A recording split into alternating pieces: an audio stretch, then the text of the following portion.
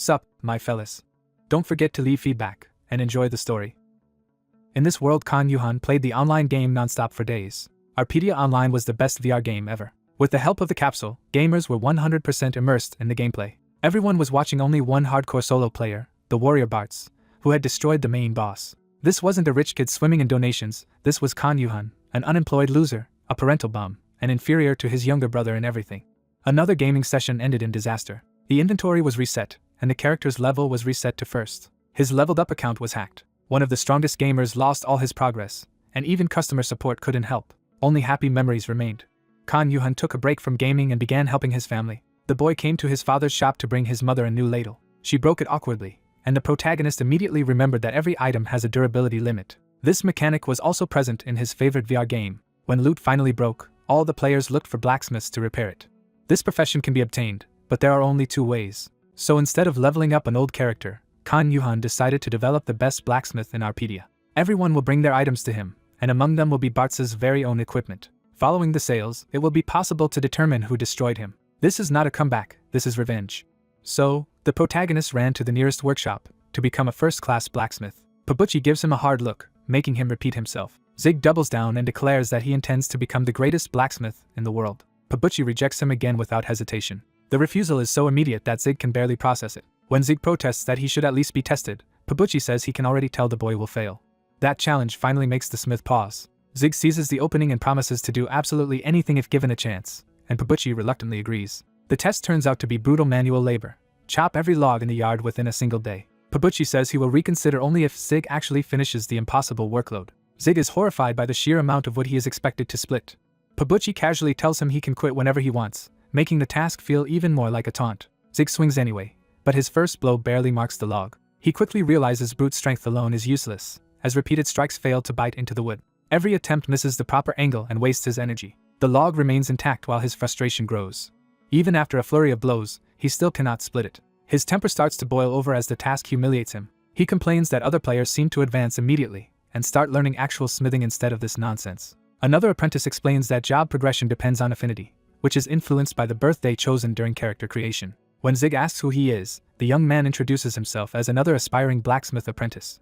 The apprentice explains that a character's birthday determines compatibility with different jobs. He adds that production classes are especially punishing in the early game when the affinity is poor, which makes Zig realize his random birthday choice may have crippled him. The apprentice admits he is struggling for the same reason, though he takes it more calmly. Yuhan is furious that such an important system was hidden behind what seemed like a meaningless character creation detail. For a moment he considers deleting Zig and starting over, but decides that releveling would waste too much time, so he forces himself to continue. He resolves to finish the woodcutting challenge no matter what and throws himself back into it. At last one of his strikes lands cleanly enough to split a log. That first success reignites his confidence and competitive spirit. He follows through with a decisive blow and starts cutting the wood properly. By the time the sun is low, the impossible pile has been reduced to neatly split logs. Pabuchi is forced to admit that Zig actually completed the task within a day. Exhausted but proud, Zig immediately demands to be accepted as an apprentice. Pabuchi refuses again, revealing that the woodcutting was only the first hurdle. He hands Zig a sword and orders him to go to Empty Lankel and bring back 10 pieces of black coal. Zig is baffled that the next step sends him to a mountain mine instead of a forge. The quest window reveals why he panics. Empty Lankel is a level 15 to 45 zone with a level 45 field boss roaming it. Zig protests that sending a level 10 beginner there is suicidal, and Pabuchi only says the lone sword is generosity enough. When the smith again tells him to quit if he dislikes it, Zig bitterly realizes just how terrible his job affinity must be. Still, he accepts the sword rather than back down. He extracts a promise that if he completes this task, Pabuchi will finally make him a blacksmith, and the smith agrees. With no better option, Zig heads for the mountain mine. The quest formally updates. Reach the marked location and collect 10 black coal. Inside the mine, he starts hacking at the rock with the same reckless force he used on the wood. The result is the same as before, lots of effort, no progress. He stops himself before frustration wastes more time and remembers the lesson from chopping wood.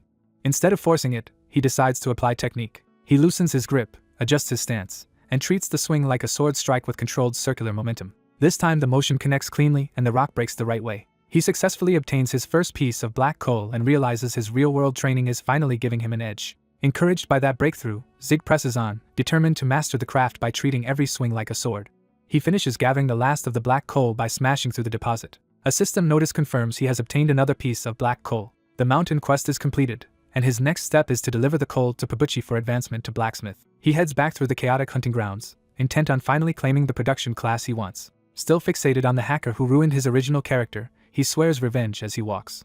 That thought is cut short when something sudden makes him freeze. A monstrous boar materializes nearby with a threatening snort. A warning reveals the empty Lankofield boss, the raging boar, has appeared. The boss immediately locks onto him and charges. He can barely process what is happening before panic takes over.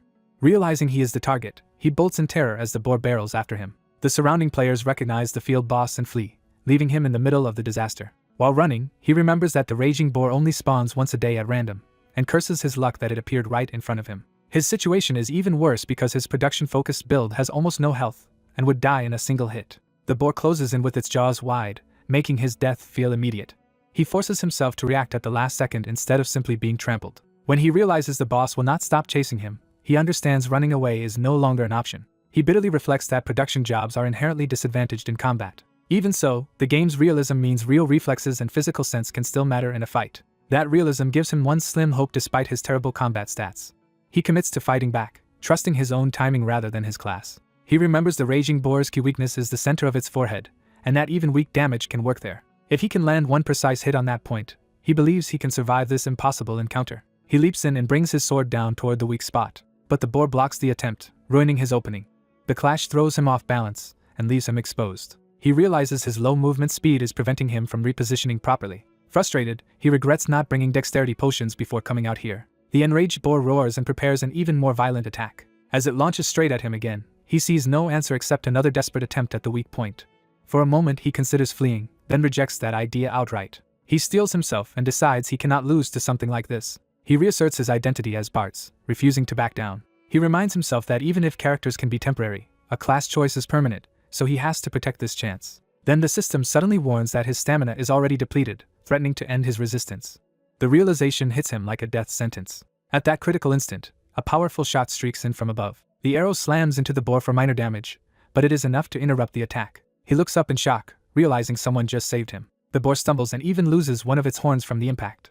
The boss shrieks in pain, and he notices the arrow struck the horn rather than the weak point. The archer who fired is startled by the result and unsure what to do next. She lands nearby, admitting she did far less damage than she expected. The boar regains its footing and prepares to attack again. Instead of returning to him, the enraged boss turns toward the archer. She is shocked that the boar has switched targets to her. He immediately shouts the crucial information she needs, telling her to aim for the center of its forehead. She quickly focuses on that instruction and recalculates her shot. The weak point flares as the boar charges straight at her. She unleashes a powerful skill shot that pierces the glowing center and deals massive damage. A system notice announces that the archer Sia has defeated the raging boar. He collapses in relief, admitting he barely survived the encounter. As he catches his breath, someone approaches him. He starts to thank his rescuer, only to find her suddenly right behind him. Sia steps into his space and asks whether they have met before. The two stand awkwardly close in the empty field. Studying his face, she insists he seems familiar even if she might be mistaken. He is completely thrown off by her intensity and closeness. When she presses him again, he fumbles for an explanation. Rather than answer properly, he blurts out a rushed excuse, thanks her, and runs away before she can stop him. Left behind, Sia remains convinced she has seen him somewhere before. Back in town, he hands over the black coal to Pabuchi. While doing so, he notices the coal itself seems unusual compared with anything he has seen before. Pabuchi admits he expected him to fail, but acknowledges that he was wrong. Impressed by his persistence, Pabuchi decides to hire him and accept him as an apprentice. The offer is everything he has been waiting for, and he is thrilled. A guiding spirit appears to formalize the class change. When asked whether he wants to become a blacksmith, he accepts without hesitation. The class advancement begins in a burst of golden light. The system confirms that he has advanced into a blacksmith, fulfilling his goal at last. He immediately starts fantasizing about rising from a nobody into a legendary blacksmith. Pabuchi cuts off his daydreaming and orders him to get moving, while he quietly renews his grudge against the hacker who forced him onto this path. His apprenticeship begins with exhausting manual labor at the forge. He starts hammering metal under Pabuchi's supervision. After finishing a first attempt, he inspects it hopefully.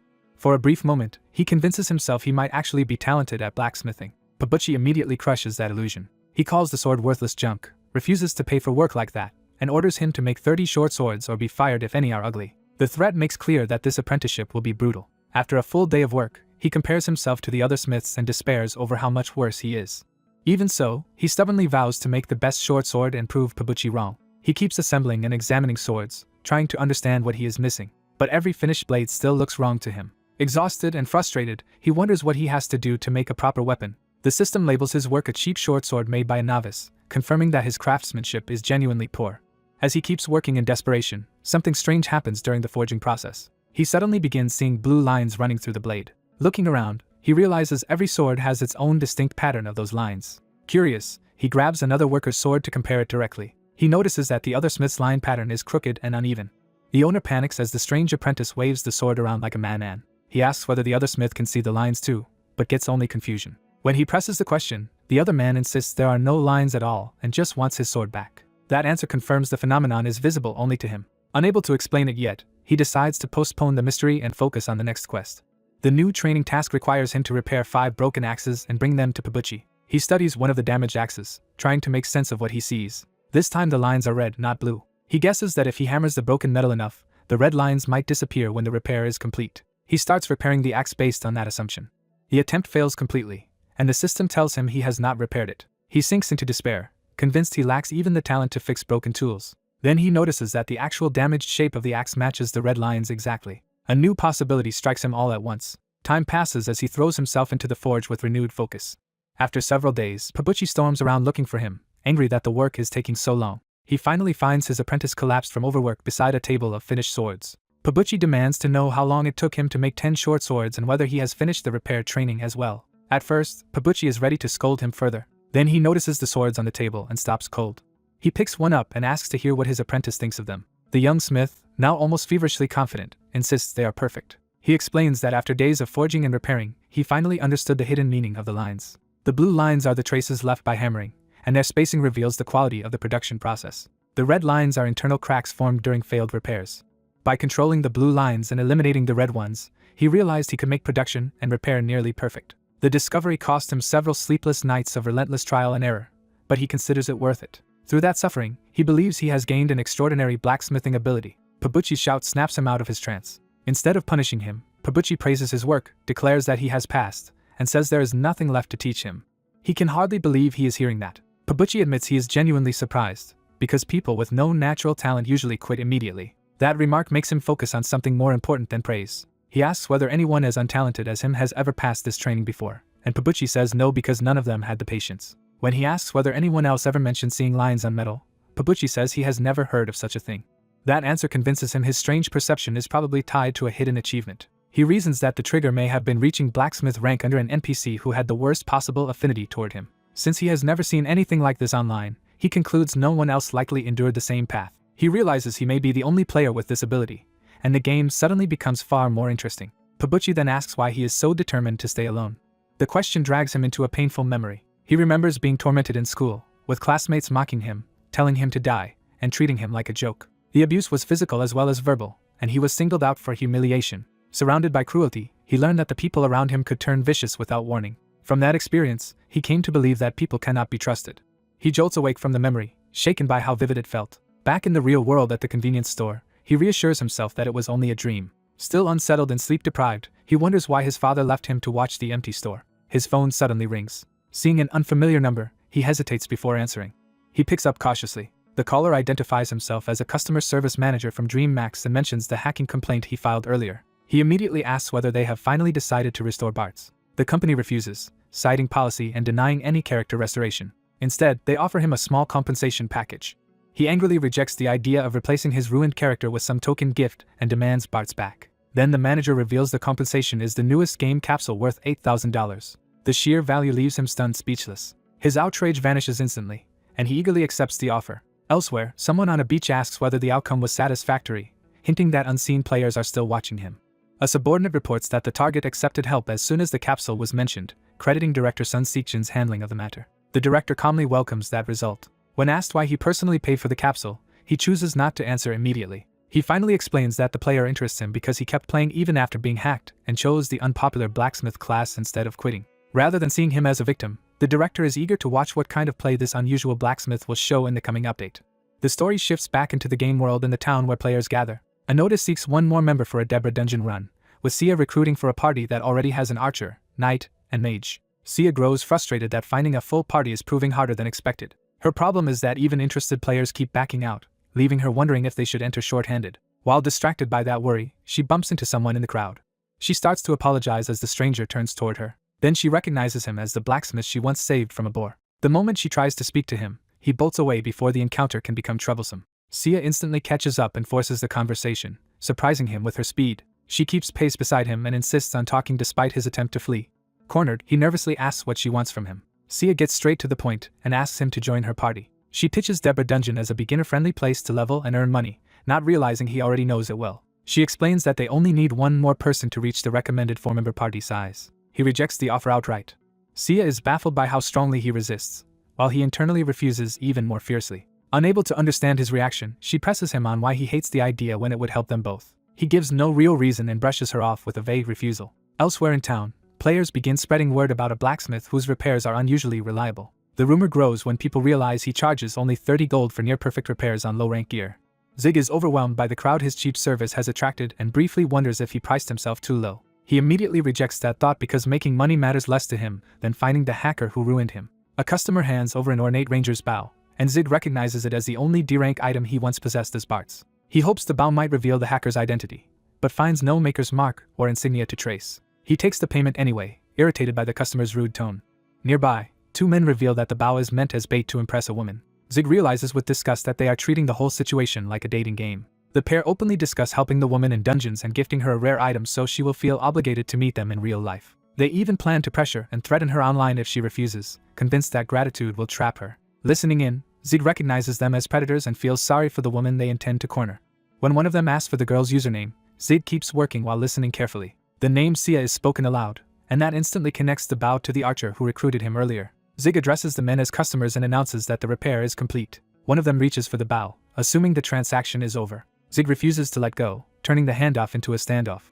He realizes Sia is almost certainly the same person these men are targeting and decides that is no coincidence. While the customer complains about the delay, Zig becomes convinced he has found the hacker's trail through Sia. He concludes that the person behind the bow and the person behind Sia are probably one and the same. Acting on that suspicion, he suddenly yanks the bow back. The customer is thrown off balance as Zig forcefully reclaims the weapon. The man's companion panics, sensing the situation turning ugly. The customer explodes in rage and insults Zig for defying him. He grabs Zig by the collar and tries to intimidate him into submission. Then he threatens to have Zig effectively driven out of the game unless he apologizes. Before the bullying can escalate further, a new voice tells them to move aside because others are waiting.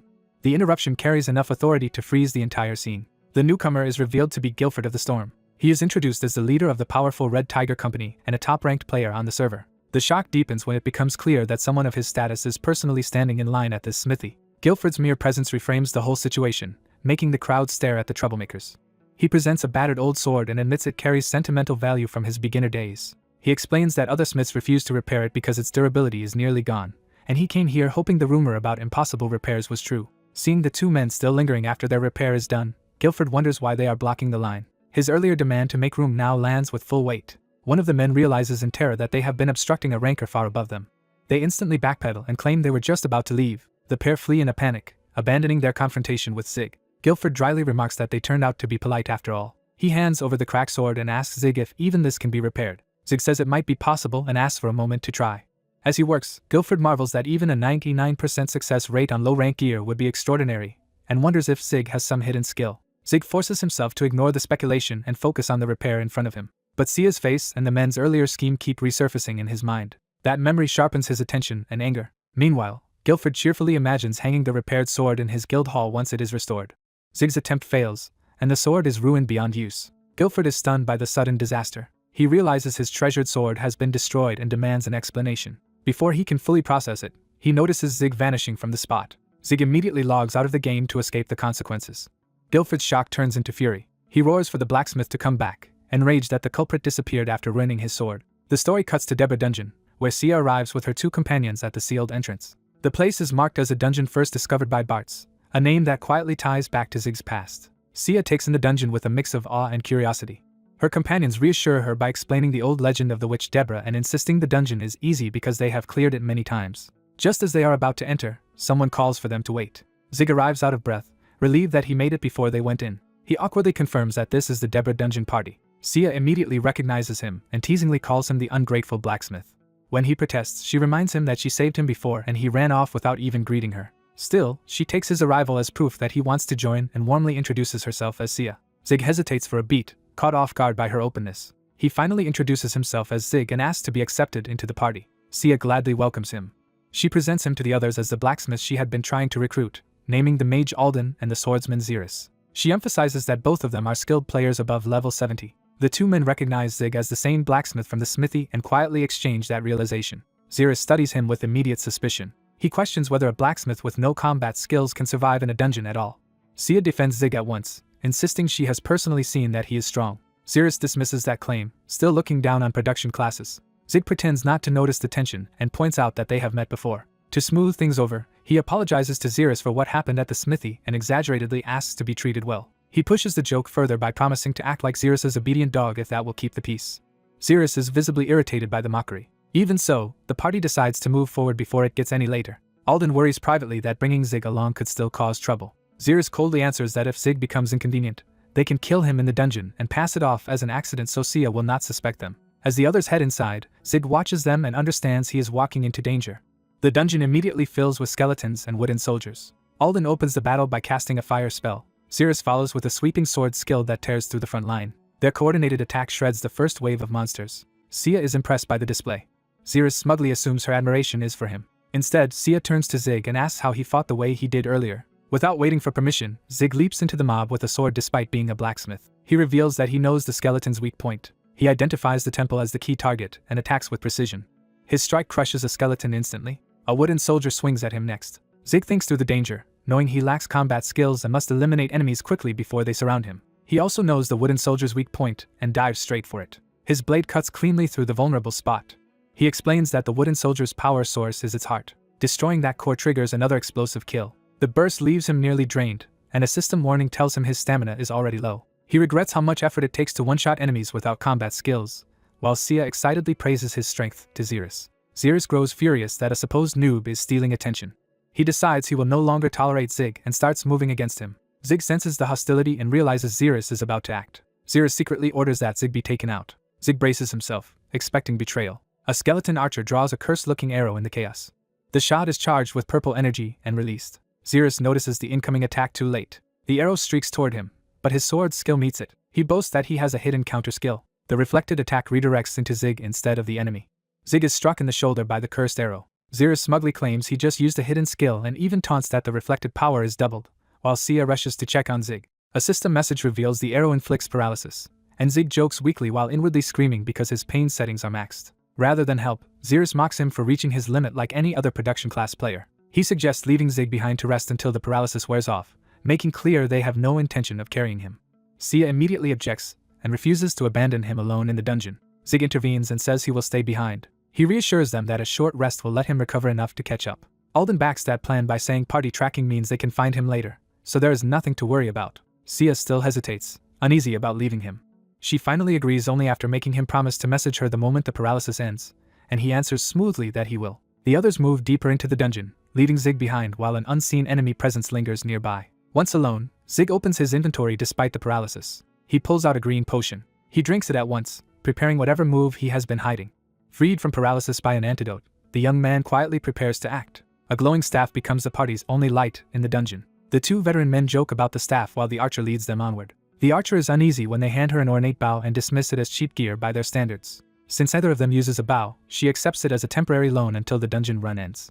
Pleased by how easily she is won over, the two men move to begin their scheme. Before they can continue, the staff is suddenly knocked from the mage's hand. The light dies as the staff crashes to the ground. In the darkness, the men argue over who caused it and demand the light back. Someone in the dark locates the fallen staff first. A burst of light returns to the chamber. That light reveals a mass of undead already surrounding the two men. The mage is stunned by the trap that has sprung around them. The pair realize too late that they have been isolated inside a ring of monsters, and they call for Sia. Sia has already slipped away from them. The undead close in with rattling jaws. Panicking, the trapped men abandon caution and order each other to attack. Elsewhere, someone grabs Sia and pulls her away from the danger. Startled, Sia struggles against the stranger holding her. He lights a torch so she can see him. The rescuer calms her and reveals that it is him. Sia is shocked to recognize Zig, but he tells her not to worry about the two veterans. Zig explains that a dungeon meant for level 45 players will not kill two people above level 70, so they can keep moving. Back in the mob trap, the two men survive the fight and think the danger has passed. As they curse whoever gathered the monsters, they are interrupted by a discovery. A pile of unusually valuable loot lies before them. Instead of questioning it, they rush to claim the items. Their greed confirms that luring the mobs was worth it in their eyes. A new voice stops them before they can take everything. The voice identifies Zirus and Alden as the notorious harassers from the notice board and openly condemns them.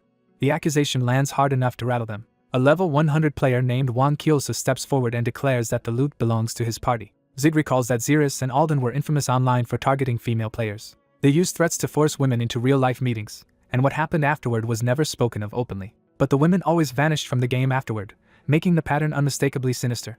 After learning all this, Zig had resolved to deal with them himself. He decided to drive both men out of the game permanently. Disguised in a cloak, he had stalked them through the dungeon while drawing monsters behind him. He watched as they approached Sia with the same predatory confidence. His plan was to use the dungeon itself against them. Because he knew Deborah dungeon inside and out, he could manipulate its hazards with ease. He took grim satisfaction in what he was about to do. He baited the two men with loot, while they protested that it was theirs. When they realized he had grouped the mobs on purpose, they threatened revenge with their main characters. Zig intended to make the whole thing look like a classic dungeon betrayal. That kind of backstabbing was infamous enough that blame would naturally fall on them instead. Wang Kyolsa and his party closed in, ready to punish the supposed thieves. Xeris and Alden tried to plead innocence, but their own stolen items exposed them, and no one believed them. The crowd attacked without hesitation. As Zig expected, the two men would be forced to abandon those characters. Back in the present, the party list now shows Xeris and Alden logged out. Sia wonders if they died. Zig lies smoothly that they only logged out for urgent business. When Sia questions why they did not message her directly, he deflects the suspicion. Privately, he notes that those two will never return on those characters again. With his revenge complete, he thinks he should leave and return to blacksmithing. But the unopened boss door reminds him that Sia still wanted to clear the dungeon before quitting the game. Sia decides there is only one choice left. Zig is caught off guard when he realizes she may truly be unable to keep playing much longer. Just as she starts to suggest leaving, he stops her. She waits for what he is about to say. He awkwardly works up the courage to make an offer. He proposes that, since they are already here, they should go in and defeat the boss together. Sia is baffled by the sudden suggestion. Zig tries to frame it as understanding how hard things have been for her. A painful memory flashes through his mind of a child being threatened away from a game. He remembers a warning that turning the game on could get someone killed. That memory hardens his resolve not to let another player leave in fear. He decides Sia deserves one unforgettable final memory instead. Sia simplifies his rambling into a straightforward offer to hunt the boss together, and he eagerly agrees. For a moment, he loses track of the situation. Sia has already crossed into the boss room and calls for him to hurry. As the doors begin closing, he realizes he is about to be left outside. He sprints desperately and dives after her. He barely slips inside before the doors shut. Once inside, Sia asks the obvious question of whether two low-level players can really beat the boss. Zig confidently claims it is possible, especially with him there. He boasts that he knows Deborah dungeon perfectly. Inwardly, he remembers clearing this dungeon over 100 times as his old high-level character Bartz. He plans to help Sia while gaining levels himself, but then notices the boss has not appeared yet. He guesses it will show up after a short wait because the stone golem usually hides as a boulder first. Sia's attention is drawn instead to a squeaking little creature behind him. She is delighted by the tiny hamster-like monster, while Zig immediately recognizes it. He remembers that the hamster always stays near the stone golem. That means the boss must be close. He pokes the hamster and orders it to call the golem out. Even he is startled by how quickly that works. The floor starts shaking as the boss rises beneath them. Zig shouts for Sia to dodge, realizing the golem spawned directly under their feet. A massive body erupts from the ground. The stone giant fully emerges. Both players scramble clear of its rising body. One glowing eye opens. The boss reveals itself as a level 60 giant stone golem, far above either of them. Sia immediately doubts they can actually kill something that strong. Zig insists they can if they follow his strategy. He dashes in first to draw the boss's attention. Sia takes the rear and promises to cover him. Her first arrow lands, but the damage is pitiful and even the hamster seems to take a hit. The golem notices the attack and turns hostile. It charges forward with overwhelming force. Zig rushes to meet it with his sword. He loudly challenges the golem to focus on him instead of Sia. His strike lands, but it barely scratches the monster. To his horror, the recoil and impact hurt him more than the golem. The giant answers with a crushing counterattack. Zig barely avoids being smashed outright. Even his evasive jump is far weaker than he expected in this low-level body. He realizes he cannot win by brute force and must get onto the golem's head. With the monster raising another fist, he desperately searches for a way up. Then he notices one of Sia's arrows lodged in the golem's body. That gives him the idea he needs. He warns Sia not to approach while he draws the golem in close. As he evades, he orders her to target the golem's joints from a distance. Sia immediately follows his instructions. Her arrows crack the joints and begin slowing the giant down. Even the hamster gets clipped again in the barrage. More arrows hammer the weak points and stack damage. The golem's movements stiffen as the joints start failing. Zig gulps down a potion while watching the opening appear. He forces himself steady and commits to the plan. At last he sees the route to victory. Using the damaged joints and the monster's own motion, he launches himself upward. He races along the giant's body toward its head while arrows keep it unstable. He flips into position above the crown. Remembering that a golem's true weak point is its core, he identifies the giants as the crown on its head. He dives straight down with his sword aimed at that point. He confirms to himself that the crown is the target. His blade drives into the crown with a direct hit. For a moment, he thinks he has finished it. Instead, the crown cracks and the sword jams deep into the stone. Still standing atop the boss, he starts to talk as if the fight is over. Then the golem's body lurches violently beneath him. The damaged core erupts with unstable energy. Zig realizes in shock that something has gone very wrong. He is thrown backward as his sword tears free and he begins to fall. Sia catches him before he hits the ground. She anxiously checks whether he is hurt. He admits he is only safe because she saved him. Sia tells him to recover while she holds the monster off herself. Zig is baffled that she would try to take over now, just as they seemed close to winning. Then he notices the danger too late. The golem enters a violent new state and its power surges. A system message identifies the transformation as Berserk Giant Stone Golem, triggered when the core is damaged and causing its attack power and speed to rise. The enraged boss roars with its cracked core blazing red.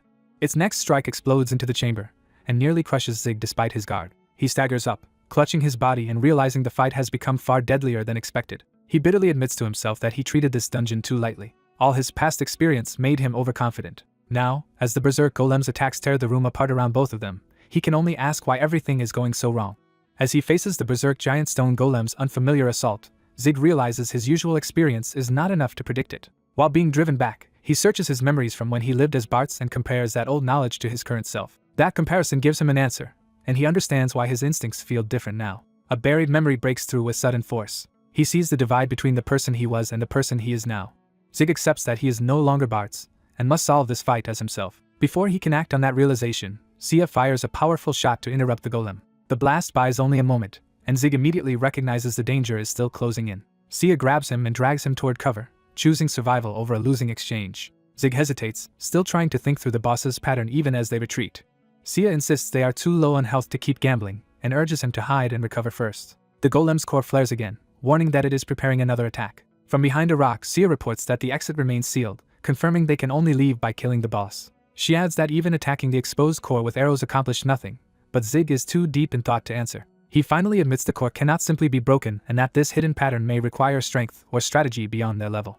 With no clear solution, he grimly jokes that their best research may be learning how to get hit with the least pain. Sia rejects that defeatism and points out that low levels are exactly why they must figure the new pattern out. She argues that if failure is likely either way, they should at least challenge the problem head-on. To encourage him, she even adds their levels together as if that somehow makes them stronger as a team. Zig calls the logic absurd, but Sia's confidence still pushes him toward action. She runs off to create an opening and tells him to hurry after her when he is ready. Her departure jolts him into a memory outside the dungeon. In the real world, his younger brother confronts him after hearing he dropped out. The brother scolds him for disappearing without explanation and tells him their mother is heartbroken. Trying to reach him, the brother reminds him of when Zig once protected him from bullies.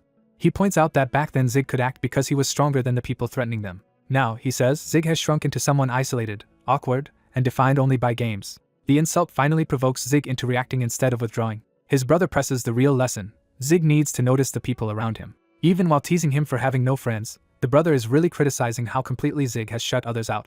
He tells Zig that many things in life cannot be done alone, whether or not he wants to believe it. Then he leaves the door open, inviting Zig back to the family table and making clear that support is still waiting for him. That memory snaps Zig back to the present just as Sia unleashes another desperate skill. Her attack crashes down in a brilliant column, aimed at stopping the golem by force. The hit barely scratches the boss, proving raw damage still is not the answer.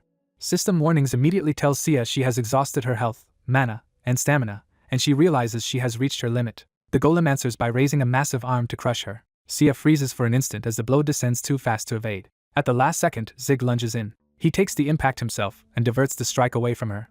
The collision smashes the ground and sends debris everywhere, but he succeeds in protecting her. Sia realizes what he did and thanks him for buying her the time she needed. Using that brief respite, Zig has fully restored his health and stamina and is ready to fight again. He accepts Sia's earlier point that if death is unavoidable, they should at least resist properly. With that resolve, he commits to an all-or-nothing attempt. The golem attacks again, forcing him to move before he has a complete answer. He charges in anyway, betting everything on a hunch. Swinging his pickaxe, he lands a solid blow that damages the golem far more than expected. He follows with another strike, trying to confirm whether the tool itself is the key. When the damage repeats, Zig wonders if the pickaxe is somehow the boss's true weakness. But the system says the pickaxe has no attack power, which means something else is happening. He tries to reproduce the effect and fails, showing the earlier success was conditional rather than automatic. As more swings miss their mark, he concludes this is not a bug but a hidden rule within the game. Now he desperately searches for the exact condition that lets the pickaxe work. Sia shouts a warning and tells him to look up before the boss can crush him again. Zig looks upward and notices a pattern in the stone above and beneath him. A network of faint blue lines appears across the rock, revealing a structure he had never clearly seen before. That sight triggers a memory of someone calling his name and teaching him how materials truly work. He recalls a blacksmith explaining that ore is made from different substances compressed together. Even when fused into one mass, those materials still contain tiny gaps and boundaries between them. The blacksmith had said that if someone could strike those hidden gaps accurately, they could mine something extraordinary. Understanding at last, Zig activates mine not as a labor skill but as a way to target those invisible seams. He launches himself toward the golem's body, aiming not at its surface but at the weak lines inside it. The pickaxe tears into the giant stone frame along those hidden boundaries, shattering it from within. He lands and stabilizes himself, now fully aware of what his eyes are seeing. Zig realizes he has finally grasped the boss's true weak point. With calm certainty, he identifies that weakness as the internal seams of its stone body. The golem tries to retaliate, but its body is already cracking along the lines he exposed. Zig invokes mine again, turning a production skill into a precise killing technique. A storm of blue force erupts through the golem's frame, blasting apart huge sections of stone. The boss roars as its body collapses under the chain of fractures. The system recognizes the act as successful mining, awarding marble and skill proficiency, while Sia can only stare in disbelief. Even the golem's ruin seems to testify to the absurdity of a boss being defeated by a production skill. When the dust settles, the two of them stand before the crippled boss, now clearly on the verge of victory. Zig approaches with the pickaxe like a craftsman inspecting flawed stone rather than a warrior facing a monster. A small smile shows he has complete confidence now. He drives mine down one final time, and the system declares that Zig and Sia's party has defeated the berserk giant stone golem. After the kill, Zig reflects that his ability to see lines can be applied to mining as well as combat, though he had never noticed it clearly before. He starts to congratulate himself for somehow pulling it off. Sia cuts him off with excited disbelief, demanding to know how he managed to kill a boss with a production skill. He dodges the explanation by calling it a trade secret, which only makes her more curious. Before he can keep teasing her, the dungeon begins transporting them elsewhere. A portal opens and pulls them into the next chamber. They arrive in a hidden facility full of machinery, vats, and moving mechanisms. The glowing tubes and devices suggest an industrial process rather than a treasure vault. Both of them land hard and take in the strange room around them. Sia assumes it should be the reward room because they just killed the boss. Zig is less certain and senses that this place is something more unusual. Sia proposes that it may actually be where the dungeon manufactures its monsters. Zig recalls rumors about Deborah's hidden production room and starts to suspect they have found it. As they explore the machinery, Sia spots a treasure chest, confirming there is at least some reward here. Zig immediately brightens at the sight of loot and decides the room counts as a reward room after all. Sia opens one chest and finds a rare artifact called Eagle Eyes, a pair of goggles that greatly improve an archer's accuracy, range, and finesse. She claims the rare item for herself, and refuses to hand it over when Zig asks to inspect it. He lets it go, noting there should be at least one more chest anyway. He quickly finds the second chest and drags it over with renewed greed. At first he is disappointed, thinking the contents are just an ordinary artifact. The item turns out to be witch's gloves, a modest upgrade to defense and magic power, which he accepts as better than nothing. Then he discovers a far more important reward, half of a guardian blueprint for the black iron construct Deborah once tried to create. The idea of building a robot excites him immediately, and he wants to start at once. That enthusiasm dies when the blueprint lists impossible prerequisites far beyond his current ranks. The final reward is Hero Carwin's manual, a blacksmith's record that can teach the hidden skills grain and arm break. The manual explains that grain requires blacksmithing aptitude, completion of empty lankle, and high production rank, while arm break requires mine, defeating this boss, and advanced grain. To his surprise, Zig can learn grain immediately. When he asks what the skill is actually for, the manual begins recounting Carwin's experience. Carwin explains that a blacksmith's insight into the gaps inside ore was what first opened the path to destroying Deborah's golems. He developed the ability to see the grains of all materials, and then created a skill to amplify that perception. That skill was grain, the refined form of the insight Zig had just stumbled into. By training grain further, Carwin says he eventually learned how to destroy not just ore but weapons and armor as well. Zig is thrilled by the prospect of a skill that can break armaments outright. But Carwin's record also warns that Deborah was never truly finished and would one day return with a stronger army, which is why he left her cave intact as a training ground. Zig realizes the larger conflict with Deborah is still ahead, and that only blacksmiths can inherit Carwin's methods. Sia notices his serious expression and asks whether he dislikes what he received. He assures her the opposite is true, because the manual let him unlock a hidden skill. Satisfied, Sia suggests they leave, having found nothing else of value in the room.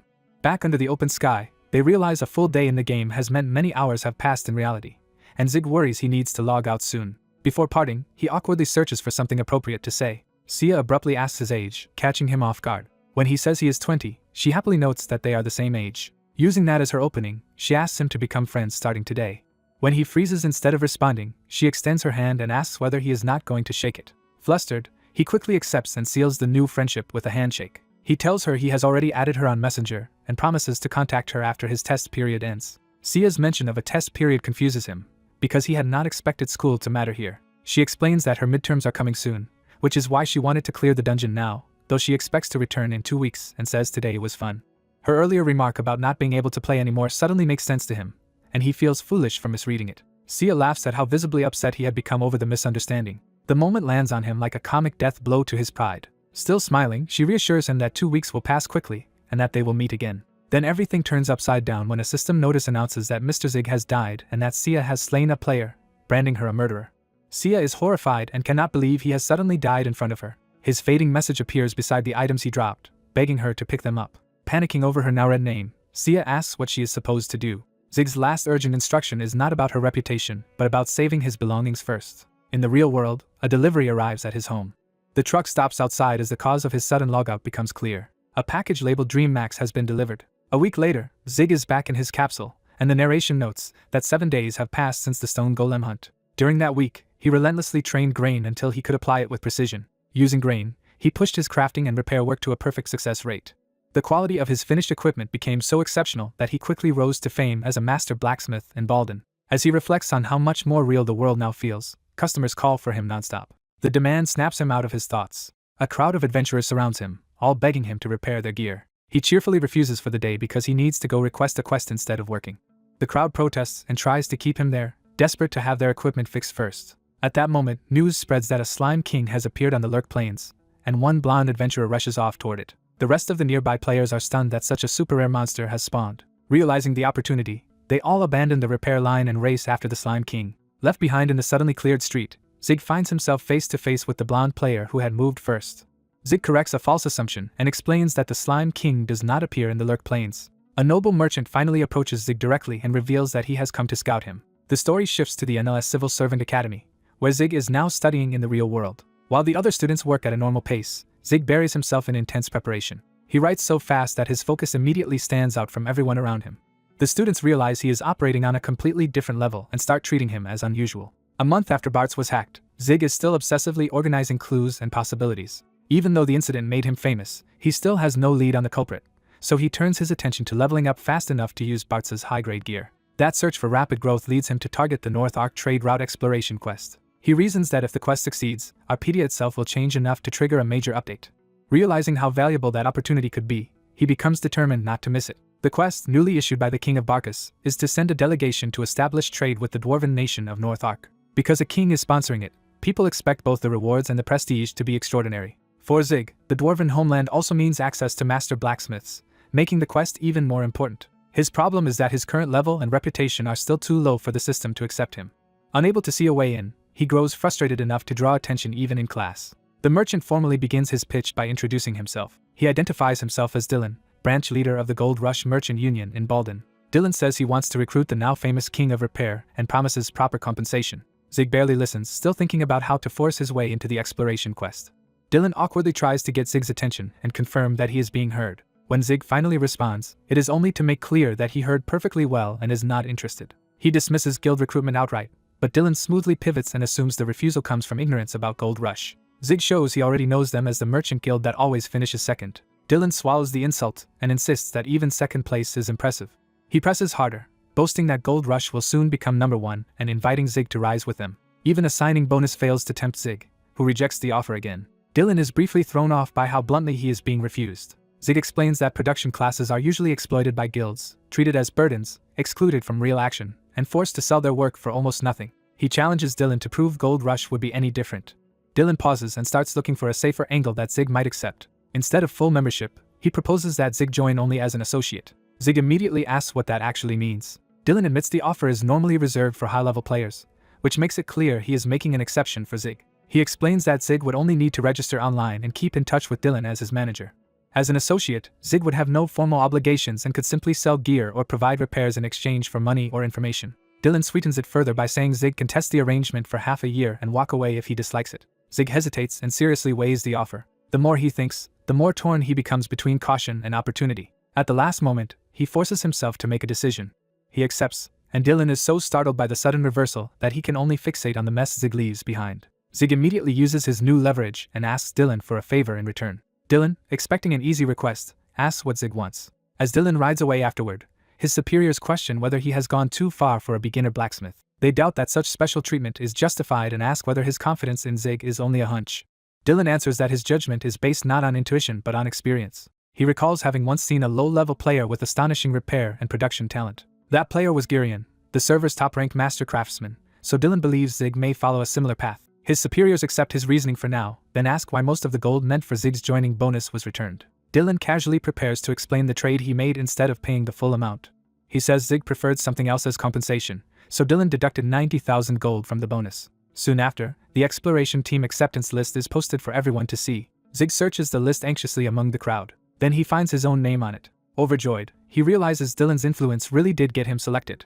Pressed for time, Zig decides the deal was worth it, especially since he still kept 10,000 gold. Even so, Dylan privately worries that Zig may become a troublesome associate later. Zig brushes the concern aside and focuses on preparing for the quest itself. Before departure, the story briefly moves to Joe's bakery in Baldwin. There, Guilford of the Storm is introduced as the leader of the powerful Red Tiger Company and a famous high-ranking player. Despite his fearsome reputation, he is currently occupied with something unexpectedly mundane. Guilford is standing in line at the bakery, waiting for his turn. Just as he reaches the counter, he learns the biscuits are sold out. The news shocks him because he has never seen that happen before. The baker explains that another customer just bought every last pack. When she points him toward the buyer, Guilford instantly recognizes the target of his grudge. He storms over and grabs Zig before he can leave. Guilford accuses him of greed, but the truth is that Zig is carrying the biscuits as rations for the exploration quest. Zig is confused until Guilford starts connecting him to an old score. Guilford's anger resurfaces as he remembers the humiliation tied to this blacksmith. He finally identifies Zig as the one who ruined his treasured sword and explodes in rage. Zig recognizes the fury but still cannot place the man. When he bluntly asks who Guilford is, the insult only deepens the mercenary leader's resentment. Guilford is hit with the realization that Zig does not even remember him. That forgotten grievance makes him even more furious over the destroyed sword. He lunges at Zig in a reckless attempt to attack him inside the bakery. Before the blow can land, Guilford abruptly vanishes from the game. A system notice reveals that he has been forcibly logged out of Arpedia Online. His subordinates are left staring in confusion at the leader's sudden disappearance. The whole bakery falls silent as everyone tries to understand what just happened. In reality, Guilford's wife catches him neglecting chores for the game and tears into him. When he protests that unplugging him was excessive, she only gets angrier. His complaints quickly turn into panic as she starts physically punishing him. He realizes too late that arguing has only made his situation worse. The sounds of his beating continue while his gaming trophies mock his helplessness. Their daughter hears the chaos from her room while trying to study. She reminds her father that she asked for quiet and can only hope the household survives one more week until her exam. A week later, the exploration team gathers outside Barcus Castle for departure. The crowd buzzes as people notice something important arriving. The Red Tiger Company appears with Guilford himself, confirming the rumors that he would join the quest.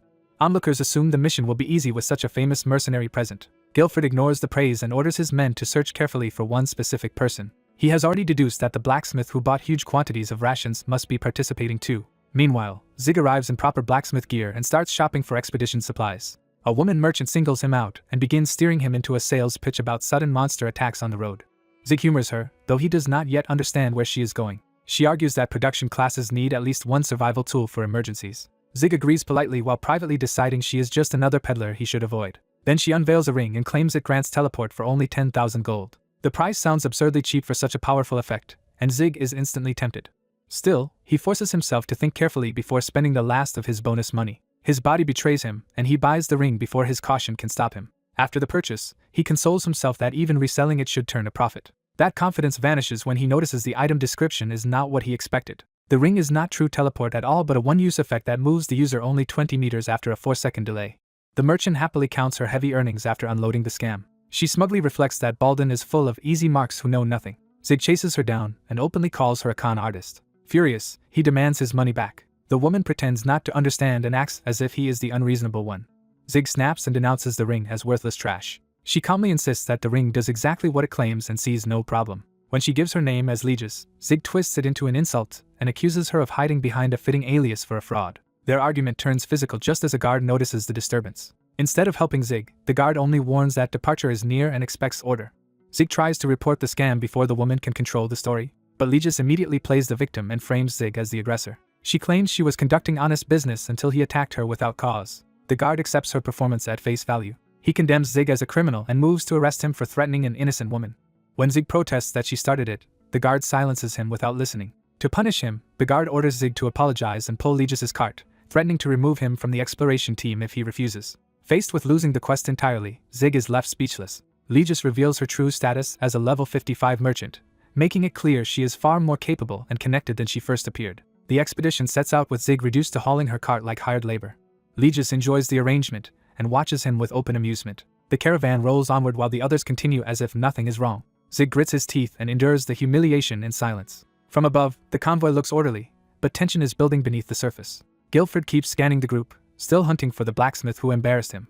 Elsewhere in the forest, a hooded watcher prepares a trained eagle. A message is attached to the bird, showing this observer is coordinating something in secret. The eagle is sent flying toward its destination. It carries the report high into the sky. The bird reaches the treasury of the Broden Kingdom. There, a cloaked figure confirms that the event they feared has finally begun. He reports that Barkus has dispatched an exploration team and worries because Broden depends heavily on intermediary trade. An elder admits they cannot openly stop Barkus despite the threat, because the two kingdoms are officially on friendly terms. The cloaked figure answers with quiet confidence that he understands exactly what must be done. He reveals himself as Kira, a ranked assassin, signaling that covert interference is now in motion. Night falls over the expedition camp. Exhausted and miserable, Zig wonders how his situation deteriorated so badly. Legis treats him like property and orders him to pitch the tent as slave number 1. She adds that she will log out for a while, so he must finish the camp setup and fetch food before she returns. When she demands an answer, Zig's resentment finally reaches its limit. He decides she has pushed him too far and refuses to keep accepting the abuse. Zig explodes and declares that he cannot take any more of this. Legis immediately screams for guards, ready to weaponize authority against him again. Realizing direct rebellion will only trap him further, Zig abruptly changes course and pretends to obediently focus on setting up the tent. Legis accepts the apparent submission and orders him to have everything ready by the time she returns, unaware that Zig is now plotting his next move. Still bitter about being dragged along by a shady quest giver, the young blacksmith sulks through the journey. His frustration erupts loudly enough to carry across the forest camp. He tries to calm himself by eating, wondering why he is suffering this much after getting mixed up with the swindler. That brief peace ends when someone calls for the blacksmith. A mercenary presents a damaged blade and asks whether the famed repairman of Balden can handle it. The Red Tiger Company presses him to fix the weapon on the spot. Recognizing them as the same mercenaries from before, he is annoyed that they have appeared again so suddenly. Their spokesman pretends to doubt his skill, intending to humiliate him in front of his leader if he fails. Irritated at being interrupted mid-meal, the blacksmith reluctantly agrees. As he examines the weapon, he activates Grain, the perception skill he has been training. With that insight, he restores the Twilight Dagger to perfect durability, stunning the mercenary. Afterward, he lounges in a hammock while the company gathers around the repaired blade. The men confirm the repair is flawless, and realize the rumor that he ruined their leader's sword does not match what they are seeing. The blacksmith dismisses them and goes back to reading, casually calling their leader an old man. That single insult hits the leader far harder than the broken sword ever did. Furious, the leader denounces the blacksmith's shamelessness and insists he is not actually old. The blacksmith is baffled by the outburst, but the leader fixates only on the insult. Threatening violence, the leader forces him to come along, which finally makes the blacksmith remember where they met before. He realizes these are the men from the bakery and jokingly asks whether this is all because he bought up the biscuits first. The Red Tigers indignantly deny being that petty even as their own behavior proves otherwise. Fed up with everyone, the blacksmith decides to vent his anger and openly challenges them to fight. The result is immediate and predictable. He is beaten, tied up, and left bruised. Their true leader, a large bearded veteran, finally steps forward to deal with him personally. Bound before the campfire and surrounded, the blacksmith protests that mobbing him was unfair. The leader offers to overlook everything if the boy gives a sincere apology. Instead, the blacksmith refuses and doubles down with open contempt. When asked why he is causing trouble, he insists he has never harmed anyone while playing this character and cannot accept being treated like a villain. The leader seizes on that claim and challenges whether the boy truly believes he has never caused harm. Deciding words are useless, the leader resolves to teach him a lesson. He has the ropes removed, not to free the blacksmith, but to begin the punishment properly. The blacksmith is confused for a moment by the sudden release. Then the leader launches high into the air, preparing a crushing opening strike. He slams down with overwhelming force, turning the lesson into a real battle. The blacksmith barely reacts in time and is shocked by the sheer power. He realizes the leader is using a ridiculous event weapon called Stick of Love, a toy with almost no attack power. Even with that harmless-looking weapon, the leader declares he will personally teach the boy manners. He calls the beating discipline, though it is clearly fueled by personal irritation. The leader swings again with enough force to tear up the ground around them. The blacksmith protests that this is not discipline at all, just someone taking out his anger. Still, he forces himself to watch the attack closely. The next blow lands and sends him crashing down hard. The leader notes he held back, yet the gap in levels is still so vast that even calling this a lesson feels unfair. To make it interesting, he sets a condition. If the blacksmith can touch even a single hair on him, he will let him go. Bruised and stubborn, the blacksmith curses the absurd challenge but refuses to back down. He draws his sword and decides to prove that even a low-level blacksmith can land a hit. As he steadies himself, he reflects that everyone in this world keeps looking down on him. With almost no health left, he charges anyway. He throws himself into a reckless overhead attack. The leader casually intercepts the strike with the toy weapon. The blacksmith keeps pressing, chaining attacks instead of retreating. The leader continues to block with ease, treating the assault as little more than practice. The blacksmith resets his footing and prepares another rush. Watching him, the leader admits the boy has real talent for fighting despite being a beginner, but he immediately tempers that praise. Talent alone, he decides, is nowhere near enough to overcome a difference in levels this large. Their weapons clash again, the toy bat effortlessly stopping steel. The blacksmith refuses to give in and pushes harder. He finally breaks through the leader's guard and smashes the toy weapon apart. That strike is driven by arm break, a skill that destroys or armaments by targeting the weak gaps in the material. The skill normally requires Grain to be trained all the way to rank 7 first. In that instant, the blacksmith realizes the long grind has finally paid off. Grain reaches the threshold he needed. System messages appear as he understands what has changed. He has finally unlocked arm break. The leader is genuinely startled that the boy managed to destroy his weapon. The blacksmith realizes the shock works in his favor because the leader has never seen a weapon-breaking skill before. He snaps his fingers, readying his next move. Then he lunges and grabs the leader by the throat, shouting for him to take this. The tackle works too well, and he notices too late that the leader is falling backward farther than intended. Instead of a clean hit, the two collide mouth to mouth in a disastrous accidental kiss. The surrounding mercenaries react as if they have just witnessed a legendary romance scene. Even the nearby animals seem stunned by the absurdity. The whole forest appears to gasp at once. The leader explodes in rage and vows to kill the blacksmith for that humiliation. Meanwhile, the blacksmith is left reeling that his first kiss happened like this. His men try to remind the leader that he promised to let the boy go if he landed a hit, but the leader refuses to listen. One of the mercenaries, impressed by the blacksmith's performance, offers him a high elixir that fully restores health. The same man marvels that the blacksmith actually managed to score a hit on their leader and asks about the weapon-breaking skill. The blacksmith dodges the question, claiming he cannot explain the details. Instead, the mercenary asks whether he has a guild and suggests he join the Red Tiger Company since the leader clearly likes him. While drinking the elixir, the blacksmith calls that invitation shameless after the beating he just took. The mercenary laughs and admits both sides behaved immaturely, proposing they call it even because the blacksmith also broke the leader's sword and kept insulting him. That reminder makes the blacksmith suddenly realize something important. He understands that he never actually broke the leader's sword during the repair. Panicking, he blurts out that he finally remembers the truth. He quickly reaches out to stop the misunderstanding from hardening any further. Trying to smooth things over, he starts to agree to peace while carefully changing old man into older bro. The leader rejects the idea of calling it even and erupts again. The blacksmith apologizes for the repair incident anyway, hoping to calm him down. That only makes the leader angrier because the broken sword is no longer the main issue. The camp settles into an uneasy pause. By morning, the journey continues under calmer skies. At breakfast, the blacksmith discovers the camp food tastes awful. Another player advises him to lower his taste settings and endure it since they have no stamina items left. The silver-haired woman from before appears and immediately notices they are running low on consumables.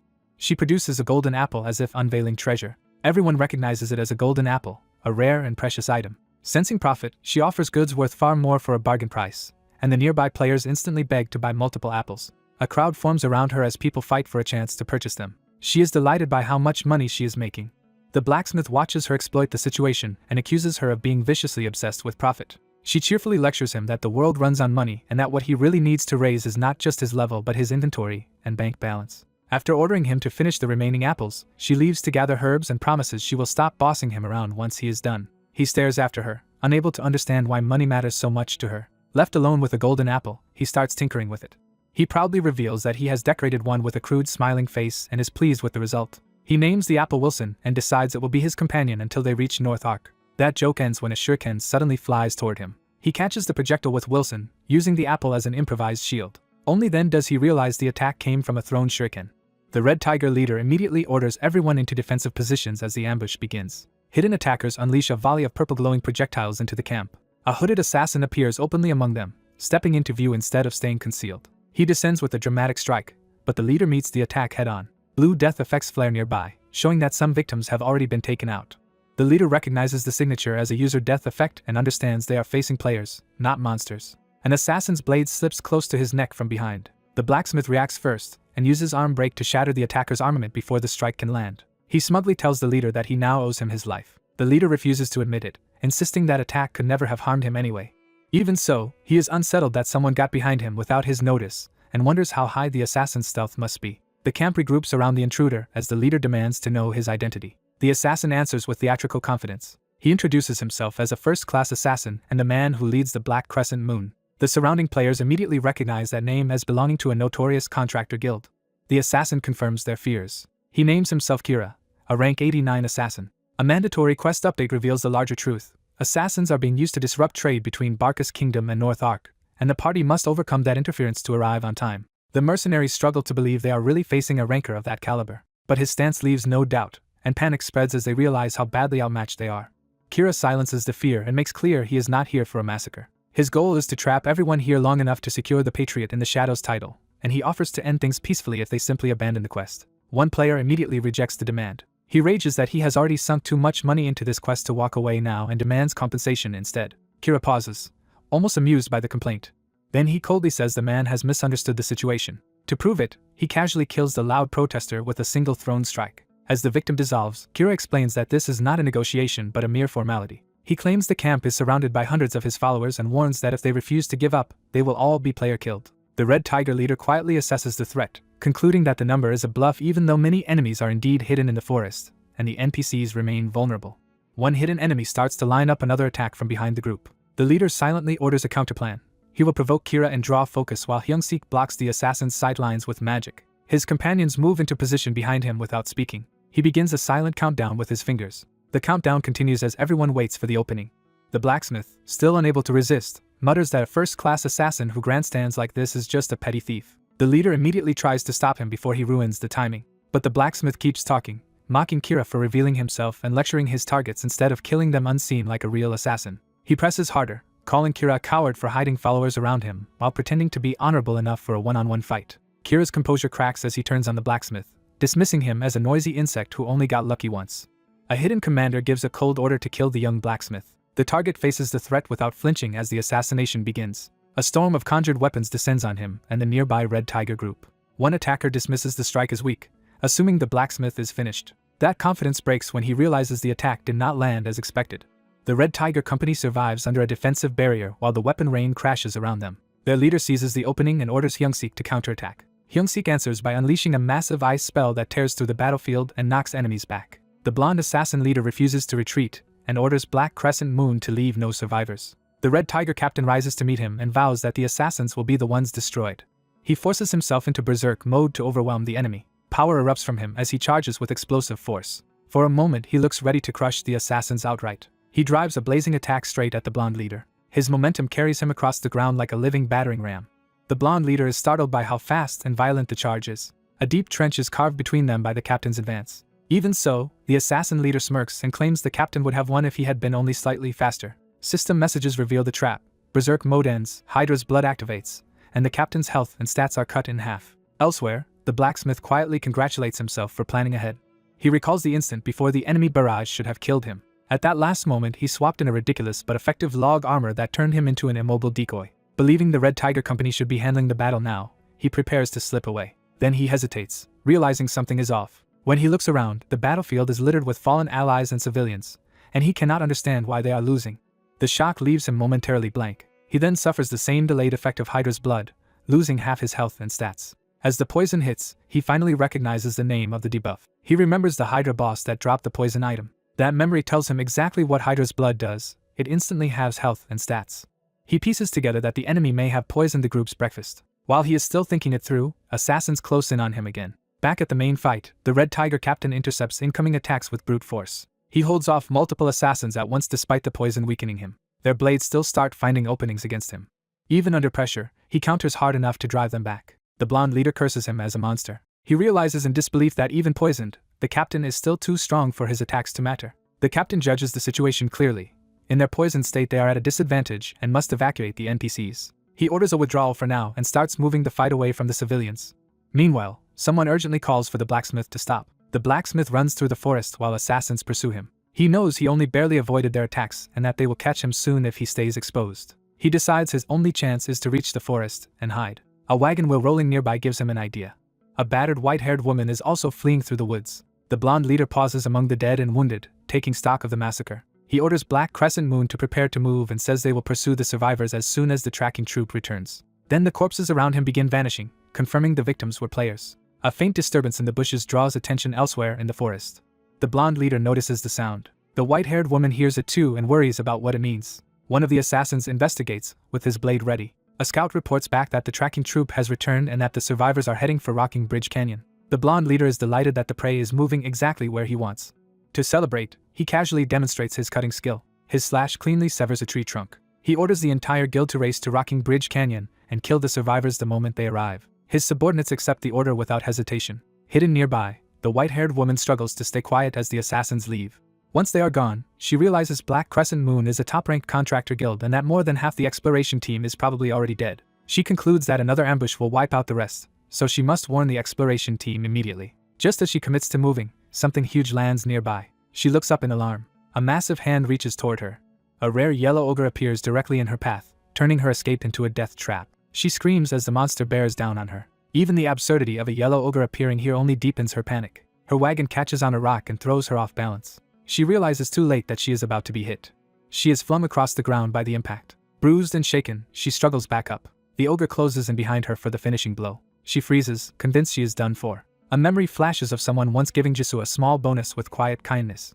That memory shows Jisoo gratefully accepting help from her hardworking father. Jisoo had planned to combine her savings and that bonus to study what she loved. The dream centered on a piano academy. She had once walked toward that future as an ordinary student. A sudden call had interrupted that normal life. She answered, not knowing everything was about to change. The caller told her there was an emergency involving her father. At the hospital, she was met with an apology instead of hope.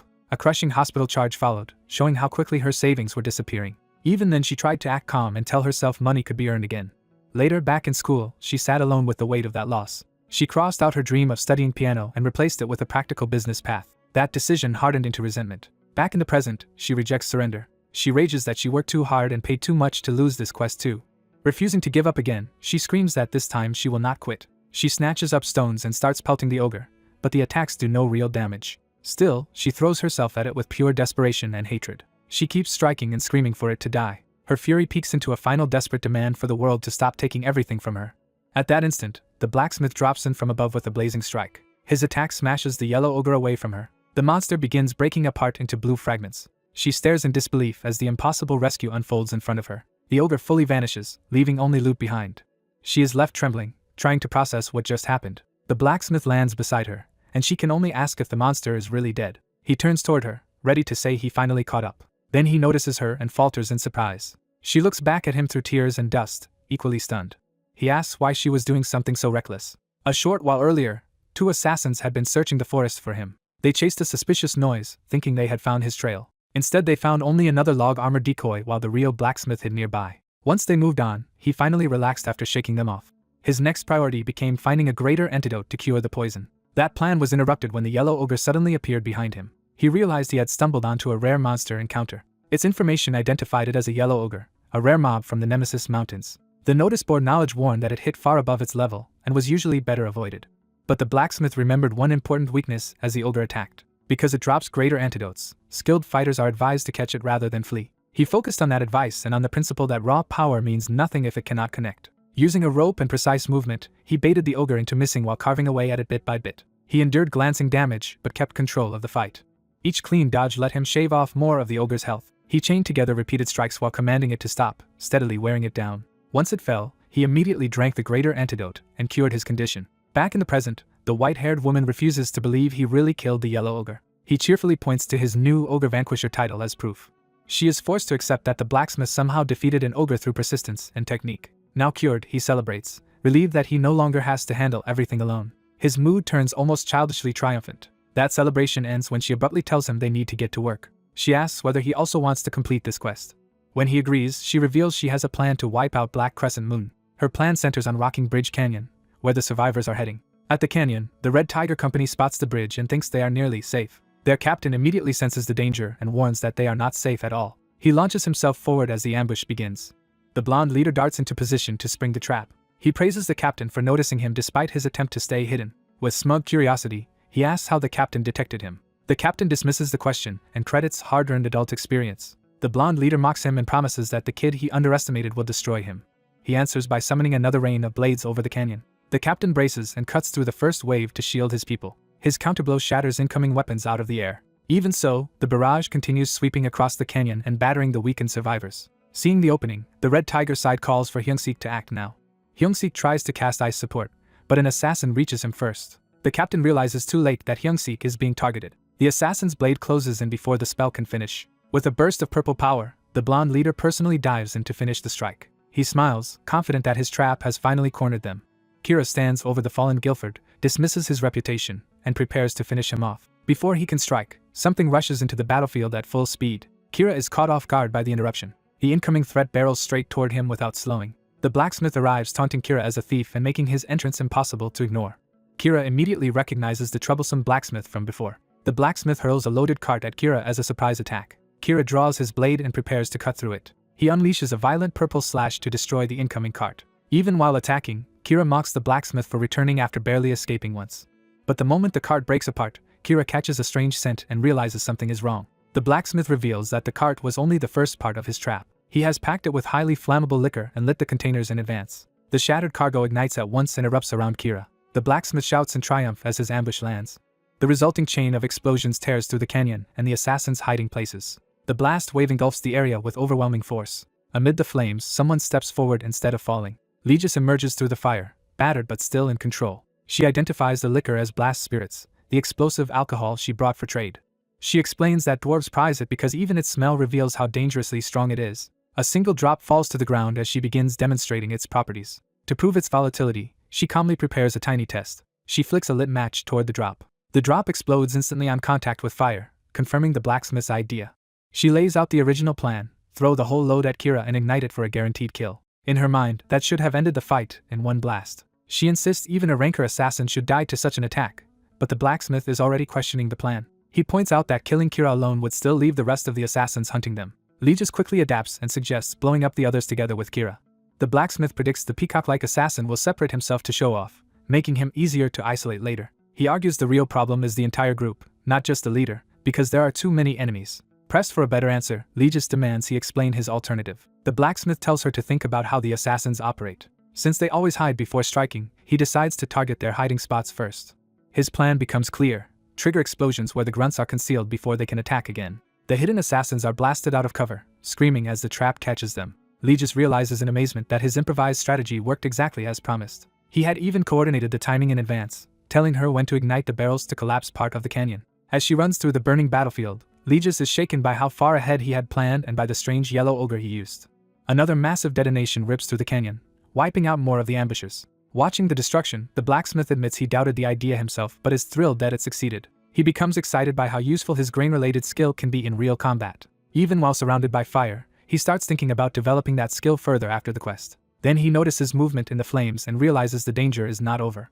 A voice from within the inferno stops him before he can relax. He turns and is startled by what is coming out of the fire. Kira bursts from the flames alive, enraged, and still ready to kill. He immediately launches a purple attack through the burning field toward the blacksmith. The blacksmith barely manages to shift his footing in time.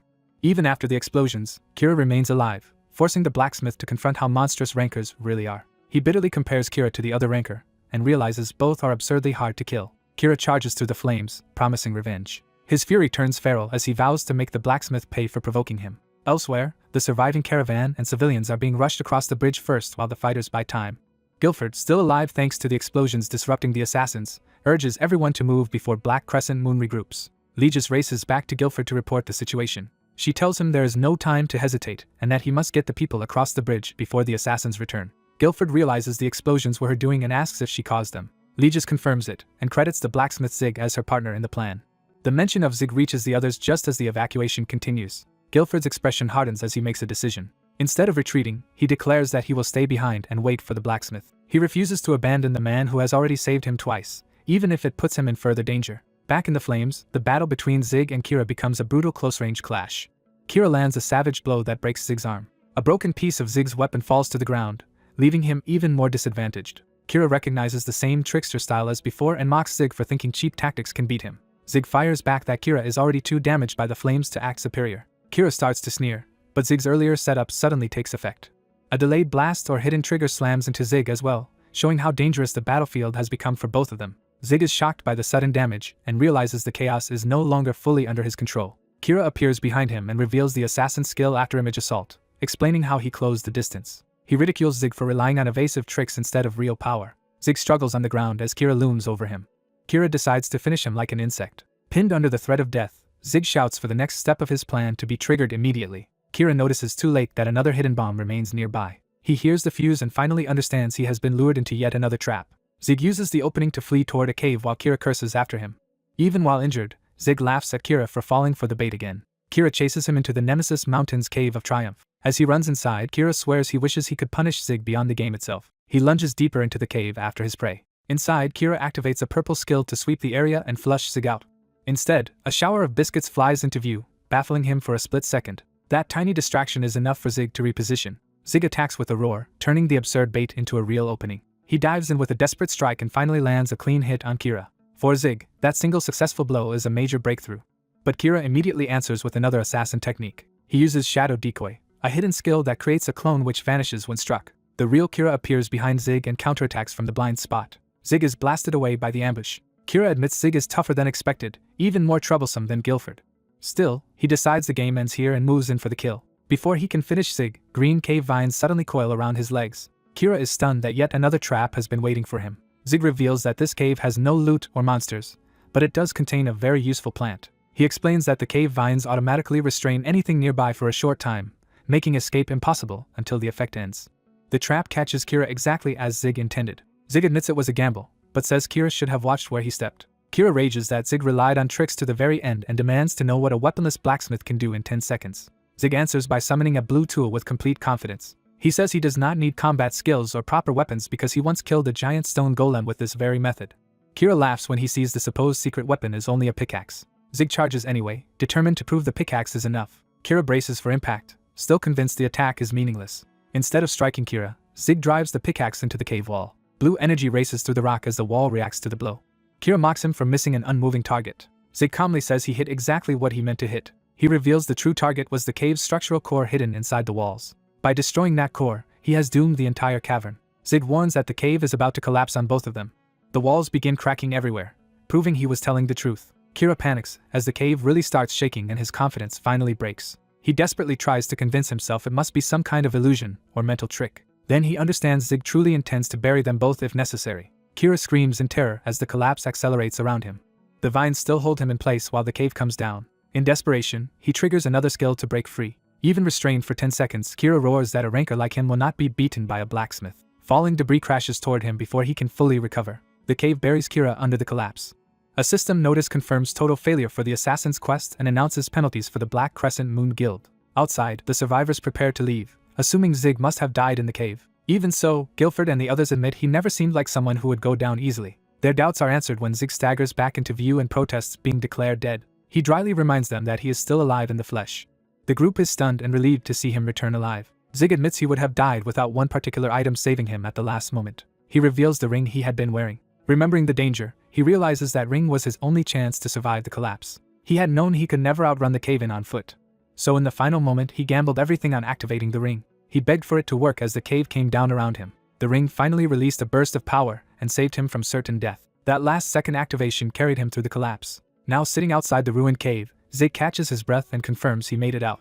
The relief hits him all at once as he realizes he truly survived. Even so, he grumbles that the ring was overpriced, though he still thanks the swindler who sold it because it saved his life. Watching him, Legis becomes even more intrigued that he survived with a supposedly defective item, and against a ranker no less. She cheerfully takes credit for helping and calls herself his big sister, while Guilford praises Zig for defeating Kira. Zig immediately turns the praise into a jab at Guilford for talking big while getting beaten earlier.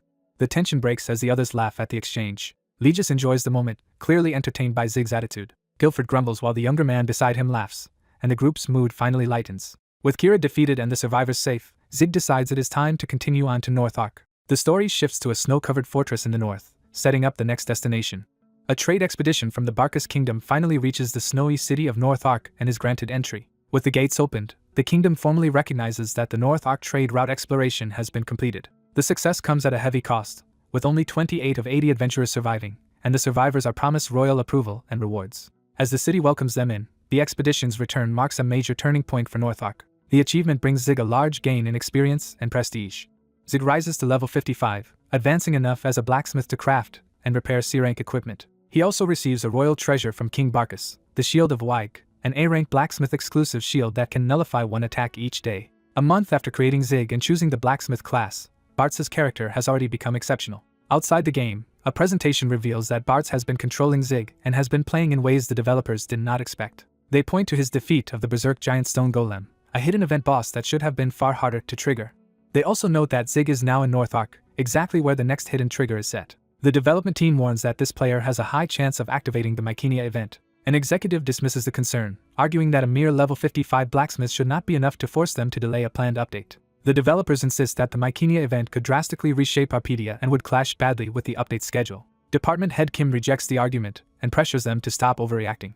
He reminds them that even unlocking the Golem's Berserk mode took players more than 3 years. To him, postponing an update over one low-level blacksmith is absurd, and he demands someone take responsibility for any delay. The lead developer falters under the pressure and can only appeal weakly to the user's long-term interests. At that moment, someone from outside the room calmly declares that he will take responsibility. The interruption immediately shifts the room's power balance. Director Sun Seekjin arrives late with a joking attitude, but his presence instantly carries authority. Kim reins himself in and asks what the director meant by taking responsibility. The director repeats that the update should be delayed and that he will bear the consequences. When asked if he also believes Zig will trigger the event, he admits that is only part of the reason. His real motive is that he wants more features added before the update goes live.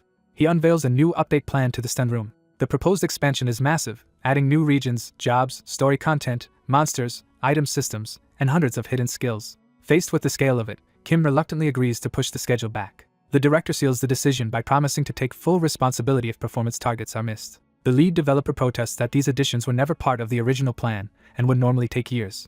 The director casually reveals that he already completed most of the work himself while supposedly on vacation. That revelation leaves the development team shaken by how far ahead of them he already is. The director makes clear that he is excited to watch Arpedia evolve in ways even the company cannot fully control. Elsewhere, a young man celebrates that he has finally tracked down the hacker he has been hunting in North Arc. He has been waiting for the chance to confront that target personally. He storms into a room to announce revenge, only to find his intended victim asleep and unbothered. The Aniclimax leaves him deflated enough to simply walk back out. At home, Kang Yuhan comes to the table and notices that his brother is missing. His mother explains that Yuhan must have stayed up all night gaming again and is still asleep. She erupts in frustration that he keeps claiming he will study while doing nothing but play games. His father defends Yuhan, saying it is a good sign that he is at least trying to do something on his own now. His mother blames that indulgence for Yuhan's aimlessness and worries he will never be able to support himself. His father answers that even if Yuhan fails elsewhere, he can inherit the family store, because what matters most to him is that his son be happy. He quietly reflects that when Yuhan was truly suffering, they could do nothing for him, so now they should not crush what little will he has. Even so, his mother still worries about Yuhan's health, and Yuhan overhears all of it from the doorway. Yuhan jokingly pretends to be moved by his father's words and tries to use them as an excuse to skip cram school. His mother immediately shuts that down, and the family's usual comic rhythm returns for a moment. Later that night, Yuhan sits alone outside with a drink, withdrawn and brooding. He turns over his parents' words while trying to steady himself. Their regret about failing him in the past echoes in his mind. He dismisses their worries outwardly, but inside he is still carrying something much darker. He sets his drink down as if bracing himself to face that memory directly. The story shifts back to the moment that ruined his life. At 18, while still a second-year student, Yuhan was confronted with a nightmare that felt impossible to escape. He discovered a dead rat in the school cafeteria food and was horrified by what he saw. Other students treated it like sensational gossip, but Yuhan felt the incident was too serious to ignore. He decided he had to report it. His post about the rat in the cafeteria spread online and drew immediate attention. The next day at school, the consequences arrived before he could prepare for them. A violent upperclassman burst into his classroom looking specifically for Kang Yuhan. The intruder demanded to know where Yuhan was, making it clear this was no ordinary confrontation. The class quickly identified him as Kim Piljung, a notorious delinquent from another school. His reputation alone was enough to terrify everyone into silence. Piljung walked straight to Yuhan's desk while Yuhan was asleep and defenseless. He confirmed Yuhan's identity by having another student point him out. Then he grabbed Yuhan by the head and forced him awake. Yuhan barely understood what was happening before the abuse began. Piljung smashed him across the face without warning. The blow left Yuhan bloodied and stunned in front of the entire class. Piljung stood over him as if he owned the room, and no one moved to help. He made it clear that he intended to destroy Yuhan simply because he could. When Yuhan returned home afterward, he tried to act as though nothing had happened. His mother immediately noticed his battered face, but he lied that he had fallen down the stairs. She worried and urged him to get treatment, still unaware of the truth. Yuhan insisted he was fine, while admitting to himself that he was anything but. From that day on, school became a living hell as Piljung kept finding him and attacking him. The repeated humiliation drove his friends away and left him increasingly isolated. Each day became another cycle of fear, shame, and helplessness. He was beaten again and again until violence became routine. The abuse turned into open bullying, with Piljung treating him like an object rather than a person. Piljung enjoyed dominating him and made sure Yuhan understood that. The cruelty escalated until Yuhan's entire world was colored by that abuse. Broken and bruised, he could only ask why this was happening to him. The others mocked even that question and treated his pain like entertainment. He bit down on his own hand just to keep from crying out. At last he screamed the question aloud, desperate for any reason. For a moment, the bullies paused as if amused by his desperation. Then they laughed at him for acting tragic and afraid. Their mockery only deepened his humiliation. A teacher briefly intervened, but instead of protecting Yuhan, he reduced the violence to a childish misunderstanding between friends. Another student then entered, Jong Hyunho, the student council president and top-ranked student. Even in that state, Yuhan recognized Hyunho as the untouchable model student everyone admired. Hyunho knelt beside him and offered to explain why Yuhan kept being targeted. He took hold of Yuhan's head as if preparing to offer comfort. Instead, Hyunho answered that there was no reason at all. He coldly explained that they were tormenting Yuhan simply because they disliked him. That revelation made the whole scene feel even more monstrous. Hyunho's smile showed that the cruelty was deliberate and effortless for him. The memory snaps back to the present with Yuhan clenching himself in anger. Outside at night, he fixates on Hyunho as the one person he cannot forgive. He swears that if he ever faces those people again, the combat instincts he gained in the game will let him crush them. Before he can finish that fantasy, someone throws a cloth over his face and blinds him. Panicking, Yuhan stumbles around unable to see. A muscular stranger collides with him and stops him cold. The man scolds Yuhan for bumping into him and demands an apology. Yuhan immediately backs down and apologizes, his bravado evaporating. In that instant, he realizes how little his imagined courage means in real life. The stranger, busy and irritated, suddenly recognizes the name Kim Piljun when Yuhan blurts it out. He presses Yuhan to explain himself instead of cowering. Yuhan freezes, terrified that he may have said too much. The man grabs him by the collar and demands a proper answer. Yuhan is shocked that Kim Piljun is somehow connected to this man too. Then the man's phone starts ringing, interrupting the confrontation. After checking the call, he loses interest in Yuhan and mutters that Yuhan is lucky. He lets Yuhan go with a warning to be more careful next time. As the man walks away on the phone, Yuhan is left shaken but unharmed. The night hangs still for a moment under the moon. The scene shifts to a nightlife district where men discuss increasing bribes. They are preparing for a political meeting where the issue will be raised. The discussion centers on how recent trade between North Ark and Barkus has put the lords of Broden under financial pressure. Because Southern tribute has been judged too small, someone wants the payments doubled despite the risk. One of the men addresses Piljing directly, showing he is involved in this underworld business. Piljing accepts the order without resistance. The next day, Yuhan arrives at a martial arts dojo. He stares at the place as if hoping it might become an answer to his weakness. He tells himself he thought he was fine, but now knows he is not. He resolves that he is no longer willing to fear people or even fear leaving his house. Even with that resolve, the memory of being grabbed and helpless still rattles him. He forces himself to keep going despite his fear. Yuhan decides he will become stronger physically so his mind can stop collapsing under pressure. He bursts into the dojo with awkward enthusiasm, determined to learn martial arts. Inside, he is immediately confronted by the aftermath of a brutal fight. A terrifying man has just beaten multiple trainees senseless, leaving the room in chaos. The sight makes Yuhan wonder if one of them has actually died. His courage nearly fails on the spot. Still, he blurts out that he came because he is unemployed and cannot afford proper training. The bearded master unexpectedly welcomes him and asks if he wants to join. Yuhan tries to retreat, insisting he entered by mistake. The master knocks him back down before he can escape. Yuhan looks up in confusion as the master looms over him. The master studies him closely and seems to realize something unusual about him. He suddenly bellows loud enough to shake the whole building. The shout summons everyone's attention to Yuhan. Left sitting there in shock, Yuhan can only wonder what he has gotten himself into. The people inside reveal that this dojo is effectively the headquarters of the Red Tiger Company, and they recognize Yuhan as the blacksmith from the game. When they ask if he is also a martial artist, Yuhan hurriedly denies it and says he only hoped to learn something. They immediately reinterpret that as a request to become a member, while Yuhan protests that he cannot pay any fees. The master waives a full year of fees and insists their meeting must be faked. He promises to train Yuhan harshly until his weak habits are beaten out of him. With nothing left to lose, Yuhan decides to accept and place himself in their hands.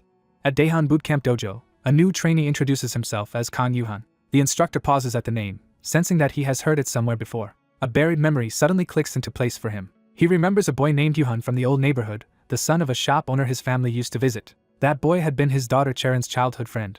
The memory softens him for a moment and makes him nostalgic. Uneasy, Yuhan asks the instructor to identify himself. The man realizes he never introduced himself and answers without suspicion. When he reveals that he is Song Tae-soo, Yuhan immediately asks for his daughter's name. Tae-soo confirms that his daughter is Charon and grows suspicious of Yuhan's interest. Yuhan drops the act and greets him like an old acquaintance. Tae-soo starts to question what Yuhan means, but the implication hits him first. He realizes this trainee may be the very Yuhan who knew Charon as a child. The scene shifts as Yuhan later collapses the game after exhausting all his stamina for half an hour. With his HP steadily draining, he lies helpless in the snowy dwarven city. Dizzy and miserable, he realizes he is in serious trouble. He recalls Tae-soo deciding to personally train him now that fate has brought them together again. That memory is so brutal it feels physically traumatic. After surviving the instructor's hellish lesson, he had barely managed to crawl home. Even so, he forced himself to log back into Arpedia Online. He had come to the dwarven town hoping to get quests, raise his level and crafting rank, and uncover hidden skills. Instead, the moment he stepped out, his lack of stamina sent him flying and sprawling across the street. He kept skidding helplessly over the frozen ground. The humiliating slide continued with no way to stop himself. By the time he finally slowed, he was still too weak to even get up properly. He admits he knew the dwarves were closed off, but he had not expected things to be this bad. When he tried to offer free labor, the dwarves rejected him outright because he was human. They accused him of trying to steal dwarven secrets, and drove him away. Now he realizes pushing any harder might get him attacked for real. A system warning tells him his stamina is insufficient, so he decides food has to come first. That plan immediately runs into another problem. Even a single potato costs more gold than he can believe. He explodes at the absurdity of a potato being treated like a priceless luxury item. The shopkeeper coldly informs him that this is actually the cheapest food in town. Yuhan guesses the market is unstable because direct trade has only recently opened, and he tries to buy one anyway. Then he checks his funds and realizes he cannot even afford that. He remembers spending nearly all his money ordering iron earlier, assuming getting into a workshop would be easy. Reduced to begging, he asks the merchant for a discount. The old man is not moved in the slightest. Yuhan is left feeling like he has been kicked while already down. Back in the present, he lies there drained and defeated. Having failed to get food or work, he briefly wonders if dying might be the easiest way to restore his stamina. He instantly rejects that cowardly thought. Determined to survive, he decides the only thing left is to sell the valuable shield he earned through so much suffering. The item is the Shield of Waig, an A-rank blacksmith-only royal treasure that can block any attack once per day. He hates to part with such a useful item, but he cannot equip it yet and cannot make money repairing gear in this town anyway. Before he can act, a dwarf addresses him. The dwarf notices the shield and immediately offers to buy it. Yuhan pretends reluctance, but inwardly sees a chance to turn his luck around. The dwarf tests him with a low offer of 5 large gold coins. Yuhan is stunned to realize that means 5 million gold. He accepts at once, deciding the price is more than good enough. But when the payment lands in his hand, something feels wrong. He discovers the dwarf only paid 500 gold, not 5 million. By the time he understands the scam, the dwarf is already speeding away. Yuhan freezes for a beat in disbelief. Then he erupts and chases after the thief with murderous fury. He pounds on the dwarf's door and demands he come out. His outrage only grows louder. He swears he will stay there forever if that is what it takes. Inside, the dwarf calmly continues working instead of answering him. He methodically dismantles the stolen shield. After extracting the final jewel, he focuses on the real problem. The issue is whether the gem's magical wavelength will match another creation. He tests the jewel against a massive hidden machine in his workshop. Outside, Yuhan keeps himself going by chewing whatever scraps he can find. Even exhausted, he refuses to leave. He vows he will not let the dwarf get away with this and is ready to become a criminal if necessary. Then he notices some children gathering nearby. They turn out to be young dwarves, excitedly preparing something together. Yuhan watches as they line up in front of the workshop with paint. One of them declares they are ready. Another boasts that she is in perfect form today. A third eagerly signals the start. Paint flies across the wall in a bright streak. The children cackle with delight as they keep going. Their vandalism becomes a game to them. Yuhan realizes what they are doing and stares. The kids laugh at the results and egg each other on. Soon the workshop is covered in childish insults and crude drawings. Yuhan is baffled that they are not just teasing him but defacing the dwarf's walls. Then a thought occurs to him about what scribbling really means. He decides he does not like their sloppy version of it. The children keep enjoying themselves, proud of the mess they are making. Yuhan finally walks over to them. The kids panic and try to deny what they are doing. Yuhan cuts through the lie at once. He takes one of the brushes and tells them that if they are going to do this, they should do it properly. He turns their prank into a lesson in doing the job right. With a dramatic flourish, he begins painting for real. The brush lands with confidence. Inside, the dwarf concludes the jewel does not match the shield's magical wavelength after all. Accepting the failed experiment, he decides he may have to go to the Ice Palace. He dislikes the idea of fighting, but sees no better option. He wishes someone else could handle it for him instead. At that moment, he opens the door and sees his workshop covered in paint. Before he can process it, Yuhan greets him like they have been waiting for this meeting. Yuhan immediately grabs him and demands his shield back. He vents his rage over being cheated for only 500 gold after everything he endured to obtain the item. The dwarf barely reacts and dryly notes that real boasting starts at 1 million. Then his attention drifts upward to the painted walls. He asks if Yuhan was the one who made all of it, and Yuhan proudly claims the vandalism as his own artwork. Yuhan insists it is still nothing compared to what the dwarf did to him. Instead of being angry, the dwarf critiques the childish taste and clumsy brushwork with startling seriousness. To Yuhan's shock, the dwarf is impressed rather than offended. He realizes Yuhan is a human blacksmith and sees an opportunity in that. While Yuhan keeps demanding the shield, the dwarf finally agrees to return it if Yuhan lets go. He reaches into his bag, but what he hands back is not a shield at all, only the dismantled parts. Yuhan's anger falters into confusion. The dwarf matter-of-factly explains that he took the shield apart into its materials and expects it can simply be crafted again. He assumes any blacksmith should be able to remake it. That casual admission pushes Yuhan from outrage into stunned disbelief. He grabs the dwarf again, unable to believe what he is hearing. The dwarf braces for another explosion. Instead, Yuhan suddenly becomes awestruck and asks how such a thing is possible. He explains that ordinary smithing only covers production and repair. Because expensive materials are too risky to waste, craftsmen usually rely on fixed recipes. But disassembly would let someone recover materials, experiment freely, and potentially create entirely new items with unexpected powers. Yuhan instantly realizes this could also let him alter finished equipment to suit his own preferences. The shield stops mattering to him compared with the chance to learn the skill, and he begs to be taught. The dwarf agrees on one condition: Yuhan must become his apprentice. Yuhan starts trying to talk around dwarven secrecy and tradition. The dwarf cuts him off, confused by the speech. Yuhan notices the workshop reeks of mold and decay.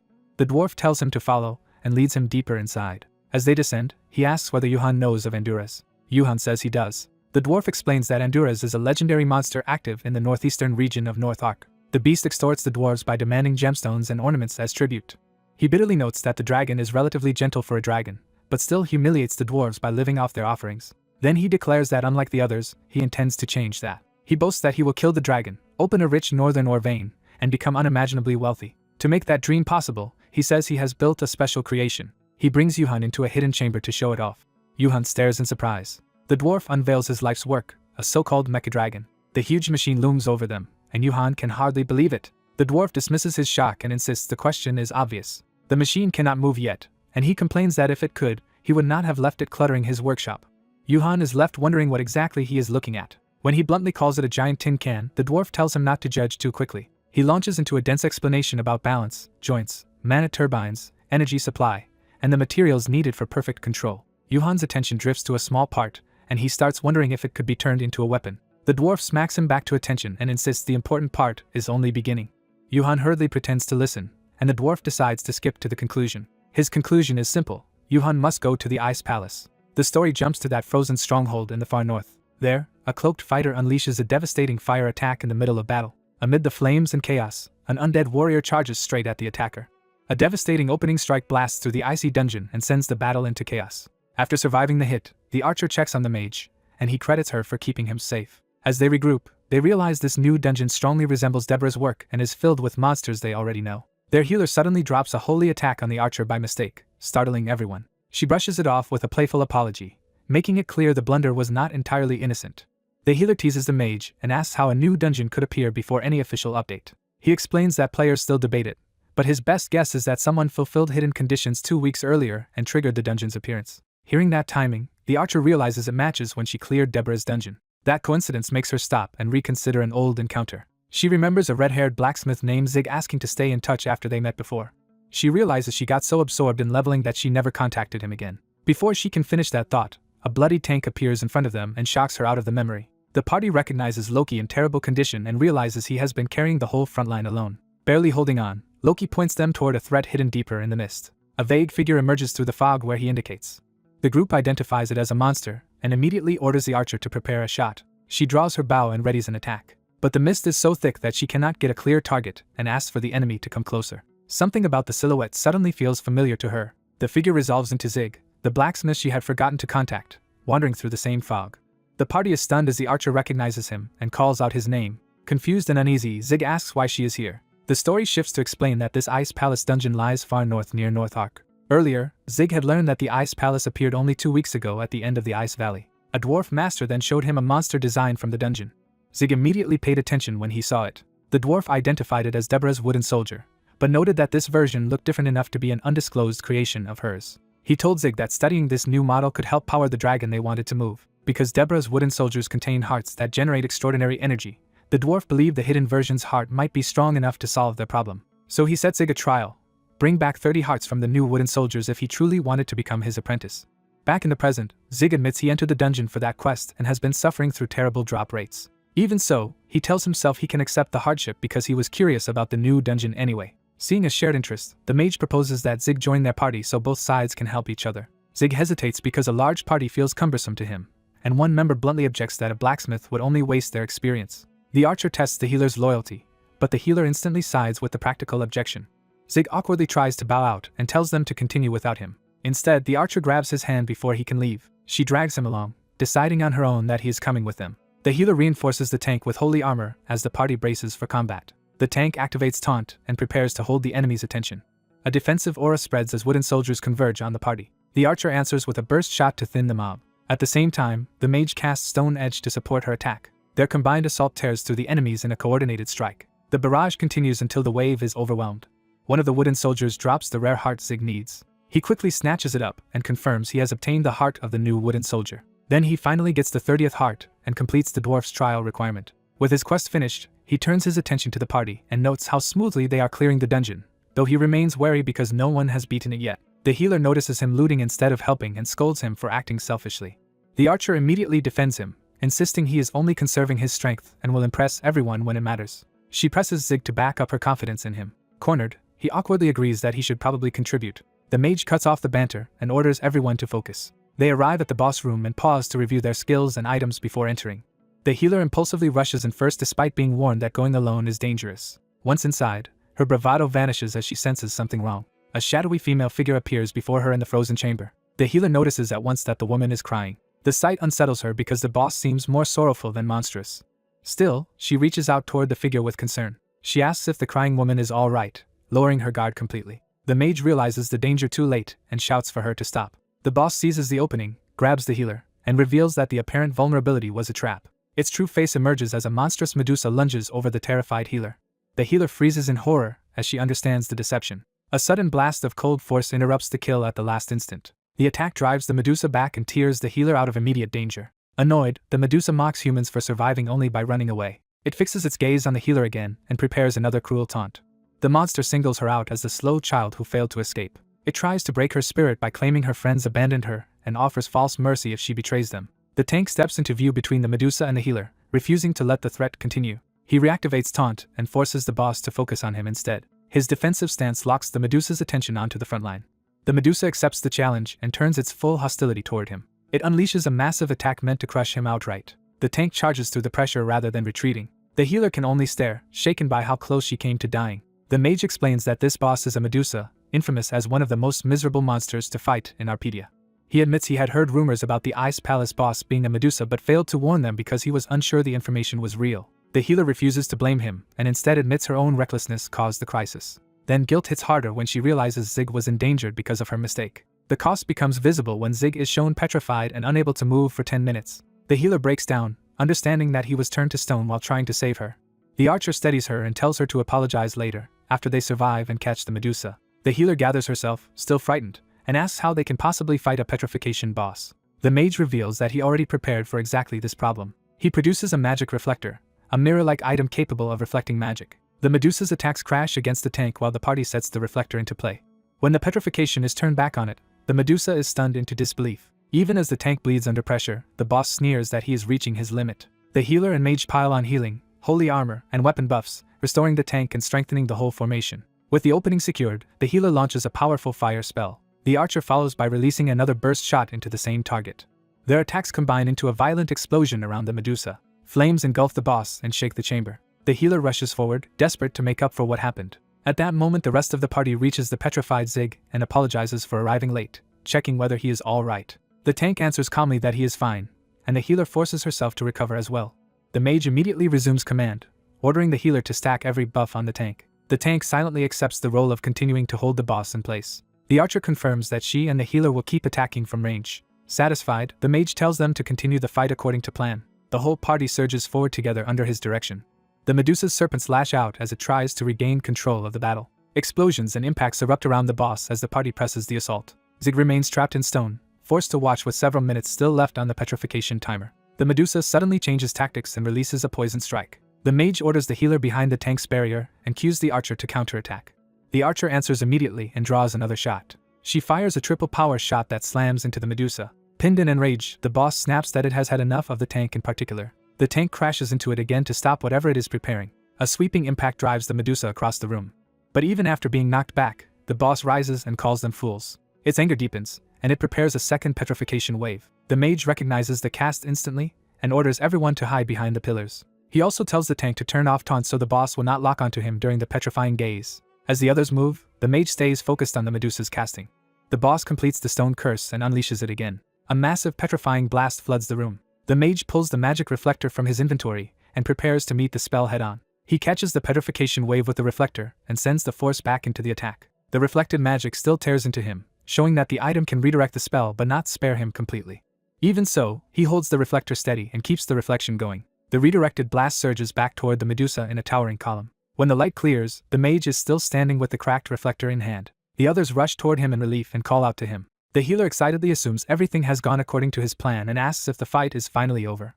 He immediately warns them that it is not over yet. That answer leaves the healer stunned. The mage explains that the reflected petrification should keep the Medusa from breaking free, so they only need to finish it off. But the boss's chest begins glowing with a new purple power, proving it still has another move left. A sinister magic circle forms as the Medusa activates an unknown skill. The party can only stare, caught off guard by the new development. Rocks and debris rise around the glowing core as the spell builds. The mage realizes something is wrong with his earlier assumption. The Medusa bitterly rejects the idea that a human could speak of killing her so easily. It declares that no mere human can kill it, and continues channeling the purple power.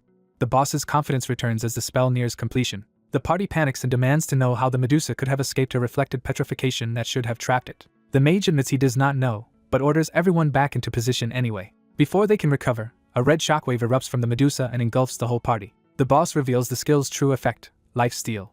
The archer feels her health suddenly plummet as the spell drains the group at once. Everyone except the mage collapses toward fainting, while his passive spirit of a mage activates and keeps him conscious. Still standing alone, he realizes this Medusa has abilities it should not possess, and that even its escape from petrification makes no sense. He decides there is no time to solve the mystery now and resolves to use the damaged magic reflector one more time. As he prepares that desperate countermeasure, the Medusa unleashes another overwhelming stone hurricane straight at him.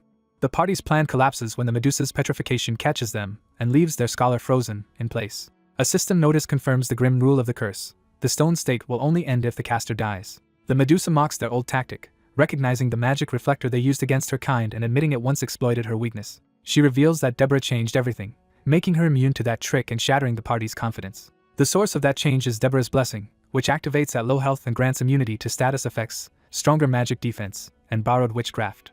Empowered by that blessing, the Medusa swells with new strength and becomes far more dangerous than an ordinary dungeon monster. As she boasts that she can no longer lose, Zig realizes too late that relying on familiar Medusa tactics in this dungeon was a fatal mistake. The Medusa savors the moment, and treats killing them with Deborah's magic as an honor she will bestow. She gathers a massive sphere of dark power, intent on finishing the party with the witch's spell. The attack begins to descend, leaving the party with no room to counter. Her spell Dark Moon engulfs the chamber, turning the battlefield into a death trap under a crushing magical blast. Zig braces himself and believes this may be the end for them. At the last instant, a red-haired swordsman hurls himself into the attack's path. The frozen scholar can only watch as the stranger intervenes where the party could not. The swordsman's strike reaches the Medusa before her spell can claim them. The battle ends so abruptly that the surviving party members can only stare at the fallen boss and the unknown rescuer standing over her. With the Medusa dead, the petrification on the scholar finally begins to lift. The others recognize their savior as Mr. Zig, the blacksmith they had underestimated. The system confirms that Medusa has been defeated, but Zig is already focused on the cost of what he used. He inspects the glowing sword that saved them, knowing it was a precious trump card. The weapon cracks apart after its single decisive use, and Zig panics at losing something so valuable. He recalls asking to borrow a forge before the expedition, already preparing for the possibility that he might need a weapon of his own. He had gathered rare materials and decided to craft a contingency weapon rather than rely entirely on the party's combat power. Confident in his hidden talent, he set to work at the forge himself. He knew his level was too low to recreate the famous A-rank shield he had repaired before, but he believed the materials were still enough for something useful. So he forged a weapon specifically for a desperate moment like this. The result was Miming, a blacksmith-only C-rank sword whose special ability guaranteed one attack would land. That power came with a harsh limitation: the sword would break after a single use. Zig had meant to save it for a truly critical crisis, not spend it on what he thought would be a routine Medusa fight. He is still mourning that loss when the others suddenly grab him. Instead of letting him brood, the party erupts in celebration and tosses him into the air for defeating the boss in one strike. Zig tries to protest, but they crowd around him before he can explain how narrow the victory really was. They openly credit him with carrying the party and are amazed that a blacksmith could turn the battle around so completely. Embarrassed, Zig insists he is not as impressive as they think. One of the others doubles down, proudly declaring that he had trusted Zig's worth all along. The praise leaves Zig stunned and unsure how to respond. The cheering only grows louder, forcing him to endure the attention. Their celebration triggers a burst of light in the chamber, signaling that the dungeon is changing again. A new portal opens where the battle ended, drawing the party onward. They enter what the system identifies as the Ice Palace secret room. Inside, they find an old library rather than treasure. The healer immediately realizes something is wrong and complains that they have been tricked. After searching the shelves, the party confirms the room appears completely empty. The scholar reasons that if this so-called secret room has no reward, then Medusa may not have been the true final objective after all. Zig disagrees that Medusa was ordinary, noting that she had boss-level traits and a hidden pattern unlike the other Medusas. Even so, he suspects the room itself is hiding something and starts testing the environment instead of the books. He smashes the stone table apart, startling the others with his sudden certainty. Though they worry he has hurt himself, Zig is more interested in what the broken stone reveals. The others ask if he is alright, but he has already noticed a clue they missed. He begins laughing to himself, delighted that his hunch was correct.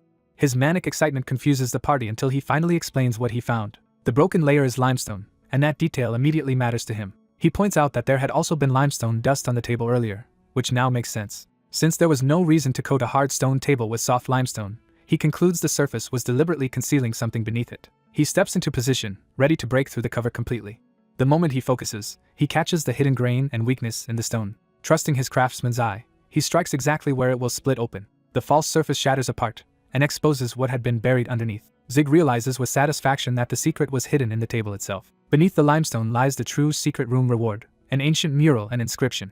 The mural begins by depicting ordinary life under the gaze of the heavens. It then shows divine punishment raining down in fire and destruction. At the center of the catastrophe is a floating fortress falling from the sky. The party is amazed that Zig uncovered the clue so quickly and asks how he figured it out. He brushes off the praise and turns their attention to the newly revealed mural. The scholar volunteers to read the inscription, hoping it will explain the fortress. His eyeglass reveals its hidden function. It can decipher ancient rune letters. Using that ability, he translates the warning that those who imitate God will perish through their arrogance. The inscription then gives a specific instruction to return to the clock stopped at 7:28, the moment the aerial fortress fell, and step into the past. The party checks the old clock and sees that its hands can indeed be set to that exact time. When the clock suddenly rings, everyone is startled by the mechanism activating on its own. A brilliant magic circle spreads across the floor, blinding them as the room itself responds to the inscription. They realize too late that they have triggered a teleportation circle. Far away in the real world, the game company DreamMax looms over the unfolding event. Inside the company, an employee confirms that the hidden location has truly been found. The executive is impressed that players discovered the aerial fortress within only 2 weeks. Rather than being alarmed, he is pleased because delaying the patch now seems like a brilliant business move. He expects the discovery to generate publicity for the game, though his subordinate quietly warns that things may not stay under control. Back in the dungeon, Zig is caught in the golden light as the teleport completes. The party emerges outside and receives system recognition for clearing the Ice Palace and becoming the first discoverers of the aerial fortress of Mycenia. Each member is awarded prestige and the title Discoverer of the Aerial Fortress, confirming that this hidden area is a major world event. They finally see the reward for the Ice Palace, the buried Mycenia aerial fortress itself. Before they can recover, a towering figure approaches from within the fortress. The stranger addresses them directly as the Sia family, proving he already knows who they are. He introduces himself not as an enemy, but as someone who has come to welcome them.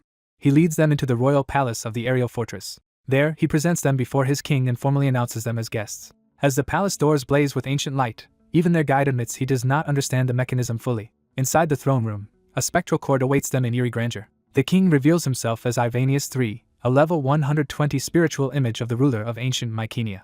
The party panics at the sight of a dead king speaking to them, and only the scholar manages to distinguish a specter from a simple ghost. He explains that a specter is a monster bound to the living world by unresolved regret. That technical distinction does nothing to calm the others, who still hear only that they are facing a ghost-type monster. The healer tries to charge in and exorcise him on impulse, but the others stop her before she provokes disaster. Her holy attack fizzles harmlessly against the king's presence. The party restrains her and forces themselves to listen instead of fighting. Ivanius notes that they are the first guests to arrive in 300 years and asks them to hear his story before judging him. He recounts that Mycenia was once a prosperous kingdom whose magical technology brought peace and transformed the world. Its downfall came because that technology advanced too far. The gods destroyed Mycenia for trespassing into their domain, and the survivors fled aboard the aerial fortress. Even that escape failed, leaving the king and his people trapped underground as ghosts. He explains that their greatest offense was creating new life in the form of chimeras. Yet he refuses to repent, arguing that if the pursuit of knowledge is sinful, then the God who made humans seek knowledge is equally to blame. What truly torments him is the thought that the magical knowledge his people won will vanish from history. That regret is the reason his spirit still remains. He asks the party to help restore the aerial fortress so Mycenia's achievements will be remembered and his people can finally pass on. The request becomes a formal hidden quest to rebuild the fortress and release the trapped spirits. The healer immediately wants to accept out of sympathy for the king. The archer, despite her fear of ghosts, agrees as well. Zig also supports accepting, partly because hidden quests are rare and valuable. He also knows refusing a resentful king surrounded by powerful chimeras would almost certainly turn into a battle they cannot win. So the party accepts the restoration quest together. The system responds by assigning each member an individual task, and Zig's mission is to reactivate the fortress power reactor by remaking broken parts and building complex mechanisms. Seeing the requirements, Zig is dismayed because the assembly skill threshold is far beyond what he currently has. The others compare tasks and realize each of them has been sent toward distant regions and specialized objectives. Compared to theirs, Zig's mission seems simpler on paper, though still brutally difficult for his current build. As the discussion continues, the Medusa's snakes quietly slither nearby, reminding them that Deborah's influence is still hanging over this dungeon. The king's servants present each party member with a gift to aid them in the quest. He urges them to do their best, treating the gifts as an advance investment in the fortress's restoration. The party is stunned to find that the presents are already high-grade items, including epic equipment. They realize the rewards are so generous that even accepting the quest has made them stronger. Zig's gift is a Holy Rune jacket, a production-class coat that greatly boosts defense, stamina, and craftsmanship-related performance. He is thrilled by the stamina increase, and starts imagining how much greater the final reward might be if they actually succeed. The scholar then asks the king a question that has been bothering him since the story began. He wants to know whether the last visitors 300 years ago were Deborah and her companions.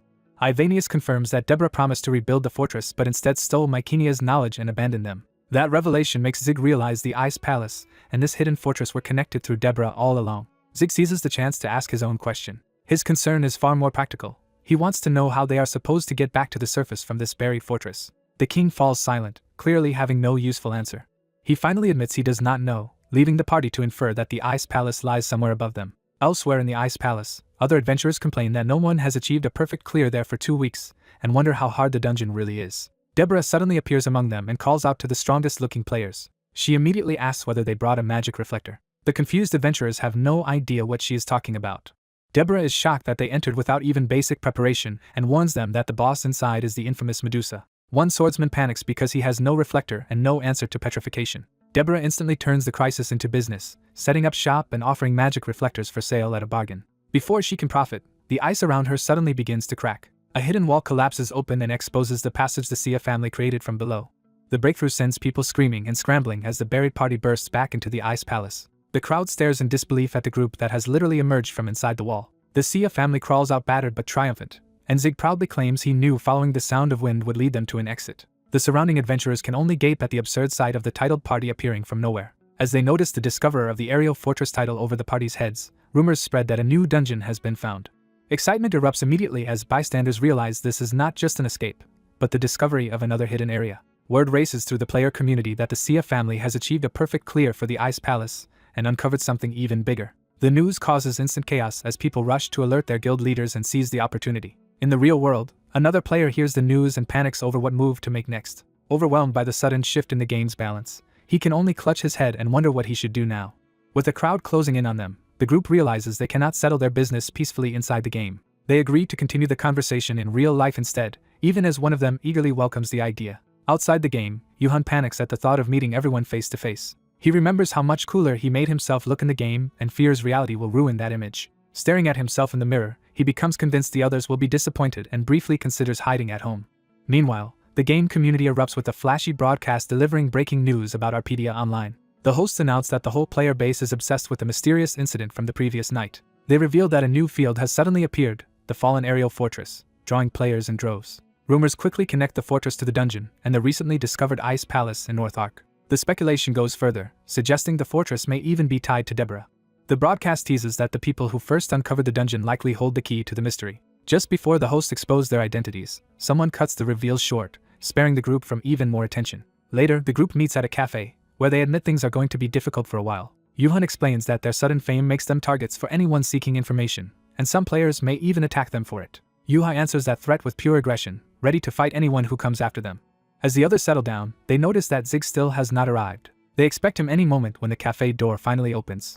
A nervous newcomer steps in and apologetically asks for their attention. He introduces himself as the late-arriving Zig, shocking everyone with how ordinary he looks in real life. The disbelief is loud enough to spill outside the cafe. Once the shock settles, the group tells him that his real-world presence feels completely different from his in-game persona. They reassure him that he actually looks healthier now, and he realizes his recent dojo training has visibly changed him. The introductions begin with Yuha proudly revealing she is a high school senior who started the game by following Charon and has already surpassed her level. Junsu follows by introducing himself as a law student and senior at Hanlin University who belongs to the same club as Sia. Jaehan then identifies himself as a mixed martial artist from the same dojo Yuhan attends. That detail catches Yuhan off guard and makes him question what dojo they are talking about. When Jaehan confirms it is Charon's family dojo, the connection between their lives suddenly becomes much more personal. Charon is stunned to learn that Zig has been training at her father's dojo all along. Instead of being bothered, she delights in the coincidence and thinks it is amazing. Yuhan, however, grows visibly tense as a suspicion starts forming. He carefully asks whether Charon's father is Coach Song Tae-soo, and she confirms it immediately. That answer leaves him awkwardly trapped with a secret he can no longer avoid. He finally reveals that he is Kan Yuhan, the eldest son of Happy Mart and Charon's childhood friend. The revelation hits Charon so hard that her scream carries out of the cafe. After the uproar, the others piece together the situation for her. They explain that she and Yuhan were childhood friends and that Jae-hun had already recognized him, which only makes her more frustrated at being the last to know. She quickly calms herself and blames her own failure to recognize him, finally understanding why he seemed familiar. Putting the shock aside, she reaches out to reconnect properly. Sharon offers a belated but sincere greeting, acknowledging how long it has been since they last met. Yuhan hesitates, still processing the reunion. He accepts the moment and returns her greeting, and the two finally reconnect as old friends. Yuha watches their handshake with intense interest, already reading too much into it. She abruptly drags everyone back to the real reason they gathered, forcing the group to focus on the quest. The others agree, and the meeting turns into a serious discussion about what to do next. Time passes as they talk through the situation. The conversation stretches on long enough for the afternoon to slip away. Even the girls are surprised by how much time has passed. By the time they leave the cafe, evening has already settled in. Yuhan says his home is in the opposite direction and prepares to part ways with the group. Before he can leave, the others stop him and call him back. Sharon insists on exchanging phone numbers, and the rest immediately pile on with the same request. Yuhan is caught off guard by how naturally they want to stay connected with him. As he saves their contacts, he realizes how long it has been since he last exchanged numbers with anyone new. Walking away alone, he is quietly moved by the simple fact that he now has people to contact. He considers messaging them right away but decides to wait until they have all finished their quests, just as they agreed. That calm moment is shattered when his phone suddenly rings. He fumbles badly with the phone, startled by the unexpected call. Seeing the group's new contacts on his screen, he first assumes the call must be from one of them. Instead, an unfamiliar number appears, strange enough to make him suspicious. He answers cautiously. The caller greets him by both Bartz and Zig, proving they know his in-game and real identities. Yuhan immediately demands to know who is speaking. The caller refuses to hide the truth for long and says Yuhan already knows him. He reveals himself as the person who erased Bartz. Yuhan's anger explodes into open fury. The hacker mocks him by asking how it feels to raise a new character from scratch. Yuhan realizes he is being taunted and nearly loses control. He accuses the caller of hacking other people's IDs for amusement and demands to know his motive. The hacker only toys with him further, claiming Yuhan had once treated him kindly in the game. That hint makes Yuhan realize this may be someone he actually encountered before. He shouts for the caller's identity, but the answer remains just out of reach. The hacker tells him to calm down, insisting he did not call just to provoke a fight. Yuhan can barely contain his rage and curses him outright. Forcing himself to think, Yuhan demands to know what the caller really wants. The hacker proposes a bet. He explains that he is currently using a stolen account in Arpedia Online to sell off the hacked items, turning the whole situation into a game of hide-and-seek. If Yuhan can find that character before everything is sold, the hacker promises to restore Bartz. He boasts that restoring a deleted character would be easy for someone of his skill. When Yuhan asks what happens if he fails, the hacker answers with a new threat. If Yuhan loses, the hacker will erase his current Blacksmith character as well. That threat leaves Yuhan silent for a beat. Then he accepts the challenge. He warns the hacker that if he catches him, the revenge will be brutal. His outburst is so loud it startles even a nearby dog and draws attention from strangers in the park. Elsewhere, someone monitoring the situation remarks that Yuhan is dealing with a truly dangerous opponent. At the Cyber Investigation Office, Yuhan learns that even the specialists cannot trace the hacker. The investigator bluntly tells him to give up. He explains that the hacker is covering his tracks so carefully that even national-level agencies would struggle to catch him. Yuhan leaves with no practical lead and no official help. Walking alone at night, he admits he expected as much but is still left with nothing to follow. The hacker's taunt about someone Yuhan once treated kindly keeps echoing in his mind. That clue pushes him to review every notable person he met in the game. He mentally runs through old allies, enemies, and strangers, searching for anyone who fits the voice behind the call. Frustration boils over, and he physically jolts himself back to focus. He slaps his own cheeks repeatedly to stop spiraling. Yuhan forces himself to think rationally and reminds himself not to accuse anyone without evidence. At the same time, the hacker commits to his own plan inside the game. He begins by gathering a large stockpile of wooden soldier hearts for blacksmith work. Determined to build his reputation as a smith, he decides to trace the illegal weapon trade through crafting itself. He completes Galley's trial quest and immediately demands to be taught disassembly.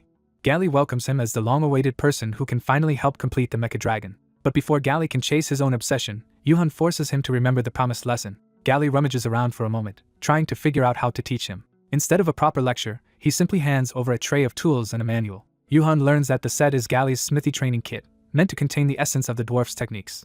Galley tells him to study the book and use the pile of materials however he likes, then leaves him to figure it out alone. The abrupt abandonment leaves Yuhan stunned by how little actual teaching he received. Resigned, he decides to treat the manual like a skill book and teach himself. As he opens Galley's training journal, he starts searching for the section on disassembly. A sudden discovery catches his eye. The journal does not stop at disassembly but also includes assembly techniques. Realizing the book teaches both breaking things down and putting them back together, he is thrilled. That matters immediately because the aerial fortress quest requires assembly skill to repair its power reactor. He apologizes to Galley in hindsight for doubting him and recognizes the dwarf's gift as exactly what he needed. Fired up again, he vows to squeeze every bit of value out of the book. He begins practicing by smashing sample parts apart. The first attempts leave him sitting in silence, surrounded by failure. He complains that the iron plates are too fragile and keep breaking before proper disassembly can even happen. The method in the book requires controlled damage, but the materials are so weak that neither disassembly nor later assembly benefits from his grained skill. Discouraged, he briefly wonders if he should give up. Then the hacker's voice resurfaces in his mind, reigniting his anger. Remembering Bartz's deletion hardens his resolve. He refuses to quit and swears he will keep trying until he succeeds. He throws himself back into practice with renewed intensity. Elsewhere in the game, Deborah laments that one of her latest schemes has collapsed. She realizes the failure is not because of Zig getting in her way, but because she should have followed him instead. Watching the trio who first uncovered the ancient city, she concludes that sticking close to them would have led her to even greater profit. She decides that what she senses around Zig is not trouble but the scent of money. When a commotion breaks out in the city, she immediately perks up and assumes something valuable is happening. The rumor turns out to be even better than free items.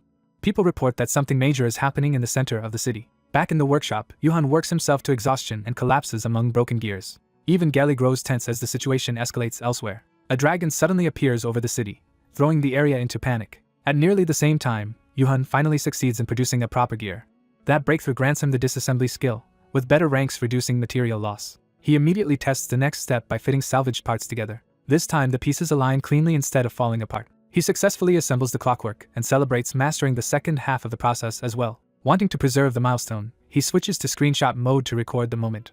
Just as he poses proudly, something outside interrupts him. An explosion tears through the area, ruining the photo and jolting him into alarm. The failed screenshot catches only his shocked face. The next shot captures the mechanical dragon blasting through the city. Another image shows buildings exploding under its attack. A final glimpse catches the machine soaring upward through smoke and fire. Someone watches the flying machine from below, framing it with their hands as if admiring a masterpiece. That spectator is the blonde noble, who is delighted by the scale of the event. Even with chaos erupting around him, he decides not to intervene yet because he is busy and wants to find Zig first. Still smiling beneath the looming machinery, he wonders why Zig has stopped replying after ordering such a large amount of iron. A gigantic mechanical dragon suddenly crashes into the village, turning the peaceful area into a disaster zone. In the chaos, the system coldly reports Dylan's death, confirming that the attack is already claiming lives. The villagers panic as they realize a boss-level monster has appeared in town, while some still desperately look for the real dragon they expected to fight. Legis is stunned that people are dying because of a dragon attack that came out of nowhere. Her shock immediately twists into delight when she realizes the catastrophe has also scattered valuable loot everywhere. Instead of helping, she starts treating the ruined village like a treasure field and eagerly gathers the items she farmed. She darts through the wreckage, thrilled to find rare gear and auction-worthy equipment among the debris. Convinced coming to North Ark was a brilliant decision, she happily stuffs away her spoils. Her looting spree is cut short when a violent impact throws her and her bags aside. She turns and finds herself face to face with the mechanical dragon's head. Recognizing something about the machine, she is baffled that this specific construct is here at all. Before she can process it, the dragon charges up and fires a blast straight at her. The attack erupts with overwhelming force, threatening to kill her instantly. Legis can do nothing but scream as the beam closes in. At the last moment, a barrage of attacks slams into the machine and disrupts its firing mechanism. Legis is left frozen in disbelief at her sudden rescue. The damaged mecha dragon explodes and is knocked away from her. It crashes to the ground in front of her, temporarily neutralized. Shaken and sweating, Legis realizes she survived by pure luck. The story shifts to North Ark's court, where responsibility for the disaster is being judged. Zig loudly objects before the blame can be pinned on him. He insists he has nothing to do with the metal dragon that destroyed the village and claims he was only an innocent tourist caught in the middle of events. Gali unexpectedly backs him up by declaring they were never true partners. Zig briefly mistakes Gali's statement for an act of loyalty that might save him. Gali immediately crushes that hope, calling Zig nothing more than a useless errand boy and blaming him for ruining the mecha dragon. The two start brawling and hurling insults at each other in open court. The judge restores order and formally asks whether they admit to working together to create the mecha dragon and causing massive destruction. Gali refuses to accept guilt and argues that the real fault lies with the Union for rejecting his proposal to co-produce the machine. He reminds everyone that they mocked the project and doubted the mecha dragon could even function. Now that it has proven itself, he demands they acknowledge the results instead of condemning him. Gali boasts that he built such a powerful weapon cheaply and insists the disaster happened only because no one supported him sooner. Zig stares at him in disbelief as Gali keeps talking himself deeper into trouble. He realizes Gali has completely lost his mind and is dragging them both toward a life sentence. Even so, murmurs in the courtroom show that some people are starting to think Gali's weapon might actually have value. When they hear the mecha dragon's breath even damage the Great Wall, the crowd begins to see it as a potential anti-dragon weapon.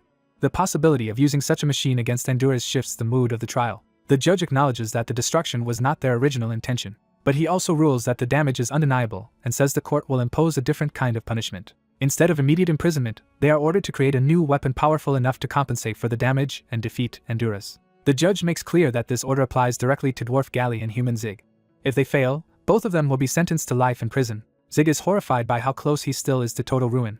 After the trial, the two stand amid the wreckage left by the mecha dragon and face the consequences together. Zig explodes at Galley for saying such reckless things and condemning him to a prison sentence that could last until the game ends. Galley calmly reveals he did have a plan and asks Zig to hear him out. To make sure Zig listens, Galley gets his attention with a sharp snap. Once Zig finally focuses, Galley gives him a direct assignment. He says the key is Flame Mount, a volcanic region tied to dragons. Galley explains that the mecha dragon did not fail because it was too strong, but because its mana input was too weak and the system overcompensated until it collapsed. When Zig tries to walk away, Galley physically stops him before he can escape the conversation. Zig openly declares he wants to run, but Galley tempts him by promising a worthwhile reward if he cooperates. That promise is enough to make Zig hesitate and listen. Galley offers him a custom gauntlet that can fire durable steel wires with simple controls. He sweetens the deal further by promising to teach Zig a sacred dwarven technique if the mission succeeds. Then he reveals the actual task. Zig must go to Flame Mount and bring back a dragon heart. The system immediately turns that demand into a formal quest with a 1-month deadline. A dragon heart is explained to be the source of a dragon's life force and magic, and an absurdly rare item to obtain. Zig knows just how impossible that sounds, because even at his former peak he never managed to get one. Galley admits his lead is based on old information he once heard in the elf village. According to that rumor, a dragon connected to the former elf chief went to Flame Mount to die in peace, which means a dragon heart may still be hidden there. Zig is furious that Galley expects him to risk everything on such uncertain information. He also remembers that Flame Mount is a brutal high-level area full of sulfur gas, monsters, and lava, far beyond what most players can handle. Meanwhile, Legis watches Zig depart by balloon and decides she will run away if things get dangerous. But her sly smile reveals she has no intention of letting him go alone. As Zig travels, he keeps himself busy practicing assembly work during the flight. He focuses on crafting and adjusting parts while in the balloon basket. Suddenly, something hooks onto the balloon from below. The violent jolt nearly knocks Zig over and interrupts his work. At first he thinks the balloon itself may have burst. Then he looks down and finds Legis hanging from a rope beneath the basket, screaming for help. She shamelessly demands to be pulled aboard, while Zig angrily calls out the con artist who has invaded his ride. Once inside, Legis leaves the balloon wobbling and Zig scolds her for nearly tipping them over. He tries to throw her back out immediately now that she is safe. Legis refuses and physically grabs him, declaring she will not let him ditch her this time. Zig is caught off guard when she reveals she already knows where he is headed. She correctly guesses he is on his way to the aerial fortress quest and excitedly fishes for details about hidden treasures and secret dungeons. 3 days later, Legis is still with him, having successfully forced herself into the journey. The pair finally arrive at Flame Mount much faster than expected. The volcanic landscape is so extreme that Zig can only stare in disbelief at what he has walked into. He immediately tries to leave the dangerous place to Legis and head off on his own business. Legis grabs him and demands to know why he brought them there if he refuses to explain anything. She rants that Flame Mount is filthy, dangerous, and full of ways to die horribly. Her warning becomes real when she notices a level 80 scorpion soldier approaching from behind. The monster closes in while the two are still arguing. The system identifies it as a mindless burrowing insect monster native to the volcanic region. Legis panics as the scorpion lunges at her. She clings to Zig and begs him to do something, even though he has no combat role. Zig protests that he is not a fighter, and Legis snaps back that neither is she. With no better option, Zig reluctantly draws a weapon and prepares to face one enemy. That hope dies instantly when an entire swarm of scorpion soldiers emerges around them. Zig gives up on survival almost immediately. As the monsters charge, he collapses into despair while Legis desperately tries to force him back into action. The scorpions close in for the kill, while both of them brace for death. Legis suddenly notices something moving faster than the monsters. A projectile slams into one of the scorpions with crushing force. More attacks follow, smashing the swarm apart before it can reach the pair. Zig realizes the scorpions are being struck by thrown weapons from somewhere else. He turns toward the source as a new group rushes into the battlefield. A fierce cry announces the arrival of another force. Lizardmen warriors charge in and begin slaughtering the scorpions in close combat. They overwhelm the swarm with coordinated attacks and quickly seize control of the area. The system identifies the newcomers as level 58 lizardmen, intelligent reptilian spear fighters. Their assault continues until the scorpions are completely wiped out. When the dust settles, Zig and Legis find themselves surrounded not by enemies, but by an entire lizardman hunting party. The last remains of the scorpions lie shattered at their feet. The lizardmen stare at the humans in tense silence after saving them. Zig senses an opportunity and starts thinking fast. He awkwardly thanks the lizardman who helped them, trying to turn the rescue into a friendly encounter. Assuming they can understand him, he attempts to speak to them directly. Before he can finish, one of them abruptly knocks him aside.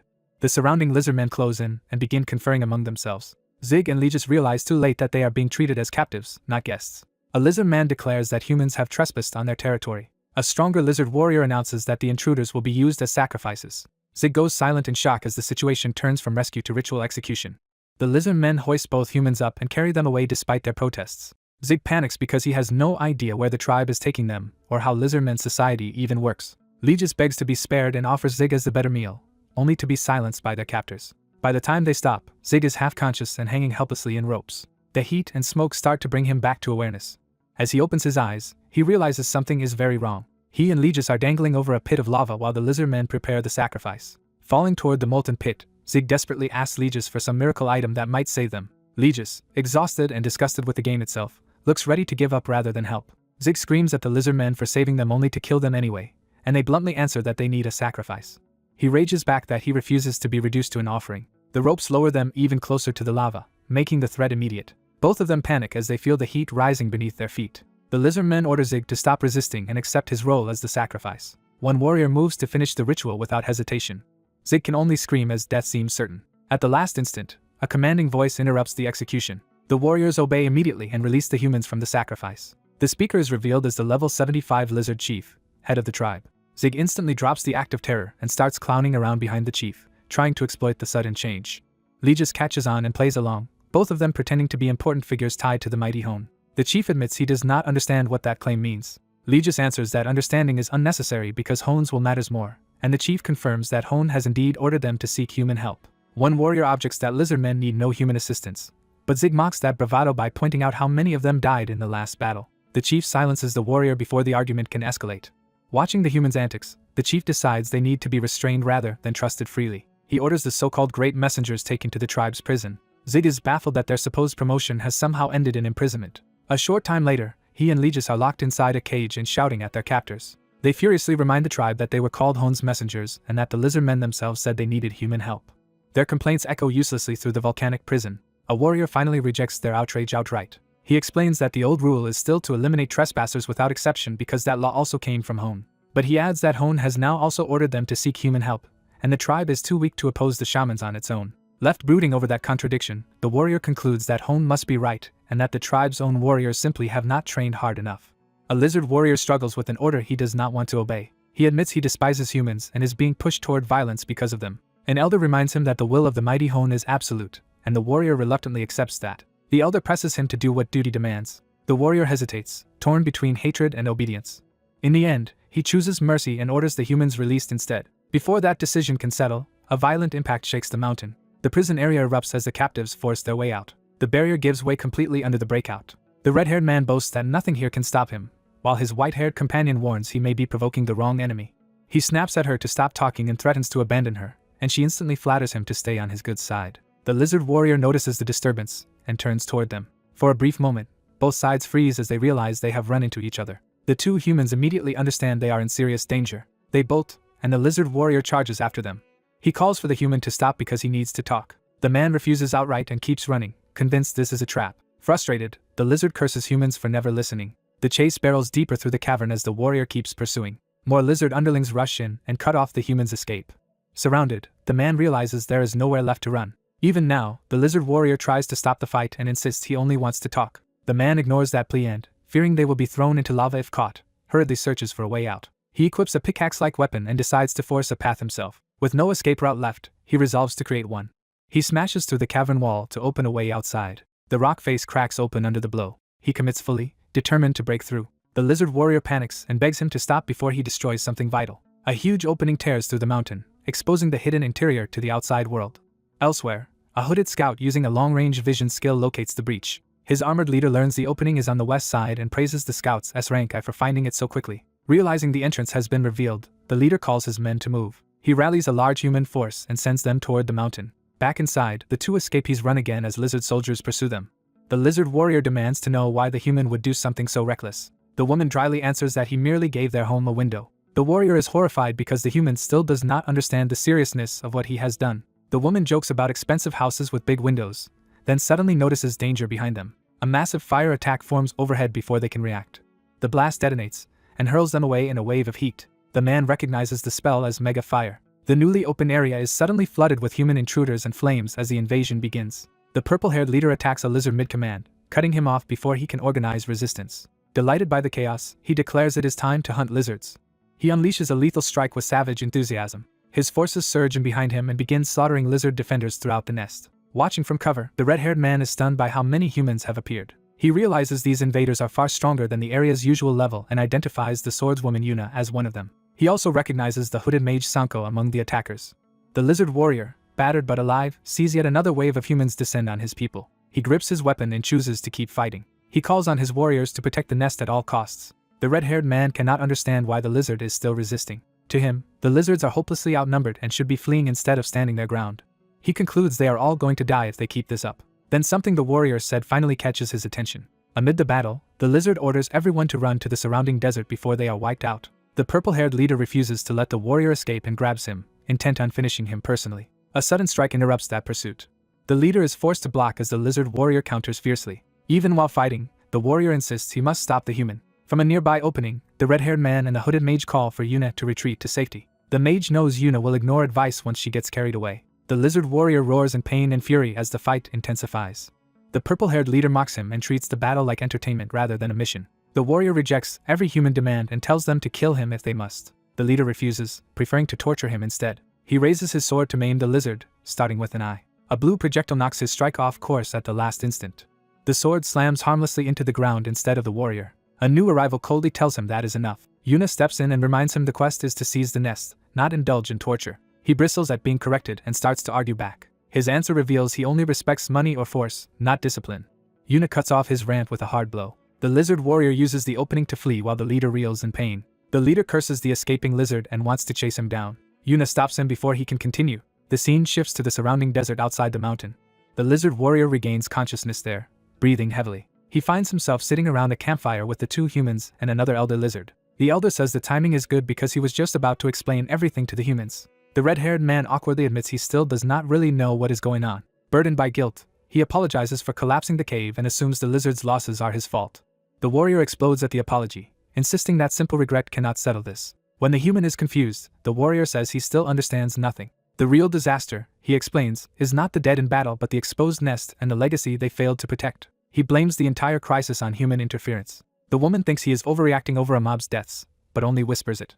The warrior rejects that view completely and says human ideas of value do not apply to lizard honor. The elder calms him and asks both humans to listen before judging. He asks everyone to settle down so he can finally tell the truth. The elder reveals that their tribe has long guarded a dragon's legacy. That legacy belongs to the dragon tied to Flame Mount itself.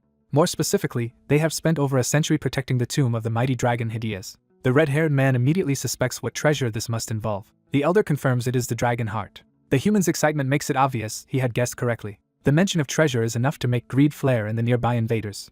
The purple-haired leader openly revels in the money already gained from the raid. But a lizard shaman declares that the quest is not over yet. He reveals himself as a magical variant of Lizard Man and warns that the real objective remains unresolved. The humans react with surprise at the appearance of a shaman. The elder begins a flashback, saying everything started to fall apart when one gifted child betrayed them. That child had always stood apart from the rest of the tribe. She was brilliant, articulate, and capable of advanced magic. Because of that genius, the elder elevated her to the role of lizard shaman. She seemed at first to justify all his hopes for the tribe. Under her influence, the tribe prospered and was renewed. Then she changed, becoming obsessed with a mysterious book and with the power of the dragon heart. Her ambition grew so dark that she intended to use that power to enslave the entire tribe. When they tried to stop her, she resisted and the dragon heart slipped from her grasp. The elder condemned her betrayal as greed-driven theft of the mighty Hon's legacy. He insists the dragon heart is sacred power meant only to protect Flame Mount.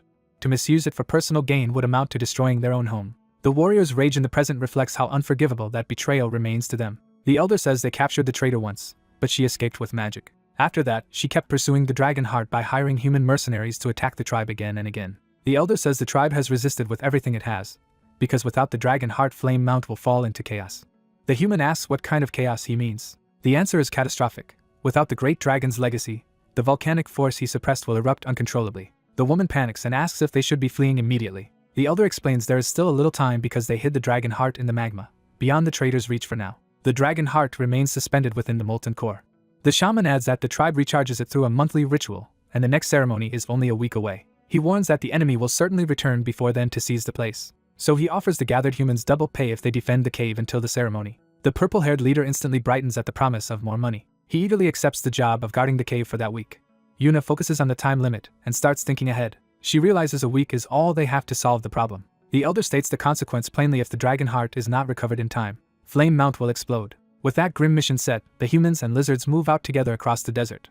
The white-haired woman still thinks the whole plan sounds insane, but after thinking it through, she decides to support it. She declares that they will bring back the dragon heart. As they walk, she scolds the red-haired man for volunteering after seeing how many enemies they face. He shrugs it off, saying she chose to follow him and can leave if she wants.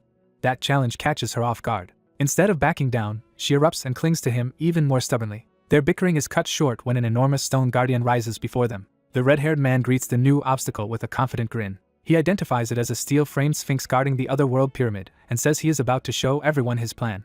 Far away in the real world, the story shifts to a city at night. A dark-haired woman lies awake in bed, checking her phone. She reads messages from other players, all struggling with different parts of the quest. When they ask how she is doing, a new message demands her answer. She stays silent for a beat, clearly hiding that she knows far more than the others. A brutal clash is already underway against monstrous lizardmen. The beasts keep pressing through the attack instead of falling back. Their ferocity makes the opening battle feel chaotic and overwhelming. Far from that battlefield, someone can only admit he has no idea what is happening. A young woman lies in her room anxiously checking her phone, clearly waiting for someone important.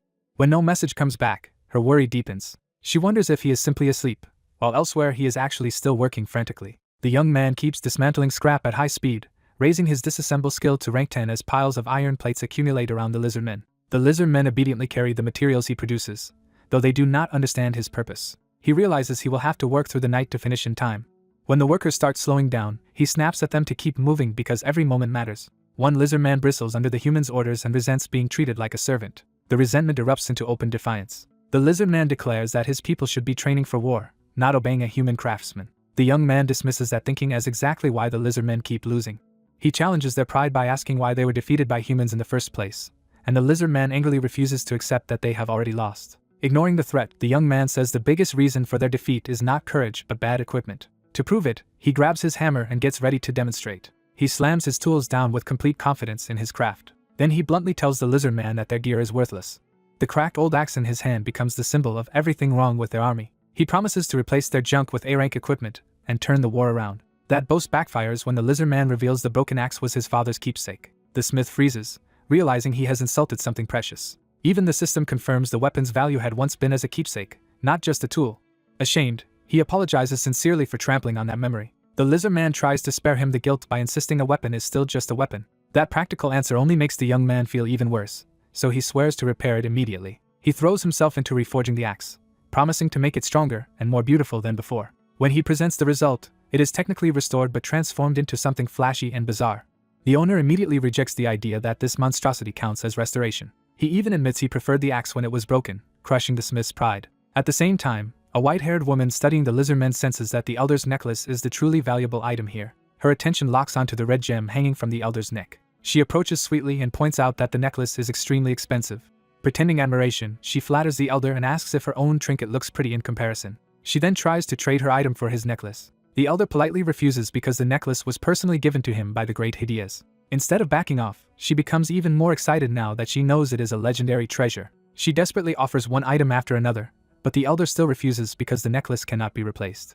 Seeing her obsession, the elder offers a different gift instead, a rare golden desert rose. The woman is stunned by the unexpected offer. She instantly recognizes the desert rose as a costly ingredient used for high-grade magic stones. Elsewhere, a violent player grows tired of waiting and screams for the war to start already. He rages that the lizardmen still have not attacked and vents his bloodlust on everyone around him.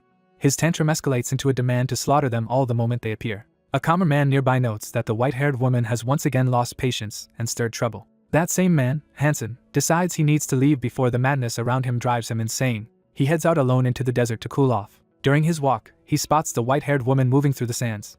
He recognizes her as the same woman who had been with the lizard men earlier, so he approaches her with a smug, predatory tone and accuses her of helping them escape. While he tries to question her, she is too distracted by thoughts of the desert rose to even acknowledge him. Her silence irritates him immediately. He draws his sword, deciding intimidation will get her attention. With a false smile, he asks where the lizard men are hiding. He promises to spare her life if she cooperates, making the threat explicit. She finally looks at him and dismisses him as some ridiculous bearded villain. He takes the insult personally and prepares to attack. Before he can finish boasting, a sword strike suddenly cuts into the confrontation. The blow interrupts Hansen's attack and forces him back. The young smith appears and demands to know why she is out here at all. She immediately turns on him too, scolding him for wandering around while still weak. He fires back that she is the one who should not be here, and she angrily blames him for stealing her undiluted liquid and ruining her plans. Watching them bicker, Hansen absurdly concludes they must have some romantic history. He decides that any relationship between a man and a woman is a plague on society, and turns his bitterness into open hostility. Declaring himself Hansen, level 80, forever alone, he challenges both of them at once. The pair can only stare at him in disbelief as he insists they attack together. The smith warns him he will regret asking for that fight. Hansen charges anyway, convinced he can crush them both. His confidence falters for a split second when something unexpected interrupts his momentum. The smith answers with a cold, confident smile. At that exact moment, word arrives that the lizard men have finally come. A lizard man scout orders everyone to prepare for battle. He announces to the human camp that the lizard man army is advancing. The alarm spreads instantly. The enemy force surges forward in full formation. The smith's expression hardens as he sees his preparations about to be tested. He raises his sword and signals that the real war starts now. The human side answers with a full mobilization as both armies commit to battle. A hooded mage confirms the enemy's approach through magic. The berserk player welcomes the charge instead of fearing it. He gleefully calls for a second lizardman massacre, and orders the mages to begin casting. The mages obey and channel a massive fire spell together. Their combined magic condenses into a devastating mega flame. Several blazing fireballs merge overhead into one overwhelming bombardment. The spell crashes down directly onto the advancing lizardmen. The human soldiers assume the hit was perfect, and start talking as if the enemy has already been wiped out. They move forward expecting only cleanup. Then confusion spreads when the smoke does not reveal the slaughter they expected. The lizardmen emerge from the flames completely unharmed. The mages are horrified that even 5 mega flames fused together failed to kill them. The smith steps out among the surviving lizardmen and proudly reveals the reason. Their armor was made with magic slime essence. That material's extreme magic resistance turns the human's strongest spells into almost nothing. The white-haired woman protests that they were supposed to stay out of the front lines, but the smith is too thrilled that his work succeeded. He laughs openly as his upgraded army stands untouched behind him. The human soldiers are stunned to see a player apparently fighting on the lizardman's side. One of them realizes he has heard of this man before. The name comes out as Balden's King of Repairs, a title so ridiculous it shocks even the speaker. The revelation spreads just as the smith launches himself into the battle. He dives straight into the human ranks with his sword drawn. His only question is who dared call him a worthless nickname. Then he makes his real intention clear. He wants to fight and destroy every piece of enemy equipment he can reach. He orders the lizardmen to attack. One human swordsman rushes a lizardman confidently, still believing the monsters are weak. His strike is met head-on by upgraded lizardman gear. He is shocked that his attack is blocked so easily. Only then does he realize the lizardmen are now fully armored and armed. Panic spreads as the humans shout that the lizardmen have upgraded their items and become far stronger than expected. The battlefield turns against them as armored lizardmen begin cutting through human fighters. The humans are knocked down and overwhelmed in close combat. Some start screaming to run because they can no longer win. Before retreat can form, the berserk player unleashes hyper swing to force the battle back under his control. His sweeping attack tears through the front line. He curses the fleeing humans as cowards and insists the lizardmen are still nothing special. A lizardman warrior answers by showing that these new weapons let them strike harder and faster than before. The berserker is smashed in the face by a heavy blow he fails to evade. For the first time, real alarm flashes across his eyes. Even while mocking the lizardman's new armor, he cannot deny the enemy has changed. The lizardman leader reminds him what this war is really about, reclaiming their nest. He attacks with that purpose, driving every strike. The berserker counters, but the lizardman now matches him blow for blow. Their weapons crash together in a direct duel. The berserker realizes the lizardman is stronger than before. He also notices the enemy has become much faster. Then he understands the reason. The smith's redesign made the lizardman's weapon lighter, increasing speed without sacrificing power. Refusing to lose, the berserker pours everything into a desperate counterattack. He grits his teeth and prepares one last gamble. He convinces himself that no matter the upgrade, a mere monster cannot surpass him. So he activates Blood to Anger, burning almost all his health to massively boost his attack and speed. The skill turns his remaining life into raw combat power. Empowered by that sacrifice, he charges in a frenzy. The lizardman senses the danger immediately as the berserker aims to kill him in one decisive strike. The attack detonates in a violent burst of purple force. The berserker believes the blow has finished the fight. But when the dust clears, something impossible has happened. The lizardman is still standing, his body and armor shattered but his will unbroken. The smith instantly understands why and remembers the leader's earlier refusal to wear armor. The leader had claimed his body alone was enough protection. The smith had forced the armor onto him anyway, insisting its true value was being both durable and light. He had also told the leader that this special armor would give him a second chance to live. When the leader talked as if death in battle meant nothing, the smith angrily rejected that fatalism. He argued that protecting a legacy means protecting the lives of the tribe, not throwing them away. He demanded the leader stop treating his own life as expendable and think about what truly matters. Those words finally reached the lizardman. Now, in the middle of battle, the leader accepts that the human was right. He chooses to value the lives of his comrades above empty pride. The berserker, coughing blood, cannot understand how good equipment could overturn the limits he believed in. The lizardman endures and advances with a single conviction: he will protect. As the lizard tribe is told that Yuna has died, the balance of the struggle shifts at once. Watching from the sidelines, Zig is pleased because the battle is unfolding exactly as he intended. He reviews his scheme: strengthen the lizard men, let both sides clash, and steal the dragon heart when the opening appears. Just as he focuses on the prize, something makes him pause. He remembers that removing the dragon heart from Flame Mount would trigger a volcanic disaster.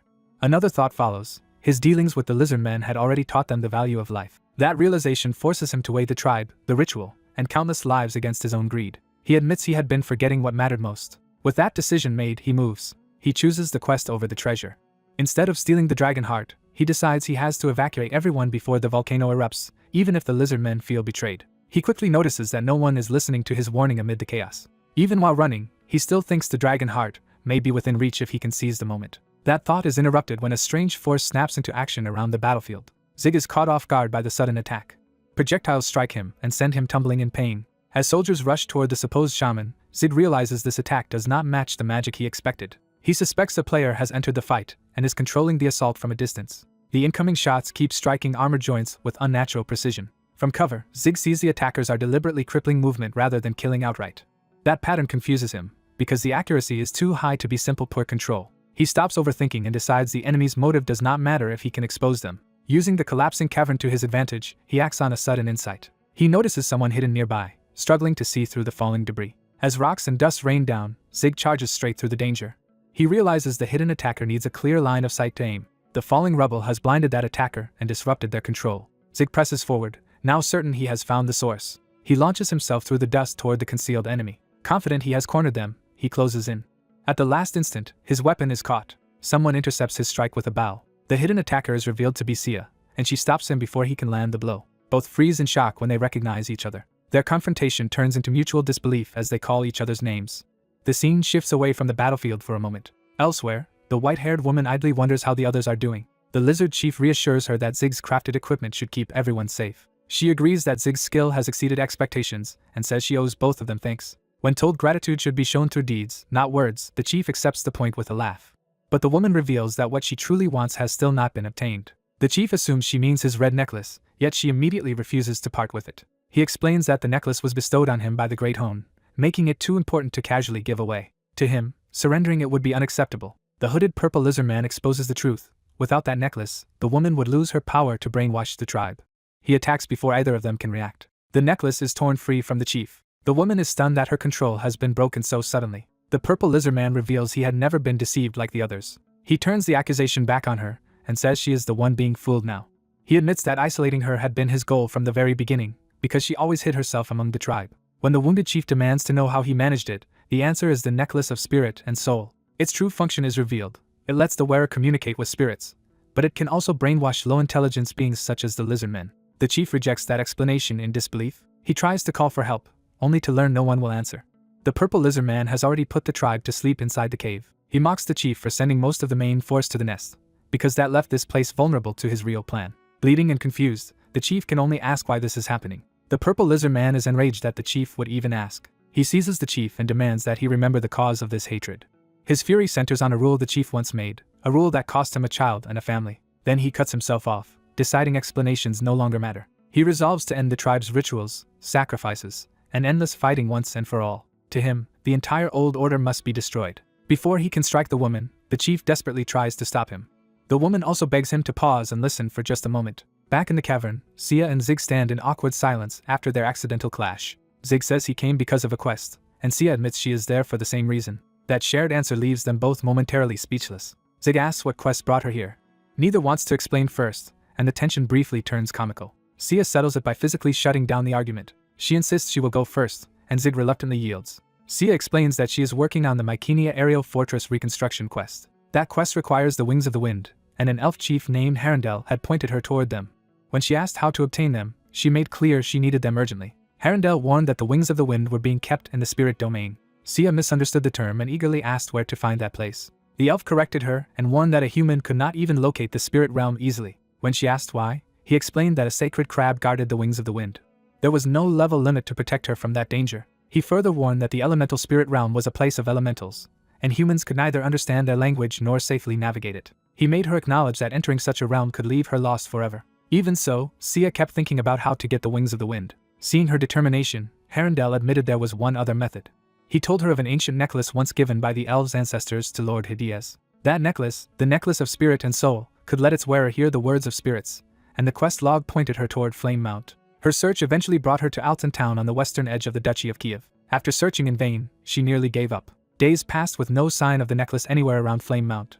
Then the hooded purple lizard man approached her and asked whether this was what she had been seeking. He showed her an image of the red necklace. Sia was overwhelmed with relief and immediately begged to know where it was. Before he could answer, something else interrupted. Sia suddenly sensed danger. The purple lizard man had already been standing directly in front of her. Back in the present, Sia asks Zig whether the shaman was the one who approached him first, and he confirms the shaman seemed to know he was searching for a necklace. As she starts to add another thought, the battle elsewhere erupts again. A brutal strike lands on the lizard chief. The chief screams in agony. Zig sees Sia collapse with a severe wound and realizes the situation has become fatal. The lizard warrior declares that he will kill the last human and reclaim the nest. Zig rushes to Sia in panic. He denounces the warrior for attacking Sia, but the warrior answers that the humans slaughtered his people. When the warrior accuses him of betrayal, Zig snaps that he is simply trying to understand what is happening. Still overwhelmed, he begs for a moment to think. The warrior refuses to wait and forces a choice on him. Zig understands the choice clearly: surrender Sia. Behind the warrior, the armored lizard men close in. The ultimatum is completed: either hand over the girl or face the tribe. Zig wavers, desperate to find the right answer. He knows that if he dies here, the quest will fail, but abandoning Sia feels just as impossible. He considers fighting, noting that the lizard men are not individually overwhelming. With arm break, he believes victory is at least possible. Even so, he still cannot decide what the correct answer is. Then the warrior reminds him that a comrade's life is precious. Zig answers that he, too, is their comrade, and pleads for understanding. At last he makes his choice. He steadies himself instead of reaching for violence. He lets go of the idea of fighting. Zig declares that he will not fight the lizard men, but when the warrior assumes that means surrender, Zig refuses that as well. He says plainly that Sia is also his comrade, so he cannot hand her over. The warrior calls that nonsense and demands the girl anyway. Zig repeats his refusal and states he will either fight them nor give Sia up. That answer enrages the warrior. Before the warrior can act, someone grabs Zig from behind. Sia, badly wounded, tells him he does not need to fight because there should be no reason for any of this bloodshed. She insists that everyone here has been deceived. She identifies the true culprit as the lizard chief. At the same time, the chief quietly draws a hidden blade. Elsewhere, the purple lizard man still holds the white-haired woman at knife point. He tells her and the wounded chief that they are both being manipulated by the same man. The woman listens, tense but composed. The purple lizard man asks whether they even know who they are protecting. The woman admits she does not fully know, but that uncertainty changes nothing for her. She refuses to let someone die in front of her, though her greed for a huge reward is mixed into that resolve. When she accidentally blurts out that selfish motive, even she is startled by herself. Recovering instantly, she argues that the purple lizard man cannot take the chief away because he is too valuable to her plans. The purple lizard man threatens to cut her down too if she keeps interfering. Before he can finish, the chief stabs him from behind. The chief coldly calls him foolish. He says the purple lizard man has always been ruled by sloppy emotions rather than clear judgment. He compares this failure to the time the purple lizard man opposed him in the past. Laughing, the chief says the only smart move would have been to kill both him and the human without hesitation. The purple lizard man reels from the betrayal. His eye widens as old memories surge back. He recalls being treated as an oddity from birth because he was more intelligent than the other lizard men, and remembers being told that only he and the chief truly mattered. In that memory, the chief taught him to despise the rest of the tribe as fools who could not understand what was important. The chief's indoctrination is laid bare. He convinced the purple lizard man that the two of them alone were fit to lead and elevate the tribe. She begins by remembering how eagerly she accepted the chief's faith in her. Following his example, she rose to become a shaman within the lizard man tribe. She obeyed him completely, even marrying the mate he chose and bearing a child. As his loyal servant, she drove her own people into war at his command. She urged them to fight the humans and protect the nest without hesitation. She also helped choose who would be sacrificed, repeating the lie that it was honorable and necessary to stop Hone from destroying them. She comforted the doomed by promising their deaths would be remembered. Those sacrifices were cast into the fire as part of the rituals she upheld. Only after her husband died in battle and her child was offered up did she finally learn the truth. At first she tried to tell herself there had been no other choice. She clung to the belief that refusing would have endangered the whole tribe. Even while grieving for her family, she kept repeating that excuse to herself. But as she reached for the chief's hidden book, doubt finally overcame obedience. She committed herself to uncovering what he had concealed. The chief's book became the key to everything. Reading it, she realized she was holding the chief's true legacy. The text explained that a dragon heart stores immense energy, turns purple when fed life force, and can sometimes create a new dragon if consumed. That revelation made her understand the chief's real ambition at once. The horror of it shattered her remaining faith in him. She realized she should have recognized the scheme sooner. The chief was no holy guardian, but a mutant far cleverer than the rest. As a shaman versed in magic, she blamed herself for missing what had been right in front of her. She finally understood that Hone was never a wrathful god threatening petty punishment. Nor did Hone require sacrifices, the entire ritual system had been fabricated. That truth left her stunned for a moment. Then she saw the whole plan clearly. Countless lives had been wasted for one fool's desire to become a dragon. When she tried to expose him, the chief immediately ordered the tribe to seize her. She struggled desperately, begging them to stop and listen. She warned them that the dragon heart was being used to fulfill the chief's selfish ambition, not to save anyone. The chief dismissed her as delusional and demanded she be silenced before she could reveal more. The tribe obeyed and moved to capture her.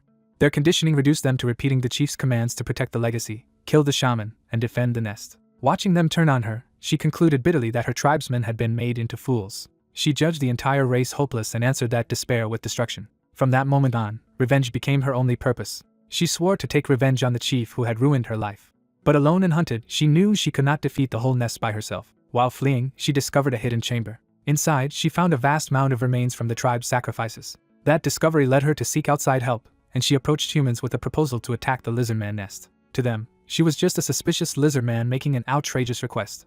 A sharp-tongued woman immediately treated the offer as a job and asked what payment was involved. The shaman then sought out the white-haired human she needed most. She focused on the woman's necklace, sensing it was the key to controlling the tribe. She explained that the necklace of spirit and soul amplifies a soul's voice and can brainwash creatures of lower intelligence. The shaman recognized that this was the tool the chief had used to dominate the lizardmen.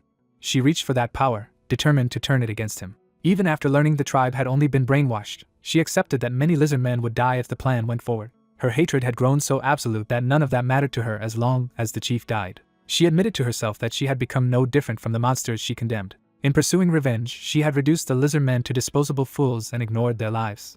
By then, blood had already been spilled and the path back was gone. Still, before the end, she resolved to do one thing that might count as atonement. The chief sensed something changing but did not understand it yet. She unleashed her final spell with the desperate wish to atone. The magic struck the chief directly. A violent blast engulfed the ritual ground. When the light faded, the chief was hurt but still standing, while the caster lay collapsed nearby. He noticed a strange mark left on his neck. Confused, he realized the spell had altered him in some way he could not identify. With the shaman seemingly dead beside him, he first assumed the magic had failed. He even smirked, thinking he had survived her last attempt. But when he felt no immediate change, he started questioning whether her spell had been interrupted. Then her magic answered him from beyond death. It declared that everything he had done would be meaningless in the end. The judgment continued as he raged helplessly against it. He cursed her even while the spell kept taking hold. The dead woman herself reappeared in his mind, furious that he still saw himself as her protector. She denounced him as a manipulator who had only ever used her. He could only stare at the human woman's corpse in disbelief, unable to understand how she still persisted. The answer was that she had sustained herself with healing and potions long enough to finish the spell. Even while dying, she mocked him and promised he would not get another easy kill. The chief tried to reclaim the moral high ground, insisting he had been protecting her. She rejected that lie and told him he had only preserved her because she was useful. Yet, she also admitted she had exploited him and everything around her in return. In the end, she saw the entire tribe and even the dragon myth as tools in a brutal struggle for power. Everything had been used as a stepping stone for someone else's rise. That was the true law ruling the nest. Only those at the top mattered. The chief embraced that cruelty and told her she should feel honored to help create a dragon. He declared that her death would still serve his grand design. But even as he boasted, her lingering will burned with disgust at his shameless confession. She realized he thought he had already won and tried to secretly call for help through a private system message. She planned to contact Zig and stall until he arrived. Instead, the system reminded her she had never even registered him as a friend, leaving her completely stranded. Faced with that absurd mistake, she accepted that she was doomed. The chief raised his weapon to finish the human at last. She braced for death, unable to escape in time. A sudden blast of force crashed into the battlefield and stopped the killing blow. The impact tore through the chamber in a storm of fire and debris. 3 figures emerged through the explosion. Their arrival announced itself with quiet confidence. The rescue party had finally reached her. The human man called out to the con artist, only to realize too late that she was already dead. The system confirmed Legis' death, turning his attempted rescue into a bitter joke. He immediately looked for Zig. Then he recognized him among the arrivals. Relieved that the death had not counted as player killing, he tried to laugh off the situation. But the others cut through the joke and focused on the real threat still standing before them. The chief answered their arrival by hurling up the earth itself. He burst from the ground to confront them head-on. Instead of panicking, he greeted Zig almost politely and asked whether the nest had already been secured. Zig replied that the assault had succeeded and the nest was theirs again. The chief welcomed that news and urged everyone to return quickly. He repeated the old lie that a sacrifice was still needed before sunset to prevent an eruption, but Zig finally told him to stop. The chief turned, unsettled by that defiance. Zig answered with open contempt, making it clear the chief no longer held authority over him. He addressed him simply as chief, without reverence. Then he pointed out the most devastating fact of all. The day had already ended. Hone had not become angry. The volcano had not erupted. That proved there had never been any need for sacrifices or for protecting the so-called legacy.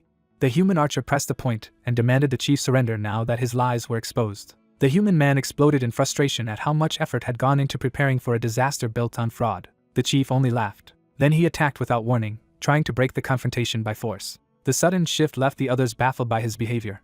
He abandoned the mask of a holy leader and revealed himself as what he truly was, a warrior using domination as a weapon. Activating the necklace again, he ordered his servant to kill the humans. The command took hold instantly. The human man froze as the red warrior moved. The warrior's eyes hardened with murderous intent.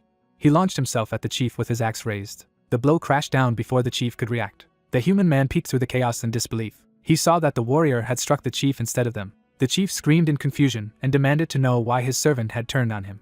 Even then he kept shouting for the warrior to attack the humans instead. The human man relaxed just enough to joke, while the warrior calmly made clear that Zig was not his enemy. The chief tried to reassert control through the necklace. He barked a direct order for the warrior to kill the human brats. The warrior answered by smashing him again.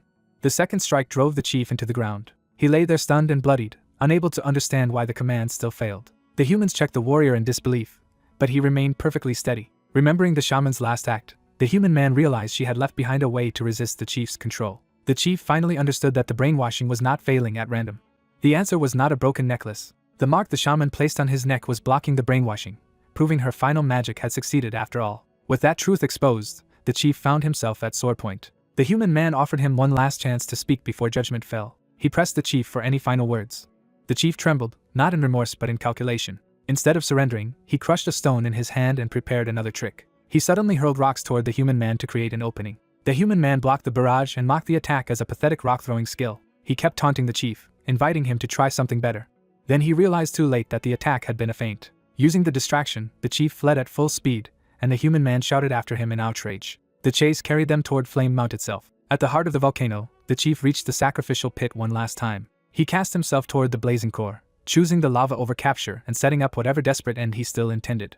Zig steps onto the molten surface, trusting newly equipped gear to carry him through the volcano. His dragon-scale cape and boots prove their worth, shielding him from fire and even letting him walk across liquid lava. He forces himself onward, determined to endure the heat long enough to recover the dragon heart. Even though the heart never fully ripened into the ideal purple form, he believes decades of absorbed life force have made it powerful enough. He convinces himself that consuming the imperfect heart will still grant overwhelming strength. With revenge in mind, the lizard man chief imagines using that power against the humans and the warrior he hates. He savors the thought of making them suffer for what he sees as betrayal. But when he finally lifts the container, something immediately feels wrong. The chief searches the volcanic chamber in mounting confusion, realizing the treasure is no longer where he left it. He cannot accept it, certain he personally hid the dragon heart there. His panic turns violent as he demands to know who stole it. The loss enrages him even more because he had poured nearly a century of sacrifice into creating that heart. A calm voice interrupts his breakdown and reveals that someone else has it. Zig appears above him holding the dragon heart, casually admitting he picked it up earlier inside the volcano. He also reveals how he managed it, using Galley's gauntlet and its heat-resistant wire mechanism to retrieve the heart safely. Pleased with his own foresight, Zig notes that grabbing the gauntlet just in case turned out to be a perfect decision. The chief is stunned that a human outplayed him in his own lair. Desperate, he lunges at Zig and demands the heart back as his rightful property. Zig evades him while keeping hold of the heart and refuses to yield. Instead of backing down, Zig mockingly asks what proof the chief has that the heart truly belongs to him. The chief points to the heart's faint purple tint and explains that only a heart slowly fed with life force changes color that way. He insists that even its incomplete shift toward purple proves it is the very heart he nurtured through generations of sacrifice. Zig realizes the chief has just confessed exactly what the heart is and how it was made. He spells it out to be sure, confirming that the chief filled the dragon heart by sacrificing both his own tribe and humans. The chief shamelessly admits it and demands the heart again, exposing his guilt in front of witnesses. Zig quietly turns that confession into a trap. He reveals that this was precisely the statement he wanted the chief to make, and hidden listeners are already moving. The chief finally senses that the situation has shifted against him. Armed lizardmen soldiers emerge and surround the scene while Zig stands holding the evidence. The chief tries to flee before his own people can judge him.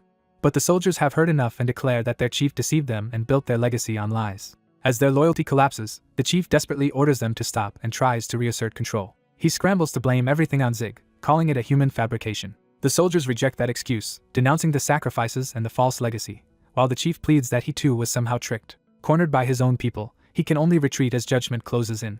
Then the warrior he once invoked in hatred appears behind him, and the chief immediately seeks his support. He tries one last lie, claiming this exposure is all part of Zig's scheme. The warrior answers with action, striking down the chief's claim and severing the last symbol of his authority. He addresses the chief directly, making clear that the old bond between them is over. By declaring the chief no comrade of his, the warrior casts him out before the tribe and leaves him defenseless.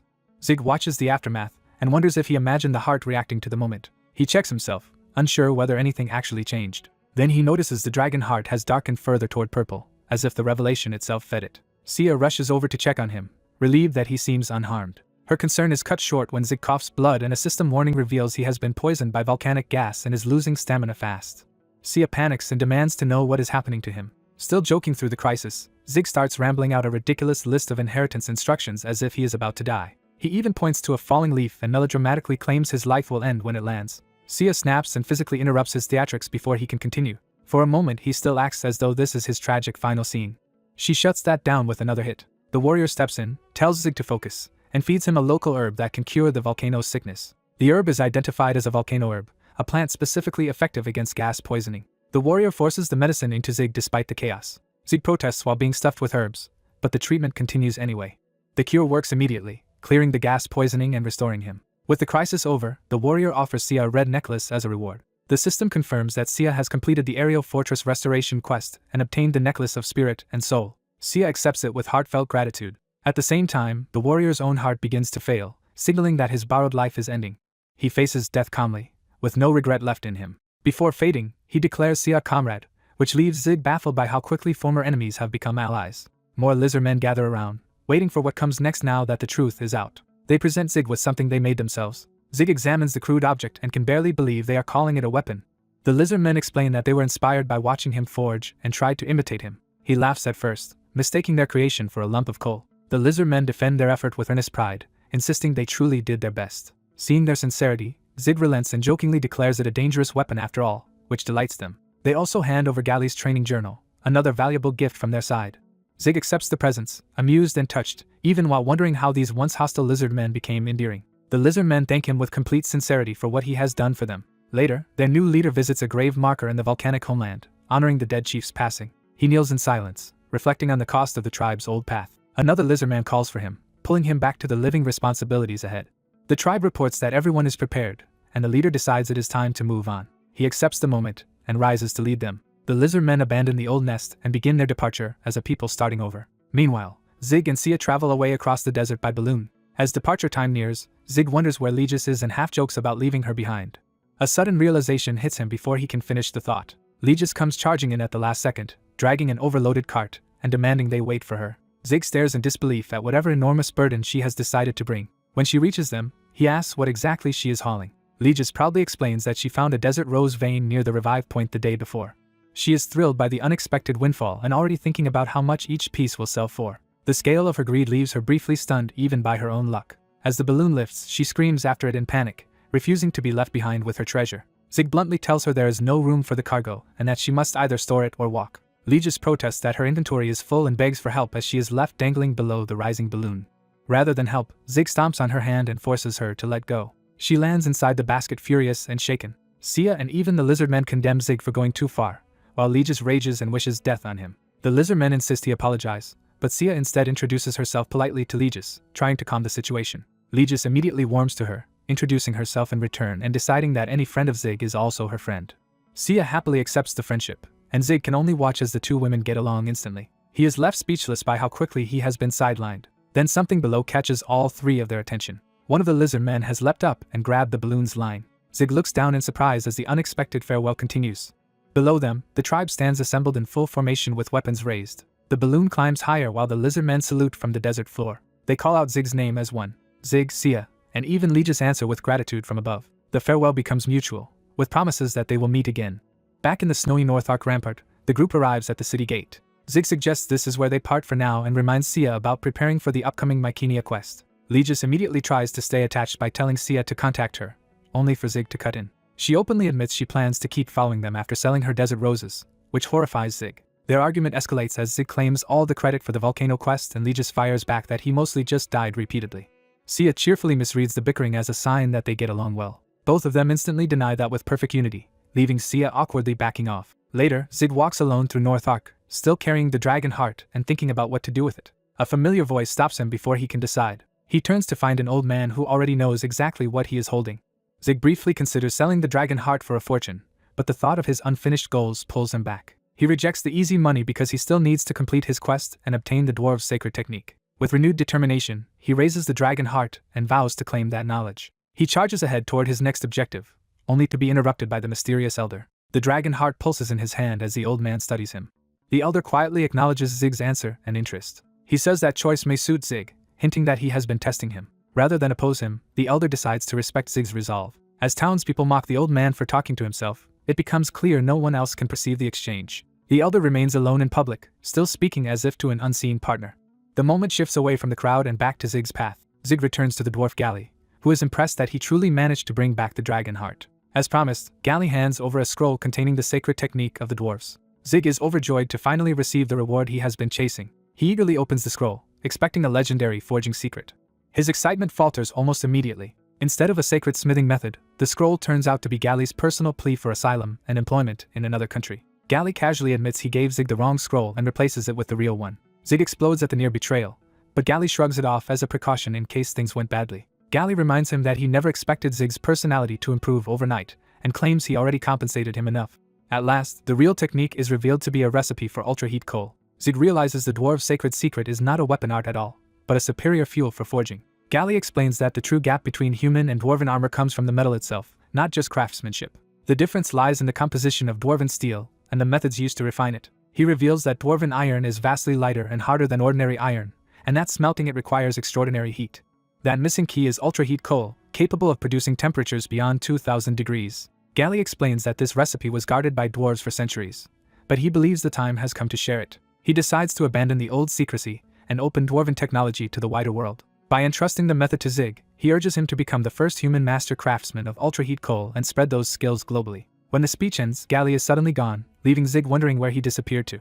The system immediately rewards Zig with major gains in quarrying, alloying, assembly, smelting, production, and repair, confirming the technique's value. Seeing his smithing skills rise, Zig realizes this knowledge could transform his entire future as a blacksmith. He imagines surpassing ordinary craftsmen, and even competing with dwarves if he can produce high-quality gear at the right price. His thoughts race toward a business strategy, especially in a city like North Ark where rare item repair is in constant demand. By the end, he settles on a new plan, convinced this path will also help him track down Bartz's missing items.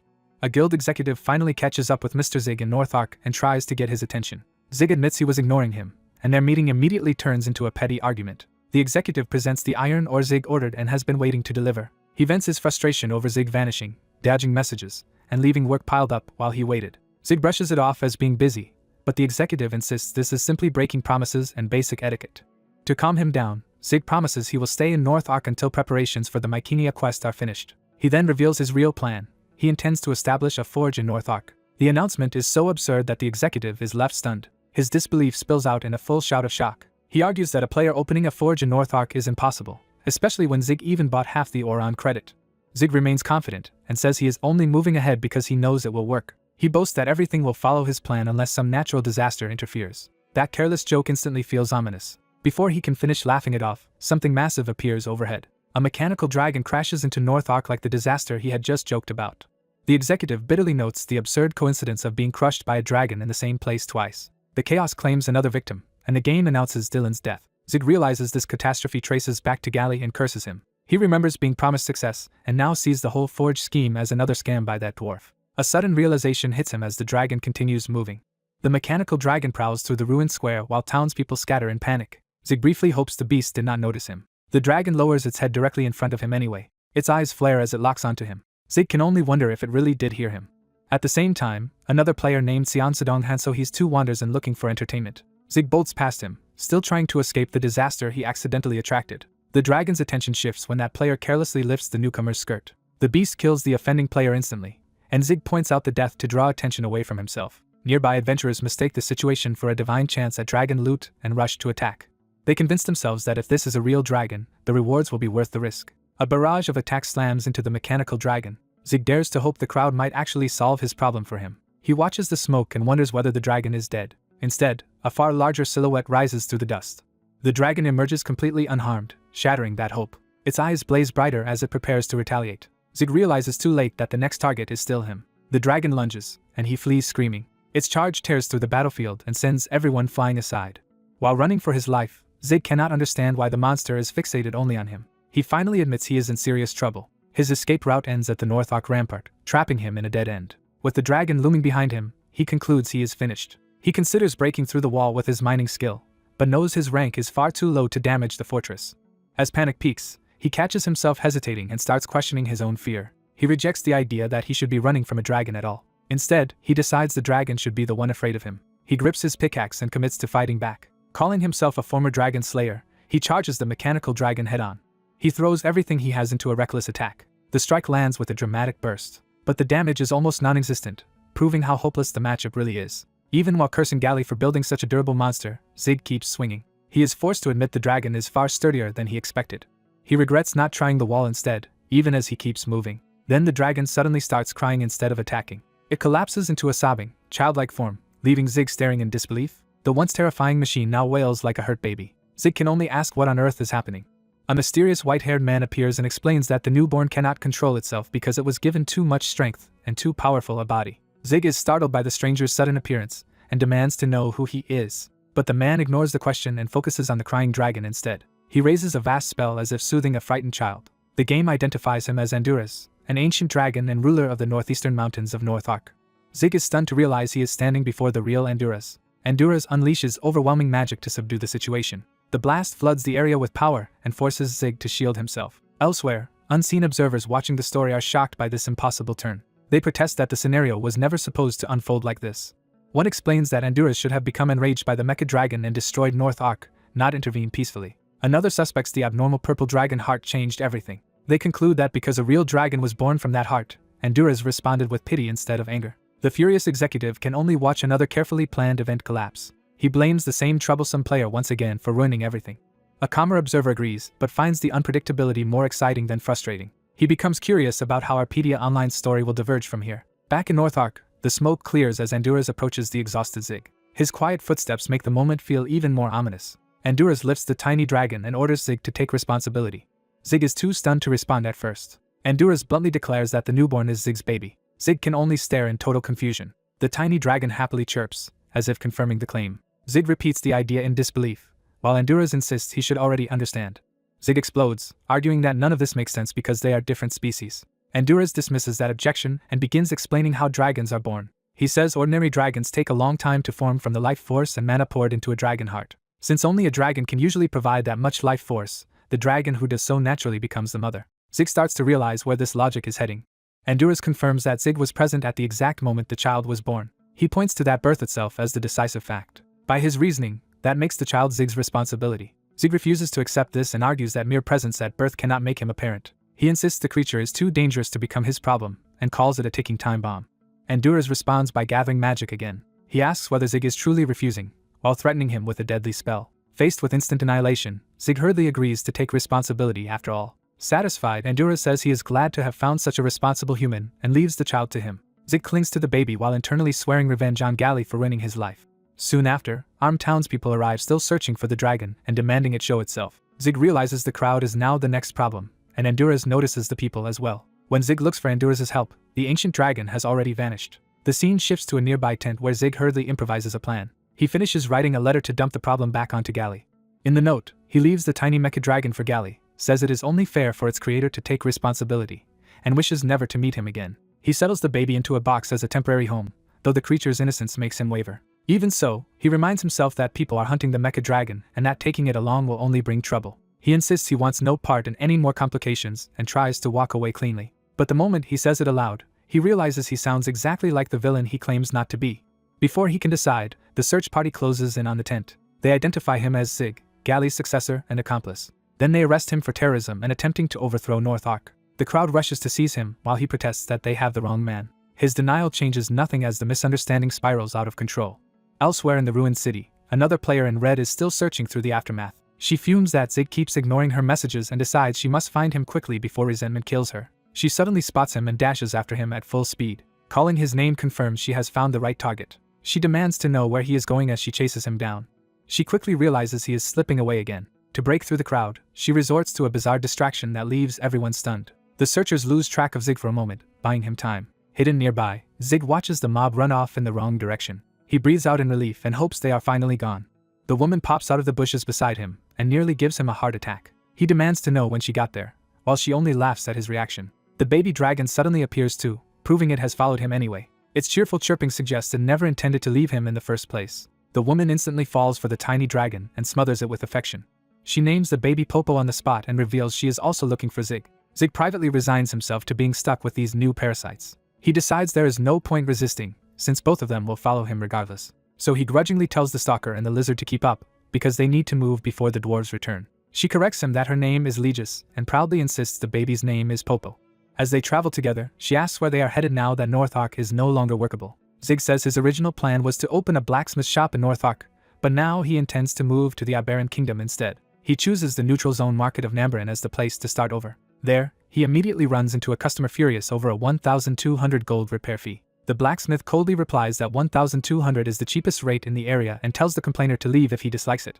The customer points out that every shop charges the same, making the claim of being cheapest meaningless. The argument escalates until the customer calls the blacksmith a jackass for playing word games. Before it turns violent, a fighter from Blue Dawn intervenes and stops the customer with a single strike. He warns that the blacksmith belongs to Blue Dawn and asks whether anyone wants trouble with the guild. The customer immediately backs down and tries to call it a misunderstanding. The guild enforcer still punishes him with a heavy blow. He says he is glad the man did not actually mean to challenge them. Then he politely hopes there will be no more misunderstandings, making the threat unmistakable. Afterward, bystanders bitterly note that prices became unbearable once Blue Dawn took control of the market. The market settles into a tense calm, leaving the guild's quiet extortion hanging over the city. A young blacksmith dreams of finding a cheap forge and sets out to make one for himself near the mountains. With a final strike, he commits to opening for business. Zig proudly unveils Zig's blacksmith shop, determined to start fresh with Popo at his side. Word quickly spreads through town that a new blacksmith has opened near the mountain range. People are shocked because that area is known for monsters and should be too dangerous for a shop. The rumor grows stranger when people say monsters never come near the place at all. That impossible safety makes the story even more unbelievable and draws more attention to the blacksmith. The gossip peaks when people hear his prices are absurdly low, making the shop sound too good to be true. Even as customers gather, Zig worries his storefront looks ridiculous rather than impressive. A business-savvy woman named Legis scolds him and insists he needs to attract customers properly. She tries to seize control of his distribution network as well, but Zig refuses because he already signed with Gold Rush. Legis realizes she moved too late and missed a profitable opening. Instead of giving up, she immediately starts looking for another way to make money off the shop. Inside, Zig fires up his forge with special ultra-heat coals. He begins forging a blade at remarkable speed. The weapon takes shape cleanly under his hammer. He finishes and tempers the long sword with practiced precision. Zig proudly completes the sword and realizes the ultra-heat coals dramatically improve his work. He admires the blade's quality so much that he even judges it by biting it, satisfied with every detail. Legis snaps him out of it and reminds him that customers are waiting, so he cannot waste time admiring his own craftsmanship. Outside, customers confirm the rumors about cheap, high-grade gear and repairs, and the line keeps growing. Pressed by the demand, Zig protests that he is already working as fast as he can. Legis effectively takes over the front of the business, leaving Zig grumbling while she spots a new opportunity. She abruptly offers a customer an iron bar instead of ordinary merchandise. The customer is baffled because an iron bar seems useless. The answer comes when Popo happily starts eating the metal. The tiny creature's adorable reaction instantly turns the iron into a novelty item. The waiting customers become obsessed with Popo on sight. Legis capitalizes immediately by selling Popo's favorite food for an outrageous price. The crowd is so charmed that they treat feeding Popo like a privilege. Customers rush to buy huge quantities, and Legis creates a second revenue stream on the spot. Watching from inside, Zig realizes exactly what kind of scam she is running. He fumes that she is charging a fortune for tiny scraps of iron and has no shame at all. Before he can dwell on it, an ominous visitor arrives at the shop. Zig barely reacts before he is struck and seized. A group of armed men restrains him while he struggles to break free. Their leader accuses him of opening a shop without informing them. As punishment, they demand that he repair all of their equipment for free, revealing themselves as the Red Tiger Company. Zig refuses and insists that repairs cost money, while privately wondering how they tracked him down. The Red Tigers answer his defiance with violence instead of negotiation. Their leader frames Zig's refusal as disobedience toward his mentor and prepares to beat another lesson into him. One of the men explains the real reason for the leader's rage: jealousy over Charon. That only confuses Zig further, since the anger still has nothing to do with him. The accusation triggers a memory of Charon refusing to spend time with her father. The leader's fury erupts as that rejection resurfaces in his mind. His unstable emotions boil over so badly that even his own men realize he has lost control. Zig braces himself, sensing the situation has turned truly dangerous. At the last moment, Loki arrives and steps between Zig and the attack. Loki coolly points out that the leader was also trying to force Charon, exposing his hypocrisy. The leader explodes with possessive rage and declares that if he cannot have her, no one can. Loki tries to calm him by reminding him that Jaehoon has an upcoming match, but the man is beyond reason. That intervention reminds Zig of an earlier moment when Loki came to deliver something important. Loki had given him a guardian blueprint, one half of a design tied to the black iron Deborah once tried to create. Zig immediately recognized it as the missing half of the blueprint he had already found. Grateful and stunned, he asked Loki why he would hand over something so valuable. The memory shifts to Loki fighting a monstrous enemy while carrying a massive shield. He pushed through a deadly battlefield with relentless focus. That struggle led him into a hidden chamber marked by a magic circle and old records. Back in the present memory, Loki dismisses the discovery as something he simply happened to come across. Zig presses him and correctly guesses he found it during a quest involving Deborah's whereabouts, and Loki confirms it without elaborating. Zig concludes that Loki is the kind of man who says little and acts instead. The memory ends when the waiting customers drag Zig back to the present and demand he get back to work. Resigned, he tells the crowd to proceed while he keeps the shop moving. Elsewhere, at Nambarin's castle, officials report that tax revenues have fallen. The cause is traced to the cheap, high-quality blacksmith shop near the mountains, which is undercutting local business. The Lord's response is simple greed. If the shop is hurting revenue, then it should be taxed too. An aide hesitates because the shop stands in a neutral zone outside their normal authority. The Lord summons Fox to handle the problem anyway. Fox is magically bound and compelled to obey. The chains tighten as the order becomes absolute.